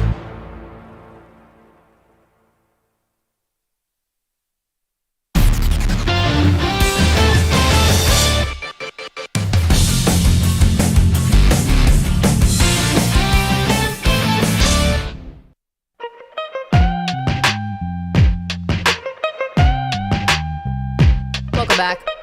Maggie and Perloff. So when I first heard this story, it actually sounded a little pathetic. And the story was that before Bill Belichick took the North Carolina job, he had actually circled back to the New York Jets, Pearl, of all teams. A team that he quit on back in the 2000s, early 2000s, as resigning as HC of the NYJ. That's harsh to say that he quit on the team. I mean, he did. I'm joking. But, like, he literally like, quit. 2 days. Yeah. He quit via cocktail napkin. Basically signed it on a dirty napkin has resigned as HC of the NYJ. And you know what? Listen, I get it. He wasn't sure who was going to own the team, whether it was going to be Woody Johnson or whether it was going to be the Dolan family. So, yikes. Miss on both of those. I mean, Go Knicks. Finally go Knicks after 25 years. But anyway, so I can't believe that Bill Belichick, who has been taking shots at the Jets for years, did a documentary with Bill Parcells. Remember the two Bills where he refused to go into the Jets side of MetLife Stadium, take shots at Woody Johnson for every reason under the sun. I can't believe he actually circled back around to see if there would be any hope. And that was our pal Diana Rossini who was reporting that. Yeah, it's a little sad, isn't it? I because thought so. That would probably be his last choice, I would think. He would probably want Jacksonville over that, Chicago over that, maybe even the Raiders over that. I don't think that there's many worse jobs for him than the Jets because Aaron Rodgers is so old right now. There's no certainty at quarterback. Yeah, this is not a good sign for Belichick's NFL chances. Like if the Jets aren't even interested, then who is going to be? Okay, so that's the flip side of this. Oh. If you're the Jets, how are you not interested? Like I saw this as this is sad for Belichick that he had to go to a hated rival to try to get a job before he signed with Carolina. To be fair, he looks very happy with the Tar Heels. But if you're the Johnson family, what is the matter with you? I get it because he's been insulting you for basically the last 20 years. However, you have a chance to right this wrong. You do have a chance to bring in a guy who's going to slam dunk be better than any coach you've had since Bill Parcells, and it's not even close. So how would you not take that opportunity and bury the hatchet? Yes, but you could argue like this is a team that needs a future. You know what? If EJ keeps saying get rid of Aaron Rodgers and get a young quarterback, like how many years? To me, Belichick would be perfect for a team that's ready to win now. And I don't really, despite what Aaron Rodgers said, I'm not sure they're ready to win now. I think that the Jets are looking for, I guess a future. But before that, can they just not be embarrassing? Can they just be stable? Well, what's the point of that? No, I mean, honestly, like every other team's like, they should tear down the studs and start everything over again. They've done that. They've done that multiple times. They So you're can't just get gonna- it right. They need help. They needed help when Parcells came in, and Parcells was great, and they were going to AFC Championship games. And I guess Rex Ryan also with the AFC Championship games, and that was an amazing defense. But they've been floundering. Yeah, and that Rex Ryan came in and turned things around fast. Maybe Belichick could do that. I understand, like the personality conflict was never going to mix, but I don't think he's the perfect fit for the Jets anyway. Like, imagine Aaron Rodgers is there next year on one leg, and Bill Belichick, your 72-year-old coach.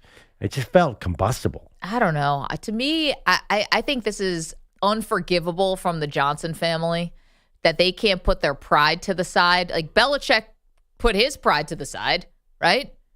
And even circled back around. And the fact that they would say no thank you because he's been insulting to you when you have a shot to get Belichick, to me shows that you're about you and not your franchise. You're about you and not your fan base. You're about you and you don't care about winning. It's all those things that you could accuse the Jets of. I think this embodies all of it. Yeah, I think you're overrating Bill Belichick's NFL future as a coach. This is a Jets team that hasn't really been in Super Bowl contention in a long time. I know they made those AFC title games, but I don't see if they got Bill Belichick for next year, I would have to really squint to see them as a contender. Like I just don't think it's happening with Belichick. I think the market has spoken, Maggie. I think they don't want him. I mean, I know you do, but I think the NFL, for a bunch of reasons, I know that there are conflicts and people think, oh, if you hire Bill Belichick, he's going to fire everyone in the building. But if he was that good and he was that surefire a Super Bowl winner, then somebody would swallow their pride and sign him, even if it risks their job. But I just don't think the NFL views him like that anymore. I don't think they think he's as good as he was, say, 15 years ago. But that's a mistake. And it's all these bad owners that are passing on him. Do you notice that? It's all these owners who can't make a good hire that are passing on him. Well, I mean, the Eagles have no interest. The Bills have no. I mean, well, I guess the Eagles are winning too much. Like the Bills are winning too much. But if you're a team like the Jets, if you're a team like the Jaguars, you're a team like the Chicago Bears, you're really picking who? These presidents? You're picking Kevin Warren over Bill Belichick? Well, that is the wrong choice. That is wrong. I don't know. All 32 teams are not interested. I mean, the Eagles had a chance this offseason to let go of Nick Sirianni and bring in Bill Belichick. I think Howie and Roseman, the GM, is close with him. I just think that there are a lot of teams, like 15 teams, who could have looked at him. Why did everyone say no? I think it's not about Belichick. I think it's because they're finding reasons to say no. The guy couldn't even get a top-flight college job. Who knew that he even wanted college? 855-212-4227. The fact that Bill Belichick, at first I was like, oh, man, that's so sad for him that he had to go back around to the Jets. But then I started thinking about it. I'm like, wait a minute. The Jets should have absolutely met him where he was. Would you rather have Ben Johnson, the Lions offensive coordinator, or Bill Belichick? Bill Belichick. You don't know if Ben Johnson can execute a coin flip. Yeah, but I do know that I saw Sean McVay win a Super Bowl and promised 2 decades of success. I do know that Kyle Shanahan has won 1 million games in San Francisco. I do know what a young offensive guy can do. And Ben Johnson, except for Sunday, when he hits you with that running attack, and even in Sunday, I mean, the team scored 42 points. He's awesome. We said this about Mike McDaniel. We have said this about Brian Callahan. We said this about Zach Taylor, at least did get to a Super Bowl, but he should be on the hot seat. We said this about Matt Nagy. We said this about how many offensive geniuses. Adam Gase. Would you like to talk about the amazing, immortal Adam Gase, ladies and gentlemen? I don't know. All those guys were singly quarterback dependent. I feel like Ben Johnson's shown he'll beat you in 100 ways. Coming up, every NFL game compacted into 60 short seconds. Do it next.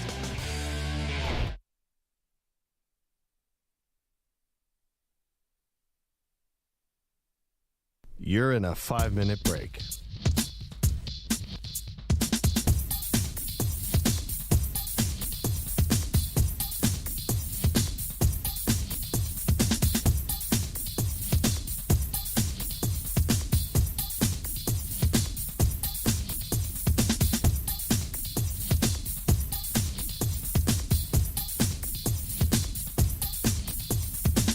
Four minutes, 30 seconds remaining.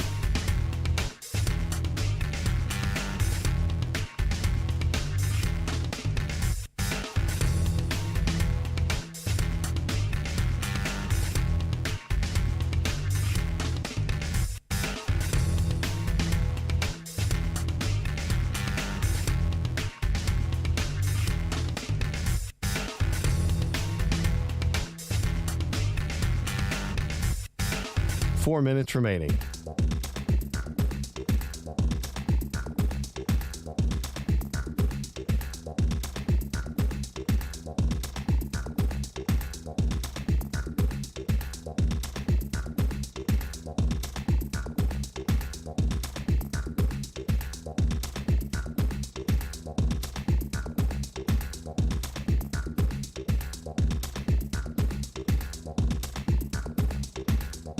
Three minutes, 30 seconds remaining.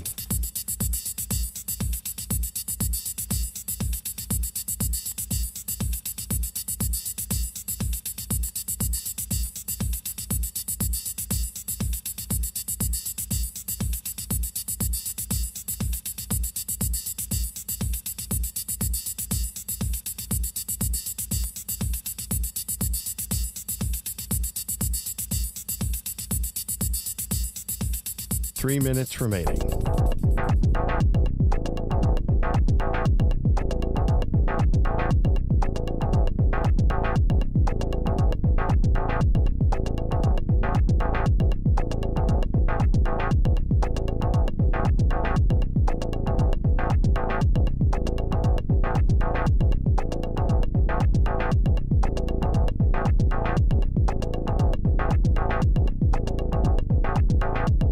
Two minutes, 30 seconds remaining.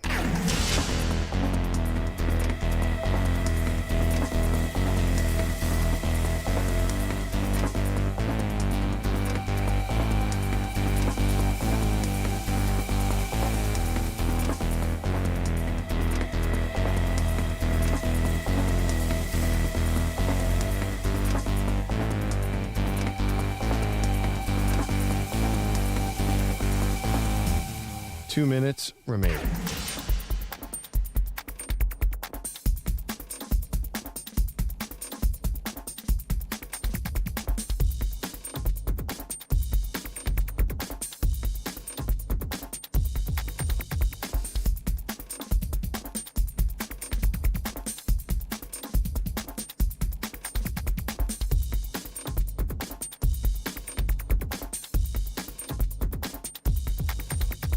1 minute, 30 seconds remaining.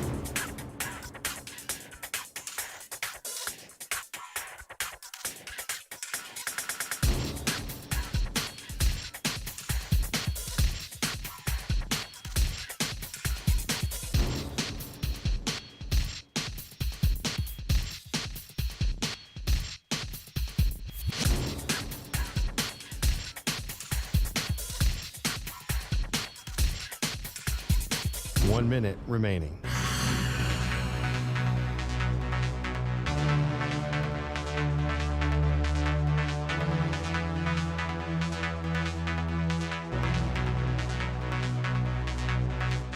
Forty-five seconds remaining.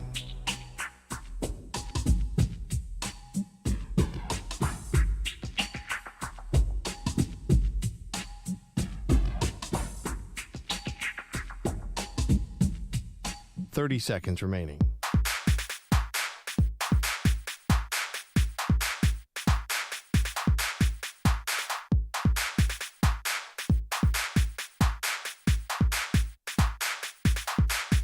Fifteen seconds.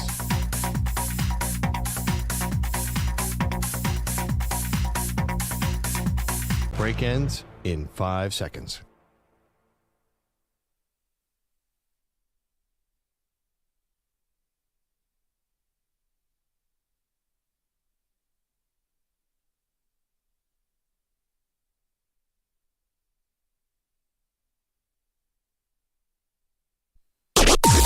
Maggie and Perloff on the Infinity Sports Network. Shotgun snap. Love looks, throws over the middle. Caught by Dobbs. Inside the 5. Driving into the end zone. Touchdown, Packers. Romeo Dobbs made the catch and took a defender for the ride. All the way to the end zone. Ryan Radke on Westwood One. Massive win for the Packers last night. They go into Seattle. Their crowd, Packer fans, seem to take over the stadium. And the Seattle Seahawks had no answer for Josh Jacobs in the first half. Welcome to the show, Maggie Gray, Andrew Perloff. And Perloff, I can already tell because everyone's high around here because Perloff's Eagles won yesterday, my Bills won yesterday, but you are scared of the Packers. You are legitimately frightened of meeting them in the postseason, which if the postseason ended today, it would be Packers against the Tampa Bay Bucs as the 6-3 matchup. Winner of that would face the winner of Washington, Philadelphia. So explain this to me, Maggie. Yeah. The Packers are currently 7th in Super Bowl odds. Number 1, your Buffalo Bills. Right behind them, the Eagles, the Lions, Chiefs, Ravens, Vikings, and Packers are tied, for 6th. They're tied at 14-1. How are the Packers have been there? They should have beaten San Francisco in the playoffs last year. They have a great quarterback, and now they have a great running back, and their defense is feisty. I think they should be moved higher. I think they're right there with the Lions on those injuries. Like, I almost think the Packers are scarier than the Lions right now. Well, and Jair Alexander is going to be back at some point, right? So you got another corner who's going to eventually be healthy. Well, it sounds like that's a bet you should make if you find some value. Yeah, no, I will. Well, here's the thing. They're my Super Bowl pick, and they're your Super Bowl pick. I have them squaring off with Joe Burrow and the Cincinnati Bengals in the big game. I'm not sure that one's going to happen. No, I think the Bengals are still mathematically alive, so I'll take that. No, I think the Packers are being slept on a little bit. This NFC North is so good. They'll probably beat each other up. I mean, Vikings, I don't understand. I don't see that as a Super Bowl team. I just think the Packers have unfinished business from last year. I would actually handicap them over the Lions right now. Unless the Lions, all of a sudden, all these guys come back. Like, you cannot win a Super Bowl without a defense, Maggie. Well, the only thing is the Lions beat the Packers twice this year. They won the season series, and they even beat them in Lambeau. And I've been somebody who's been so high on the Lions. I've defended Dan Campbell against you on this show when you've called him a liability. And after yesterday, I don't know if I can defend him anymore. Watching that game as closely as I was for my Buffalo Bills, and just an inexplicably silly decision to attempt an onside kick when it's 3 minutes into the fourth quarter and you are only down by 10. And yeah, they were having trouble. Both defenses were having trouble stopping each other. I understand that the Bills lost a lot of players on defense yesterday too. But you have to play the game. You are in the game. You're in the game. It's a 10-point deficit in the fourth quarter in your own building. The trickery, especially in that way, was just silly because you have to declare the onside kick now, and the Bills knew exactly what was coming, so they were able to put their hands team out there. It was just a really boneheaded play by Campbell, and he's getting roasted today, I think rightly so. I mean, that's the Dan Campbell experience, though. Your claim all year long was you got to take the good with the bad because this aggressiveness trickles down to the team, and that's how they play, sort of, to the wall. So I don't know if you can do this, Maggie. I don't think you're allowed. No, you either have to be all in or all out. I bet on fourth downs and stuff, not on onside kick, which basically have a 0% chance of working anyway, and especially not now with these new rules. Well, why don't you go back to last week? We're talking about the Packers. Deep in his own territory, he went for a fourth and 2, and didn't make it. I thought that got the Packers back into the game. Again, everything being equal, I thought the Lions didn't need to play with trickery. But I don't know if it's equal anymore. I'm really worried. We'll see what the reports are today on Carlton Davis, cornerback, and Aleem McNeil. Those guys are hurt. I mean, come on. Who is there? This is like, at a certain point, injuries are too much. Can we hear from Dan Campbell, please, Manny? Blaming himself, not for the onside kick, though, but because his team came out flat and the Bills came out on fire. Credit that team. They were ready to go. And we knew they would be. We knew they'd have a sense of urgency coming off of that tough loss out there on the West Coast. And, we just couldn't quite match it. So,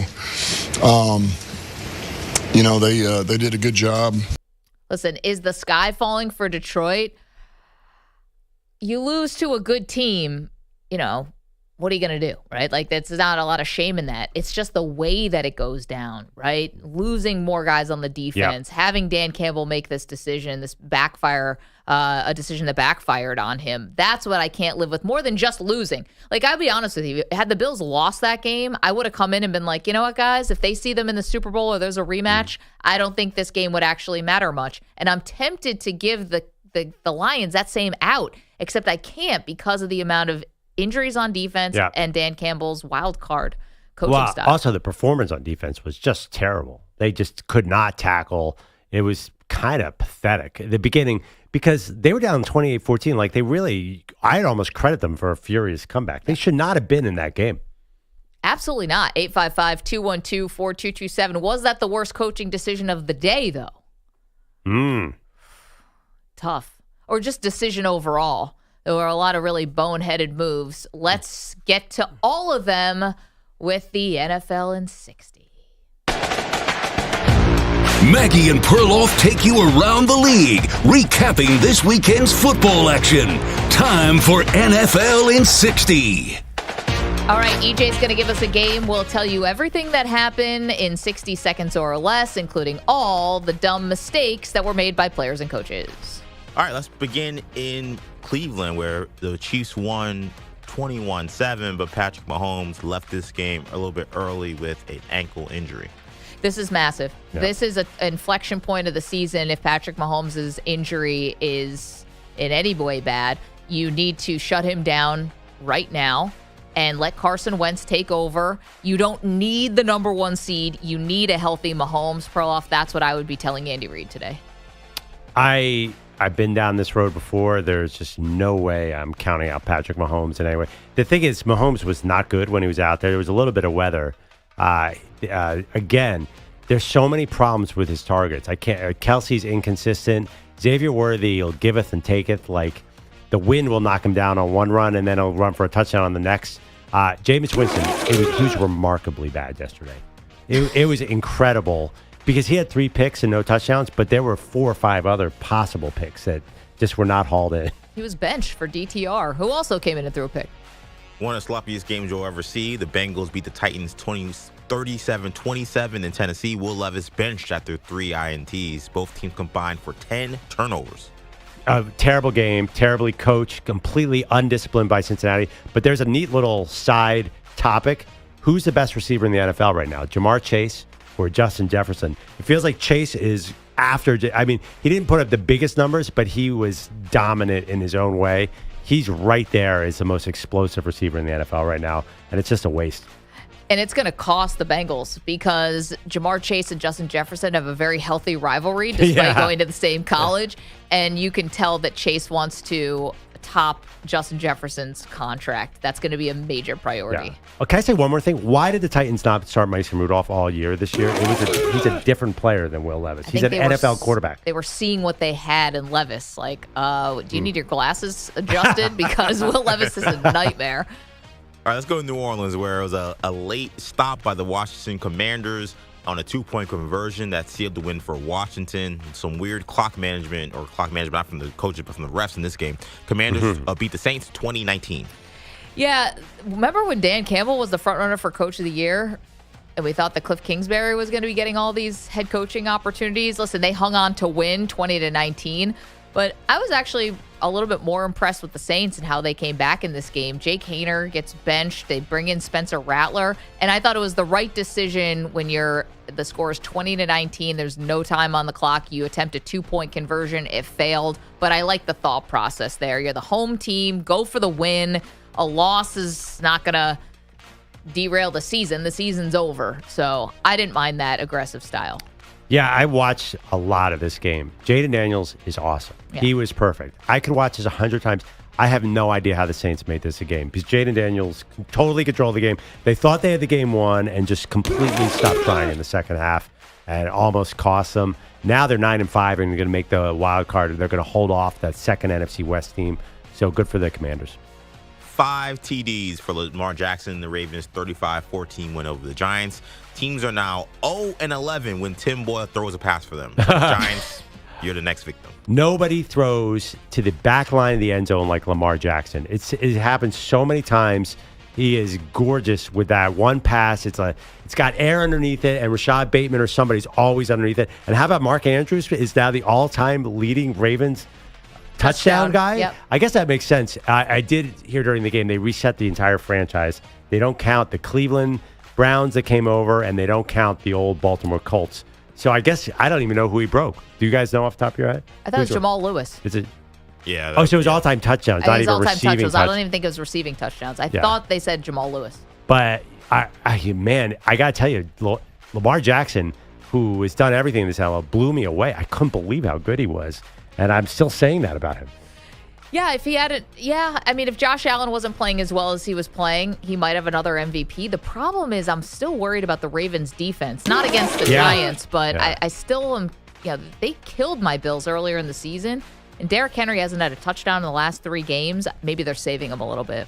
I don't wear women's perfume. Yeah. This is going to be, by the way, statistically, Lamar Jackson way ahead of any other passing season he's had. It's not even close. He's 20% up on his best passing season. So he's figured that out.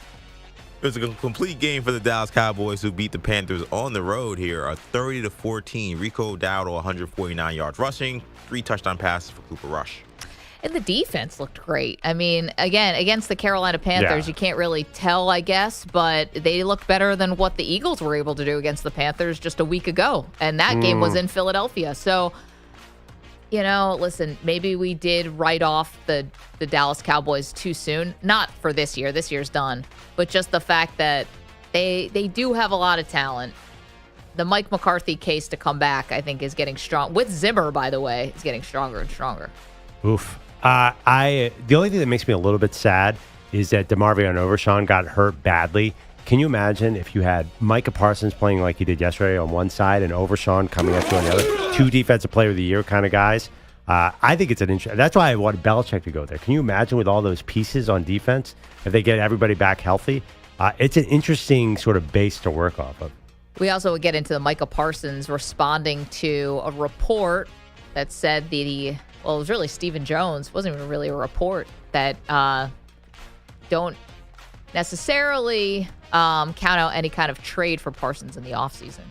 That's partly like it's 2019. Devontae Adams turns back the clock for 198 receiving yards and 2 touchdowns as the Jets beat the Jaguars in Jacksonville 32-25. Can I just say the Jets game-winning drive with about 2 minutes left, that was one of the most unlikely. Like, Aaron Rodgers threw the ball off a back foot with about an inch to spare on the sideline. It was at 3rd and long. It was pretty crazy that they even got down the field in that situation. I think this is your worst nightmare, EJ. The Jets are going to see enough at Aaron Rodgers and bring him back. Clearly, his numbers are getting better. You can't avoid the numbers. No. I think that Aaron Rodgers and Adams are probably going to team up somewhere else, and the Jets are going to have to start over. And by the way, not exactly stellar clock management at the end of the game by the Jets, where you score, but you left over a minute with 2 timeouts. Yeah, it was a backup quarterback, and he ends up getting picked off by Sauce Gardner. But still, like, that's not the way you play this thing. You have the ball at the goal line, either score with 2 seconds left or kick a field goal, score a touchdown with 2 seconds left or kick a field goal with 2 seconds left. Like, how are we not doing this? It's not a fantasy league. You can't just send Aaron Rodgers and Devontae Adams somewhere next year together. Like, there's all sorts of cap stuff going on. Do you realize Aaron Rodgers has 23 touchdowns and 8 picks on the year? Like, that's like all-time Jets stats. I'm telling you, there's plenty here to build on, at least, or get stuck with, as the case may be. All right, let's go to Houston, where the Texans beat the Dolphins 20-12. It was a Derek Stingley pick late in the game that sealed it. It was Tua's third of the day.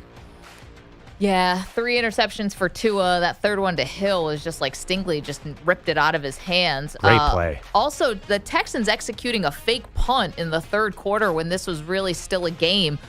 You know, we were talking about trick plays and skewering Dan Campbell for his onside kick, but this one is one that worked, and the fake punt kept a drive alive for the Texans and ended up being a really smart momentum-gathering moment. Yeah, I don't know what to make of the Texans. They should have put that game away a lot earlier. And you know who's like very inconsistent? Joe Mixon. Like, it feels like he's had a bunch of games where he's only getting about 2 yards per carry. He was great early in the season. Now it feels like that Texans offense just can't do enough to make them a real contender. Well, how about Nico Collins? Only had 4 catches, but 2 of them touchdowns. Yeah, he is good. But again, I don't know. They just seem anemic. Bobby Slowick, their offensive coordinator, was supposed to be a head coaching candidate. This is not going to get him a job. All right, let's get to the 4 o'clock window here. And let's start with the Broncos, who beat the Colts 31-13 in a weird game that included a Nick Bonito fumble recovery / pick six, whatever you want to call it. Anyway, he took a pass from A.D. Mitchell to the house on a cross-field lateral. Yeah, Nick Bonito's second touchdown. Remember, he had that big touchdown, I think, in a primetime game. He's awesome. I think the Colts win this game if Jonathan Taylor does not fumble at the 1-yard line. They had all the momentum. They were making Bo Nix look like such a rookie. Just everything changed from that moment on. The entire, everything that was going right for Indy went wrong, and Denver got their offense settled, and Bo Nix looked much better. But until that point, he was getting tortured by the Colts. Absolutely. And I've watched that play 50 times, just like everyone else. I still can't see Jonathan Taylor. Did he actually drop the ball? I kind of hate that this is what we're using replay for. Every pixelation, every blade of grass. It's got to be for stuff that's egregious. So I kind of feel bad for Taylor in that sense. The A.D. Mitchell double pass play was just silly. That was comical. I mean, he readjusted the ball like 6 times in his hand. Like, he basically pump faked 4 times, essentially, so that everyone knew exactly what the play was, and it got picked off. The Bills and Lions combined for over 1,000 yards in a Bills win. Josh Allen dominant in this one in Detroit. Josh Allen, MVP. Bills are the Super Bowl favorites. This feels like a fever dream for me as a Bills fan. And I was so impressed for a couple reasons. One, they were able to put the loss to the Rams behind them. They started fast, 3 touchdowns in the first 3 drives. And 2, the defense, which has been just wrecked by injuries, was able to start off the game hot, Perloff, and came up with just enough to finish this game out. And thank you, Dan Campbell, for the boneheaded decision to kick an onside kick early in the 4th quarter that set the Bills up for an easy TD. So about 6 o'clock p.m. Eastern, Andrew Bogusch texts the group and says, all right, Maggie, is this a relaxing Bills win? I immediately texted back. I'm like, this lead is nowhere big enough for Maggie to relax. Turned out you were right in this case to be stressed out. That game got way more interesting. That was a lot of fun. Great game. Yep. Is that what y'all wanted to see? That's what Jalen Hurts said after the Eagles beat the Steelers 27-13. Jalen Hurts, 290 passing yards, 3 total touchdowns, including 1 to his mortal enemy, A.J. Brown. His mortal enemy. Did you see the handshake with Jalen Hurts and A.J. Brown? Yep. Awkward. Like, they got to rehearse it. I thought about 30% of practice time was practicing celebrations. It's not TikTok for a lot. They look terrible in that moment. But it was interesting. The Steelers, just all they cared about was Saquon Barkley. They said, if you stop Saquon Barkley, you can stop the Eagles. I think Hurts proved that's not the case, although he was having this issue with his hand that does worry me a little bit. And the tush pushes are very narrowly making it these days. So If the ball's in Jalen Hurts' game, I don't know if that's going to really win the Super Bowl for the Eagles. Oh my gosh, to win the Super Bowl. If the game is what did I say? I just screwed up 3 expressions in one thing. If the ball is in Jalen Hurts' hands with the Super Bowl on the line, I'm still nervous.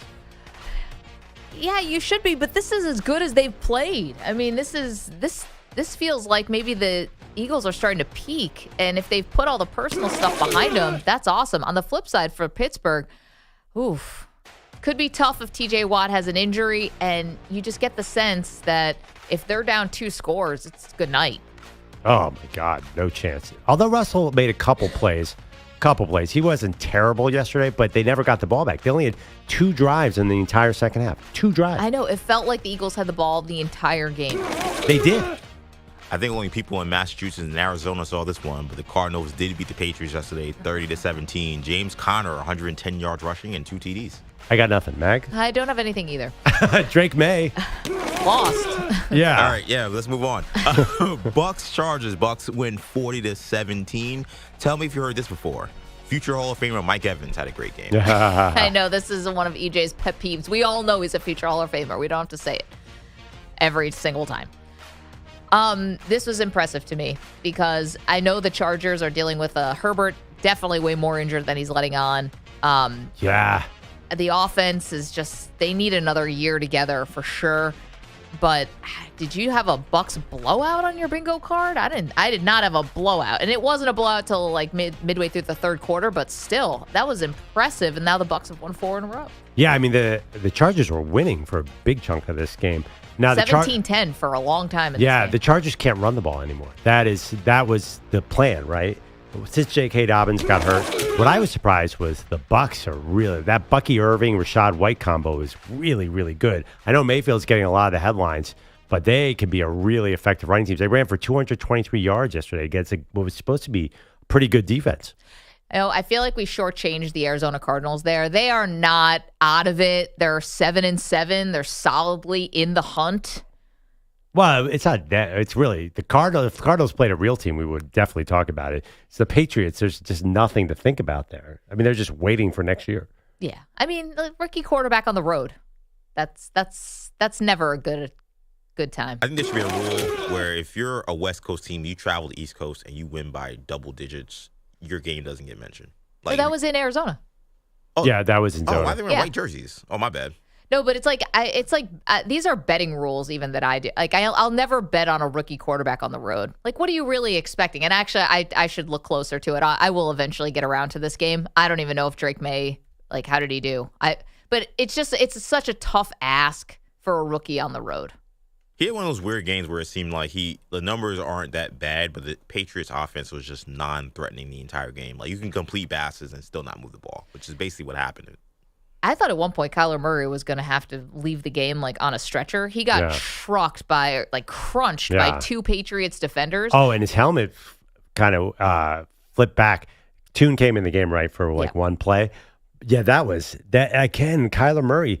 I mean, we could have a whole side debate. Like, should they build around him? Is this working? Yeah, I don't know. I don't think so, to be honest. I mean, it's working right now, but I don't know if it's working. Like, is he your quarterback for the next 7 years? I don't think he's the problem. No. Their defense is not good enough. Yeah, but is he the solution? Like, he's not good enough. He's kind of one of those guys like a Brock Purdy who needs a lot around him. 855-212-4227. All right, there you go. That was your NFL in 60, and we have a Monday night doubleheader tonight. Hold on to your horses. You've got Chicago and Minnesota, and then you've got Atlanta and the Raiders. Perloff, a game I know you've had circled on your calendar for weeks now. The one team who drafted Michael Penix and should be playing him, and the one team that should have drafted Michael Penix. Coming up, we debut a new segment called Dumb and Dumber. Who had the dumbest plays of the weekend? We'll tell you next. You're in a 5-minute break.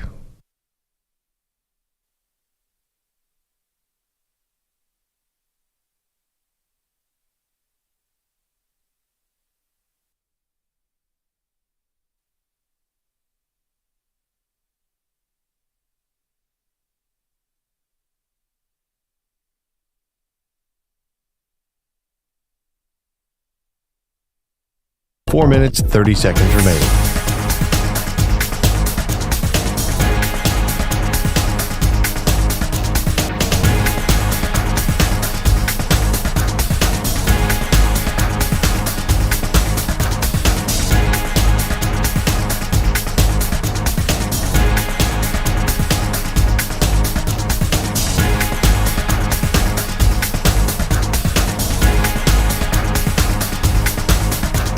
4 minutes remaining.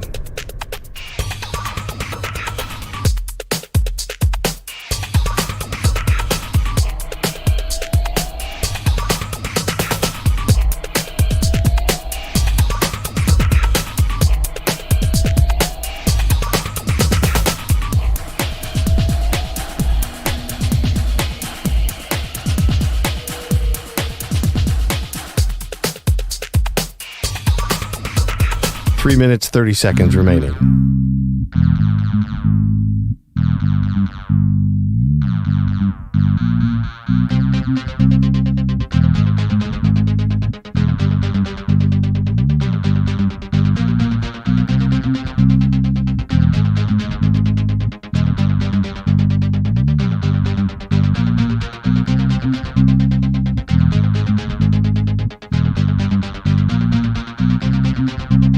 Three minutes remaining.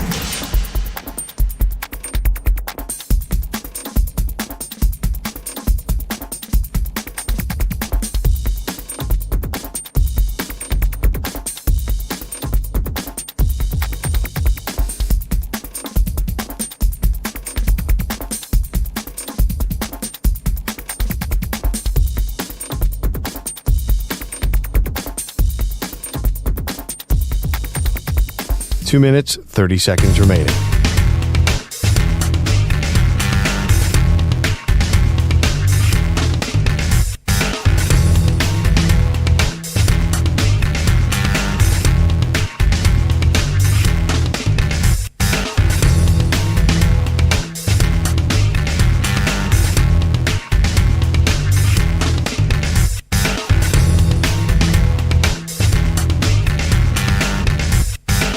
Two minutes remaining.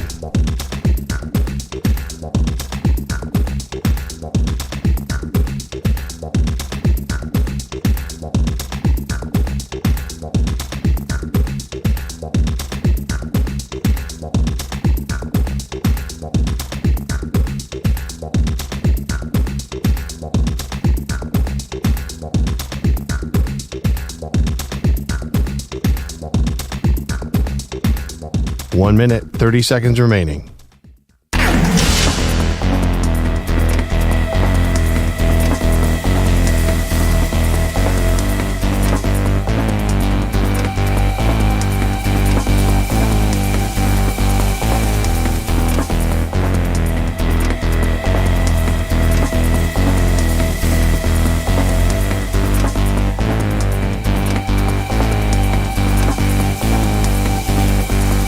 One minute remaining.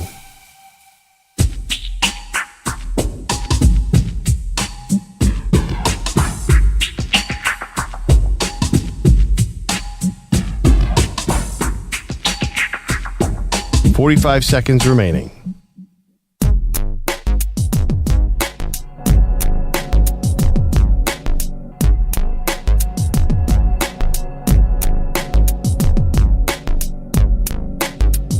.30 seconds remaining.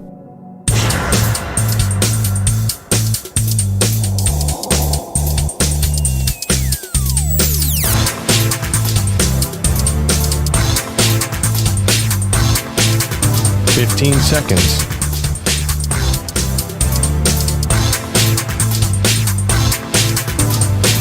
Break ends in 5 seconds.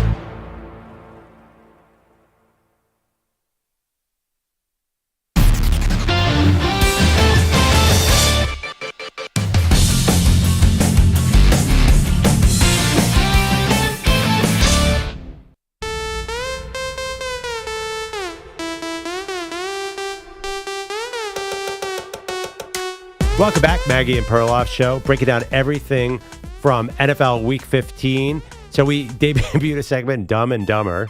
This is a keeper, by the way. Yeah. Do you have any more dumb or perhaps dumbers on the agenda, Maggie, or did you get through all your dumb and dumb? No, I think I've got a couple more dumb and dumbers. I mean, I think that we cannot understate here, like, what's going on with the Colts. Like, we're talking about all the teams and coaching vacancies and who could be up. And I'm not saying that Shane Steichen deserves to be fired. I'm not here to be a coach killer, but Anthony Richardson is not good.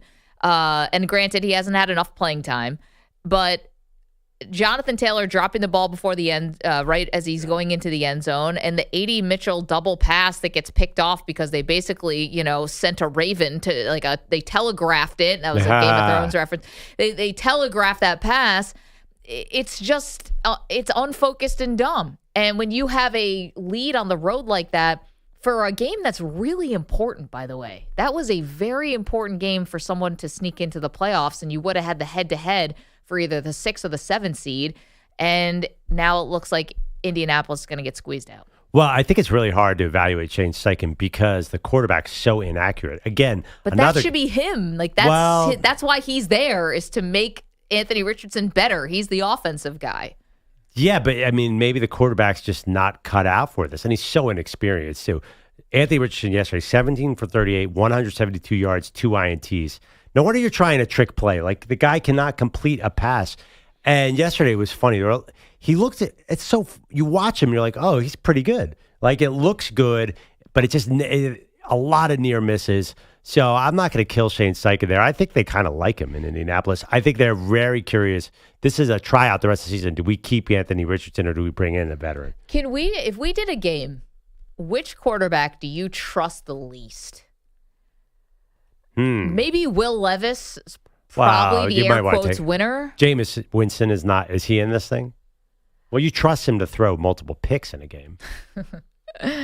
Anthony Richardson's got to be pretty close to the top of the list.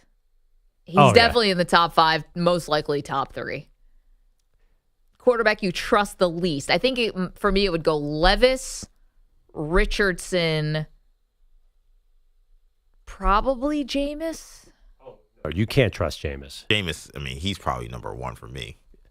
But oh my God, EJ. I mean, Will Levis and Anthony Richardson, like, there's no shot. If you needed a game-winning touchdown, like, at least I actually have seen Jameis Winston do that before, along with game-sealing pick sixes. You wouldn't have a prayer with Levis or with Richardson. You don't have a prayer. But to a certain degree, though, doesn't the fact that he has this ability and is so erratic make him in some ways almost more untrustworthy? Because I feel like Jameis Winston's the kind of guy where I could be up 24 points. He may throw 3 straight pick sixes to make it a game. Like, you know what I'm saying? Like, I feel like if Anthony Richardson or Will Levis have a 24-point lead and the game is over, they probably just hand the ball off 20 times. He may fumble into the end zone and give them touchdowns. That's how crazy Jameis is. Okay, can I do one more Dumb and Dumber before we go to updates? Yeah. Dumb and Dumber, missing a 24-yard field goal. I don't know if it's dumb or incompetent, but Tyler Bass, Bills kicker. It's the worst. This is it was his shortest miss of the year. Like, how did that happen? I'm positive I could hit a 24-yard field goal. Well, what made it even worse is that then the guy hits a 50-yarder. And I'm so glad he hit the 50-yarder because it put him up 3 scores at one point. But you're going to put me in a straitjacket in a mental institution if you miss a 24-yarder and then make a 50-yarder. I was worried about you on the 24-yarder. I'm like, and then the Lions had a chance to score then. They missed a field goal too. But that's when the game turned. You tweeted at halftime, why does it feel like the Bills are losing even though they're winning? Did feel like it was that dumb 24-yard miss. This is a year of field goal misses. And my theory is still holding true. When Justin Tucker started missing, the Ravens kicker, everyone lost their confidence. Yeah, I this is what I'd like to think as far as like my Bills are concerned, because Dan Campbell also had an all-time Dumb and Dumber attempting the onside kick with still 12 minutes left to go in the fourth quarter, but we've talked about that quite a bit today.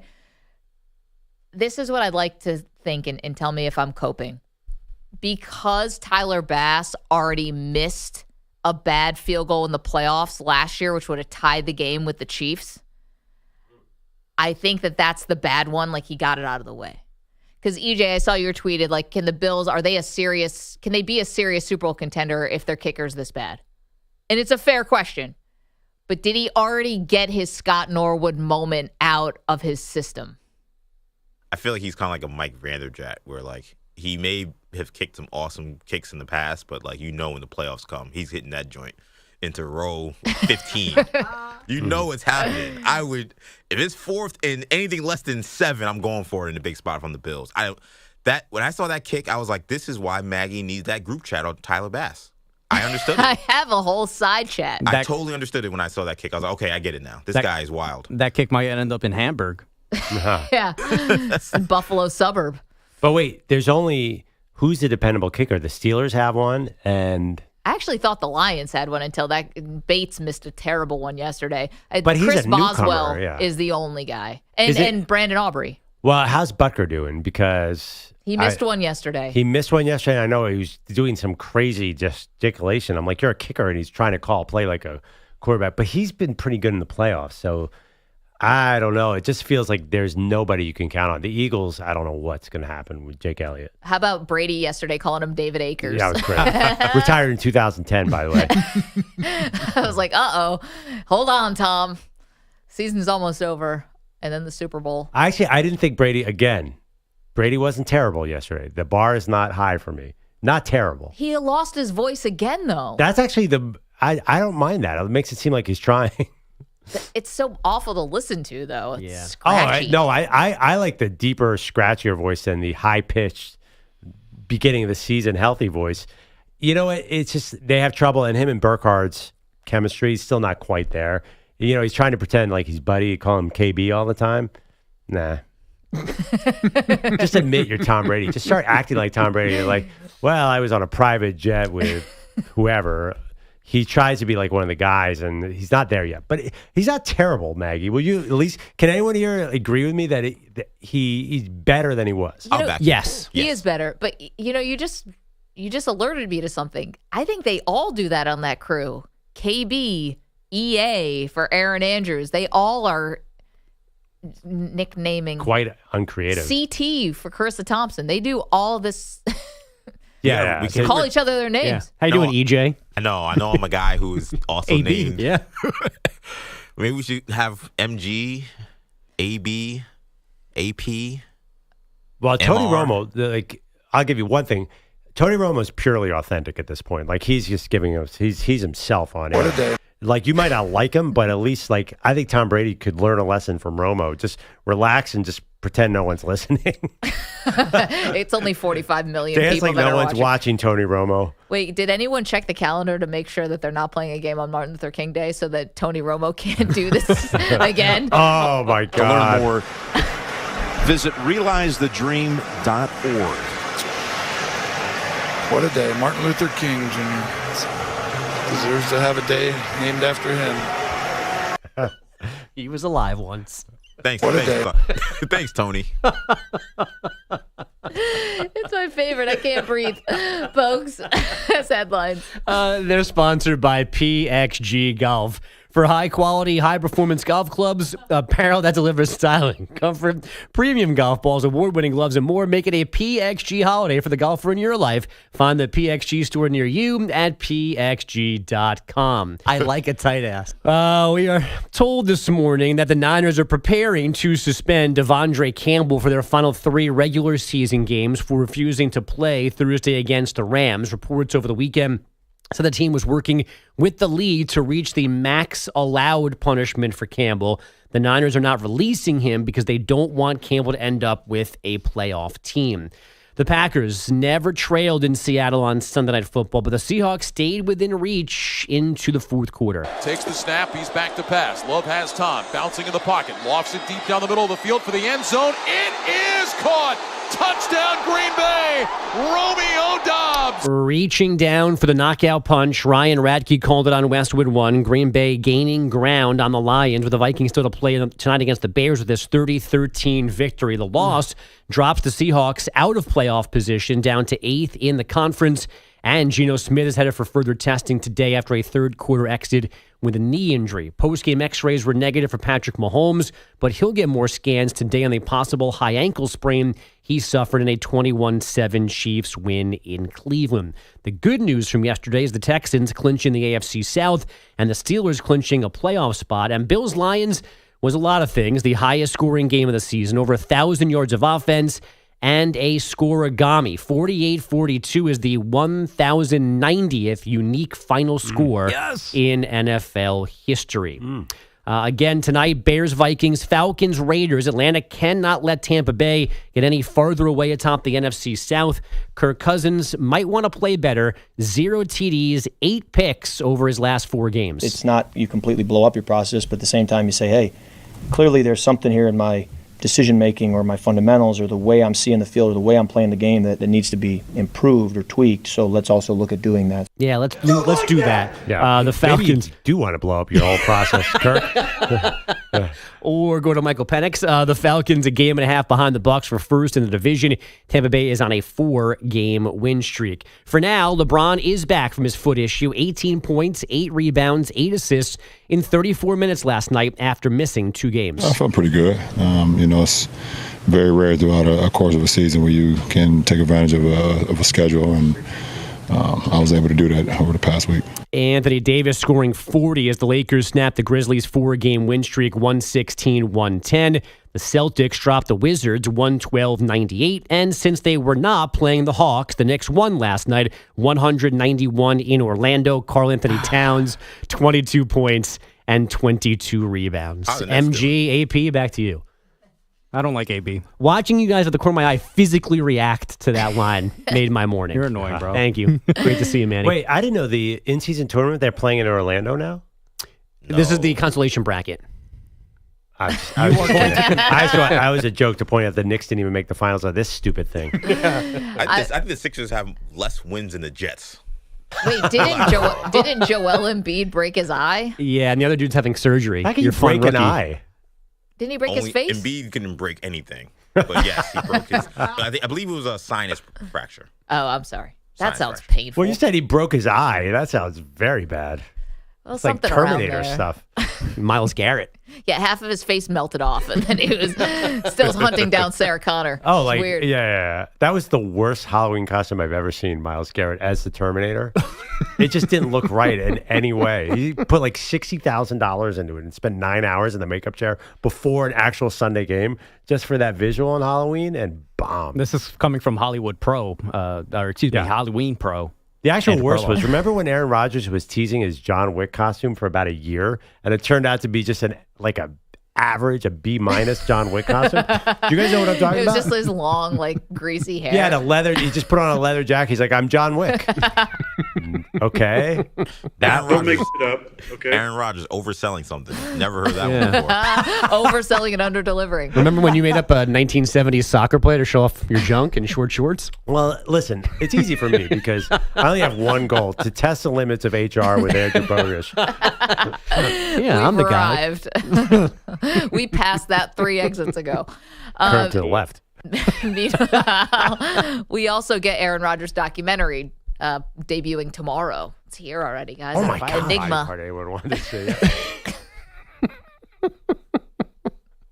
I didn't hear that. Don't worry about I it. had a body part anyone wanted to see. The pants keep getting tighter, shorter, and whiter. All right, MG. This is I can't stop doing it now. Our folksy, hey, we all know each other. I'm sure Tom Brady's calling Kevin Burkhardt all the time. I'm sure they're cutting it up. 855-212-4227. I actually love Kevin Burkhardt. He's been great to me, but we're not buying it. By the way, I'm sorry, I know we're out of time. Tom Brady had a line yesterday. He goes, Cam Hayward, the Steelers, he reminds me of Richard Seymour. And Richard Seymour reminded me of Mel Gibson in Braveheart. When he was out there, I just knew everything was going to be okay. And I was like, this is the most complicated analogy. Like, didn't Mel Gibson die in Braveheart? And like Tom Brady, you were Mel Gibson, not Richard Seymour. I was like, the AI glitched on Tom Brady's script. I don't know what the heck he's talking about. We should have known when he called Jake Elliott David Akers that just the day was off the rails. Yeah, he reminds me of Richard Seymour. When Richard Seymour was out there, I felt like he was Mel Gibson in Braveheart. Everything was going to be okay. Like, I don't think everything went okay in Braveheart, by the way. TB. Like, they lost all the key stuff at the end, but whatever. All right, EA, down to you. All right, we've got a lot to do, including, this was fun. I gotta love Micah Parsons responding to a report about his future in Dallas, and we've got picks for tonight's game. You suck, Brady. You're in a 5-minute break.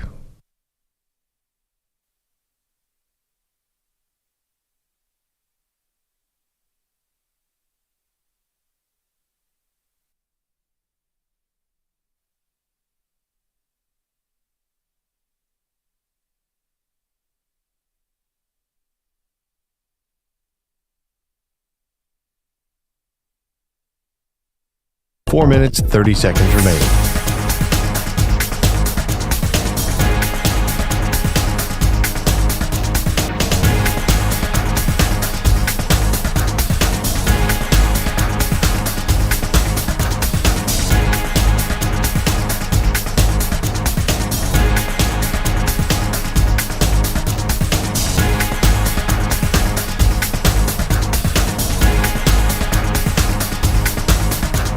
Four minutes remaining.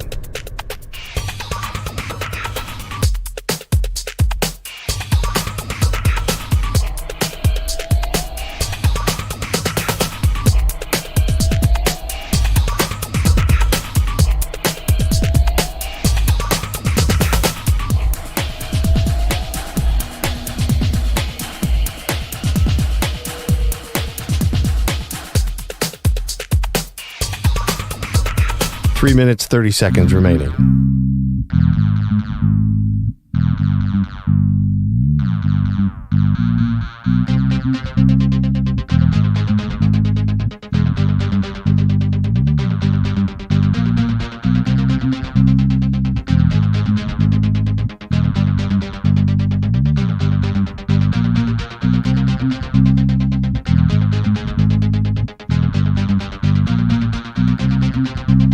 Three minutes remaining.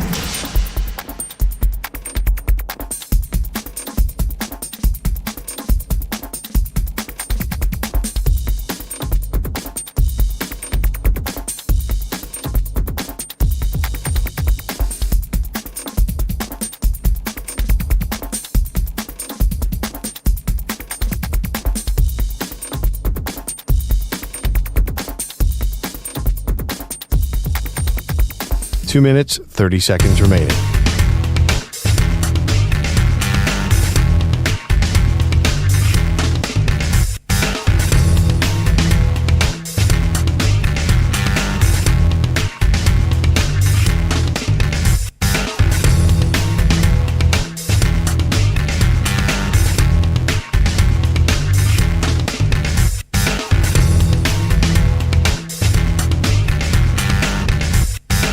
Two minutes remaining.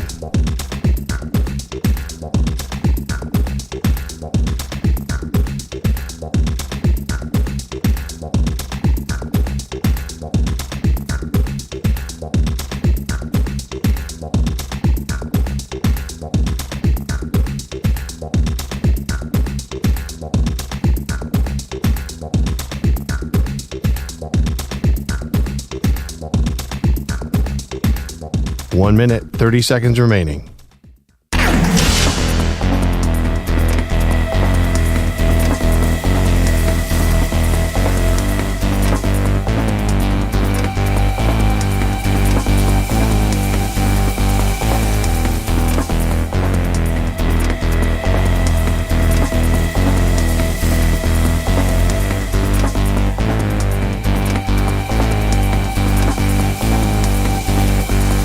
One minute remaining.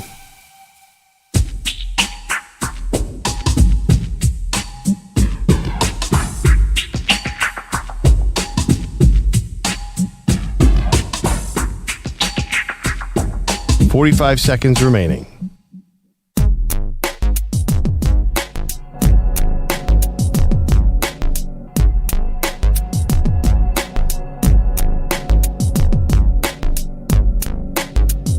.30 seconds remaining.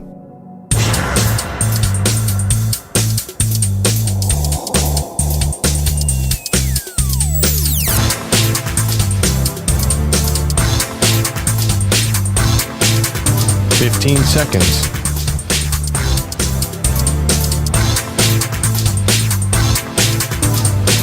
Break ends in 5 seconds.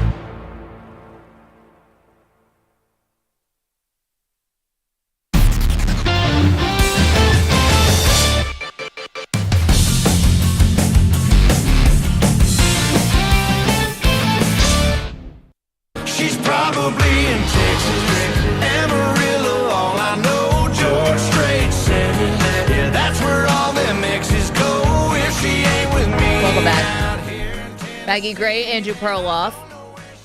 The game wasn't that exciting, but the drama is certainly going to be pretty spicy. And, of course, that's the Dallas Cowboys, who had a walkover game against the Carolina Panthers. However, there's more to the story. Let's hit a Cowboy Quickie.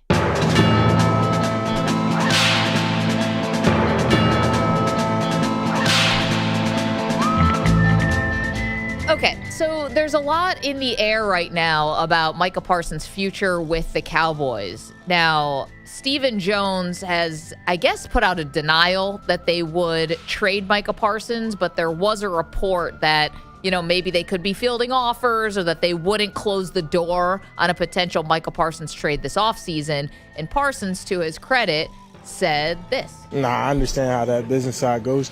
There's no hard feelings in this business, whether I'm here or anywhere else. Obviously I stayed how I wanted to be here. But, at the end of the day, I understand the business side. And, I put in a lot of work. I play hard too. So obviously if sides can't, agree to those type of things, that happens like that. But, I'm just happy to be here. And I'm going to just keep playing hard while I'm here. And if I'm here for the next 5-6 years, I'm going to keep playing hard then too. Kind of interesting. He really sounds like he doesn't care. If he wants to be somewhere else. It's almost like he wants to go back to his hometown team. Stop. Bring Micah Parsons home. Listen, he has said bizarrely nice things about his main rival, the Philadelphia Eagles. I don't think the Cowboys can let him go. First of all, he was unbelievable yesterday. He was running after Bryce Young, and I actually found myself yelling at the TV, "Run, Bryce, he's going to get you, run." He's mad. Faster. He is so fast, and he's so effective. I think it's actually good for the NFL to have Micah Parsons be Micah Parsons and be a star, because he's so entertaining, and he really, he went from one of the top 3 defenders in the league to irrelevant this year. I think it's good, and I'd like to... the Cowboys are the hated rival of my team, but I'd like to see them be good, and I'd like to see him be a star. He's good for the NFL. He's out all over the place, but he's good for the NFL. Yes, don't forget, he's the executive director of he's a the BR NFL. Gridiron executive editor. Sorry. President of BR Gridiron. That's your Cowboy Quickie. Do you think he retires a Cowboy? You think, or he'll be there for a long time? No. But I know what I think about what's going to happen in the immediate. This is going to be a lot of song and dance and a lot of will they, won't they, and ultimately they will, meaning sign him, and it will be for the most money ever by a pass rusher. It's like, can we just fast forward this stuff with the Cowboys? They don't have the stones to trade him. They don't have the stones not to pay him. Everyone gets over on the Cowboys when it comes to negotiations.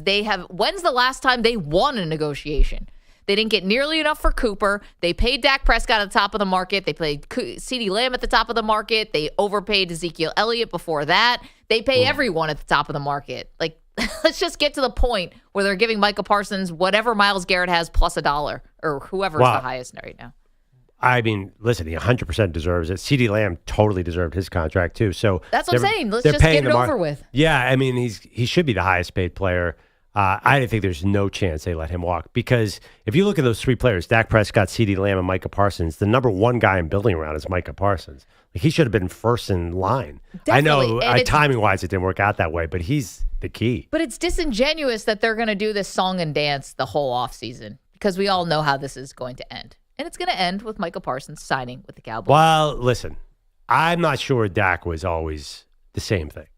Were they always going to sign Dak? You don't think they changed their mind midseason when they saw Trevor Lawrence get all that money and realized the market was insane? I think they really wanted to go into this year with Dak Prescott possibly not being their future quarterback. Do you think that's possible? They could have easily done that, and they didn't. They saw Tua getting $50 million and Trevor Lawrence, and they were like, "Oh crap!"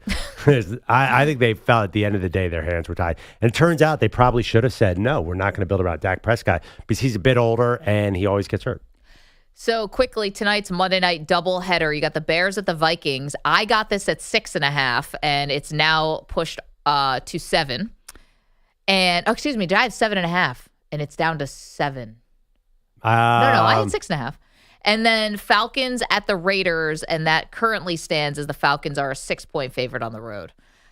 Big game for the Falcons. They cannot screw this up. They have an easy schedule, and the Bucs have some hard games. They could somehow end up in the playoffs. Falcons, you're right. You need a better game from Cousins. And if he's not going to play well, you got to yank him for Penix. Well, the season's basically over if he doesn't play well here. Then you got to look at Penix. But do you want to go into the offseason with that hanging over your head if you're the Falcons? This is the life they chose the moment they took Michael Penix in the draft, no? Like, did they not make their own bed here? Oh, yeah, that decision. Oh, that whole thing. And I still like the Vikings big in this game. It's really interesting. Yeah, it feels like the sorry for the interim bump never really came for Chicago. That feels like a franchise that's totally lost. I'm surprised that's not a touchdown to be honest, or over a touchdown game. Then again, like not everybody trusts the Vikings either. They're the strangest 2-loss team we've seen. Like they could be the number 1 seed in 15-2, and I don't think they're going to be the favorite in the conference by a long stretch. You know what? It's crazy in the NFC North because you have the Packers winning yesterday, and then obviously you have the Lions losing yesterday, and this thing could come down to Week 18. It's going to be a lot of fun. EJ Stewart, thank you. Manny Rodriguez, Andrew Bogusch, Andrew Kaplan, to the Weedos and the coffee drinkers. You know who you are. We appreciate you. See you tomorrow.